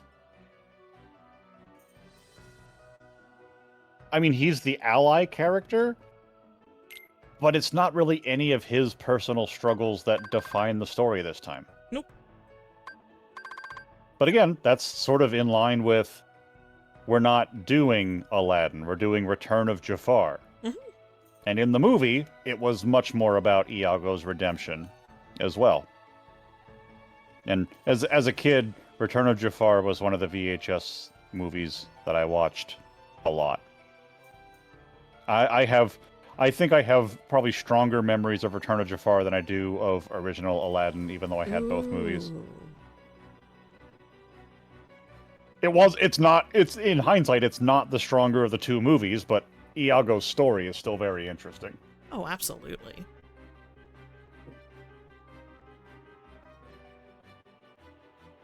I'm trying to think if there's Genie any Jafar other... with his stupid goatee looks so much like Red Luke's sword.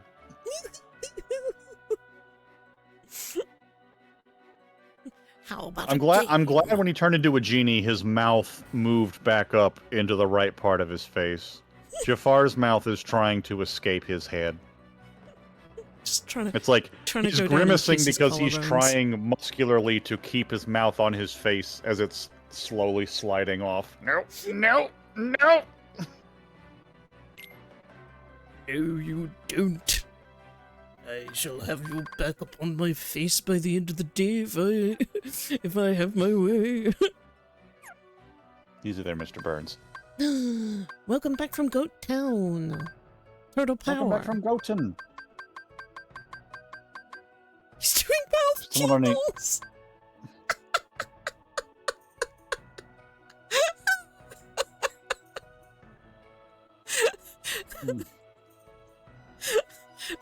I'm doing my McEagles. McEagles. Yeah, mouths are really important when you're doing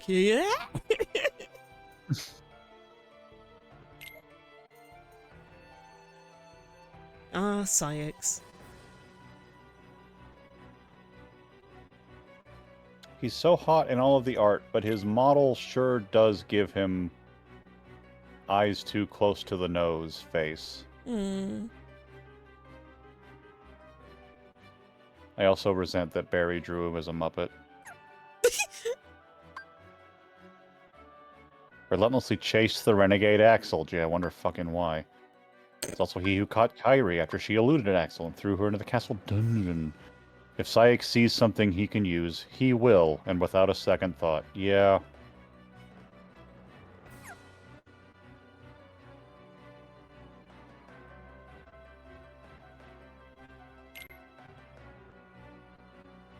That's my son.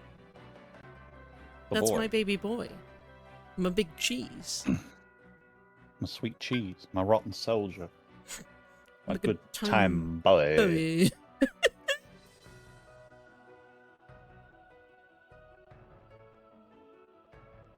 Ripping apart Aerith with my teeth. Hasn't she been hurt enough? Absolutely, Kate. Told Sora that he reminded him of someone else. Puzzling words indeed. Some part of him did seem to be enjoying Sora's reaction. Yeah. Hi, Xemnas. You complicated, complicated man. Mm-hmm. Organization 13's number I. Sorry, number 1. Number I, that's somebody different. Who acts as the leader of the group. Xemnas is the nobody of Ansem's apprentice, Xehanort.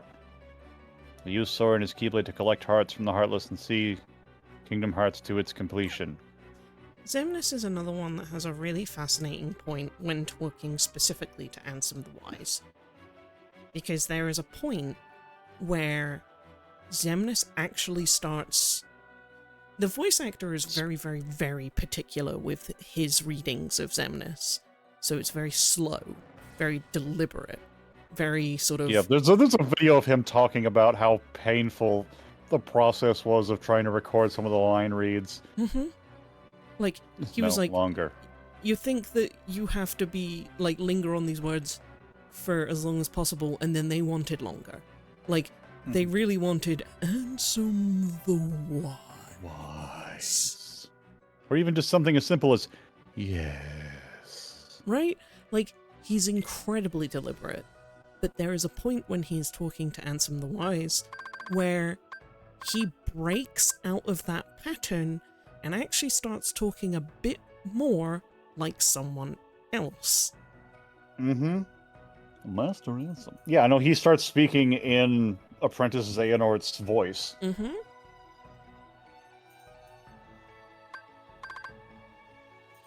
In Port Royal, he used Heartless and the Cursed Medallions to conduct experiments. Yep. So yeah, to answer the unrelated question from way earlier, yeah, the big Heartless, that was his doing. Absolutely. Yes.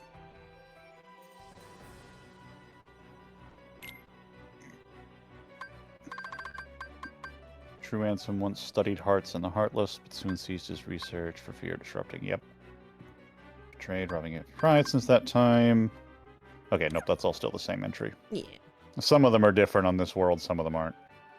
Mickey's like, who, me?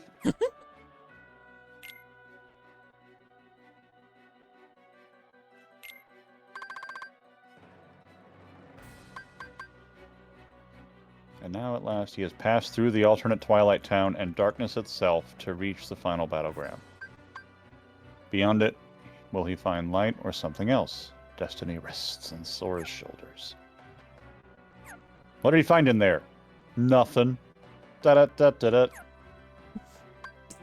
He did, though. It was the realm of the concept of nothing.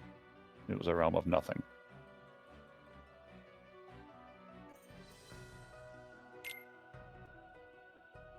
Oh, Pete. Travel back in time on Maleficent's orders. As part of Maleficent's scheme to take over Disney Castle, Pete plans to destroy the Cornerstone of Light. Without the Cornerstone, Disney Castle will be defenseless. Pete, you fucking puppet. Mm-hmm. Pete, captain of a river steamboat. He's Pete, but from the past. A long time ago, Mickey started out working for Pete on his boat, and he was kind of a prick. Somehow, Pete's managed to get his boat stolen by himself. That is, the Pete from the future. God, that's... I can't believe I'm going to say this. Hang on, I need to physically prepare myself for what I'm about to say. Yeah. There's a little bit of risk in that. His future self went back and caused problems for himself. I'm sorry to say, a Homestuck.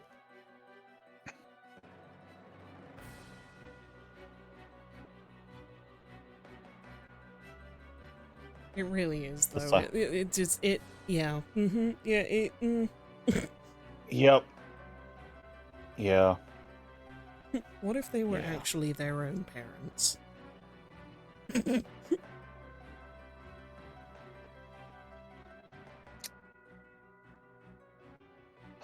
Anyway.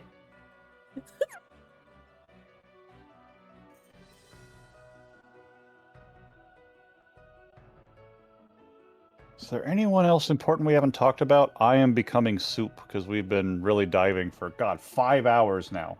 Yeah, I don't... Off the top of my head, I don't think so. We can definitely revisit this if we go away and then think of, like, oh shit, we missed out, blah. Yeah, because part of me is like, oh, Beast, but we sort of talked about Beast a lot of times in between other bits, and I feel like it's covered everything I would want to say about him. Yeah.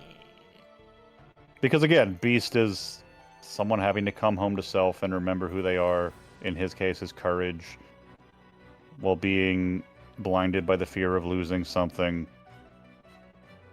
Yeah, I don't really think I have anything else of real weight to say about Beast that we haven't already covered.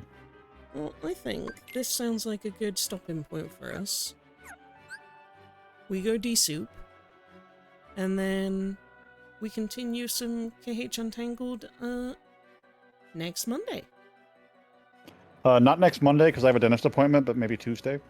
I can do that. And if not Hell yeah. Tuesday, then Wednesday. Hell yeah. Hell yeah. Alrighty, let's look for someone to raid.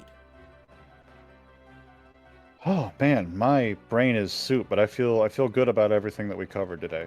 Oh my goodness, yeah, same. And yeah, I'm super soup as well. I'm like, I'm just gonna pop us onto the end card so that people know not to raid into y'all. do we got? Ooh, Wire Viz Mouse is on. making a Susie Deltarune. Wire Mouse. Viz is playing Legend of Dragoon, a classic. Oh, that's a good one. Dr. Doot is playing Dark Souls 2. On a saxophone, of course, because he's Dr. Doot. Markatoto is doing some art. Kotoko. Draco's doing some art. So many good beans on.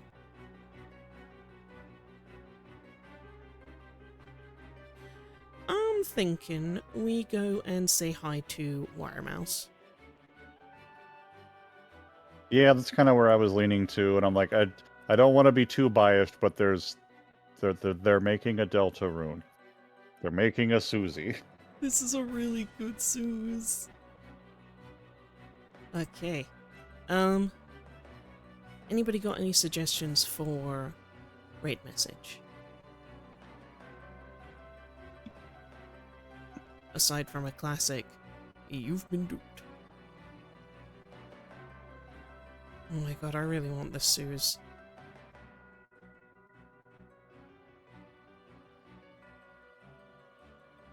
Something about poo. Oh. Poo is important to Kingdom Hearts 2.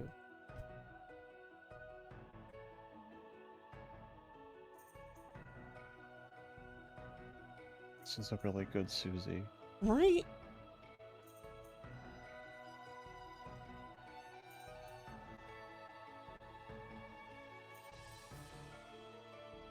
Alrighty, let me go ahead and hit the start raid.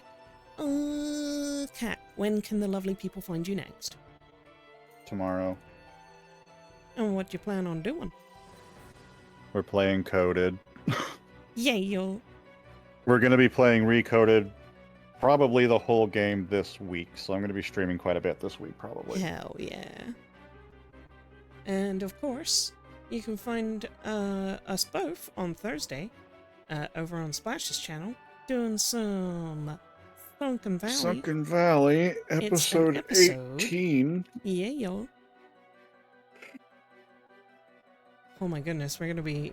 It's the first episode properly in Machine City. Oh, fuck. Oh, fuck. And, I... Fingers crossed, we'll be here on Wednesday. Probably doing some more Undertale secrets. Secret showcase. So if you enjoyed that last time, I'll be doing more. Hell yeah. That was a lot of fun. Yeah, yo. So yeah, thank you so much for joining, everybody. Thank you so much for the raids and for all of the eggies and for the daily dupes. Go and have a lovely time over with Mouse, and of course, if you cannot stay for long, drop the raid message. Oh, we gotta go. Saturday night. Saturday night.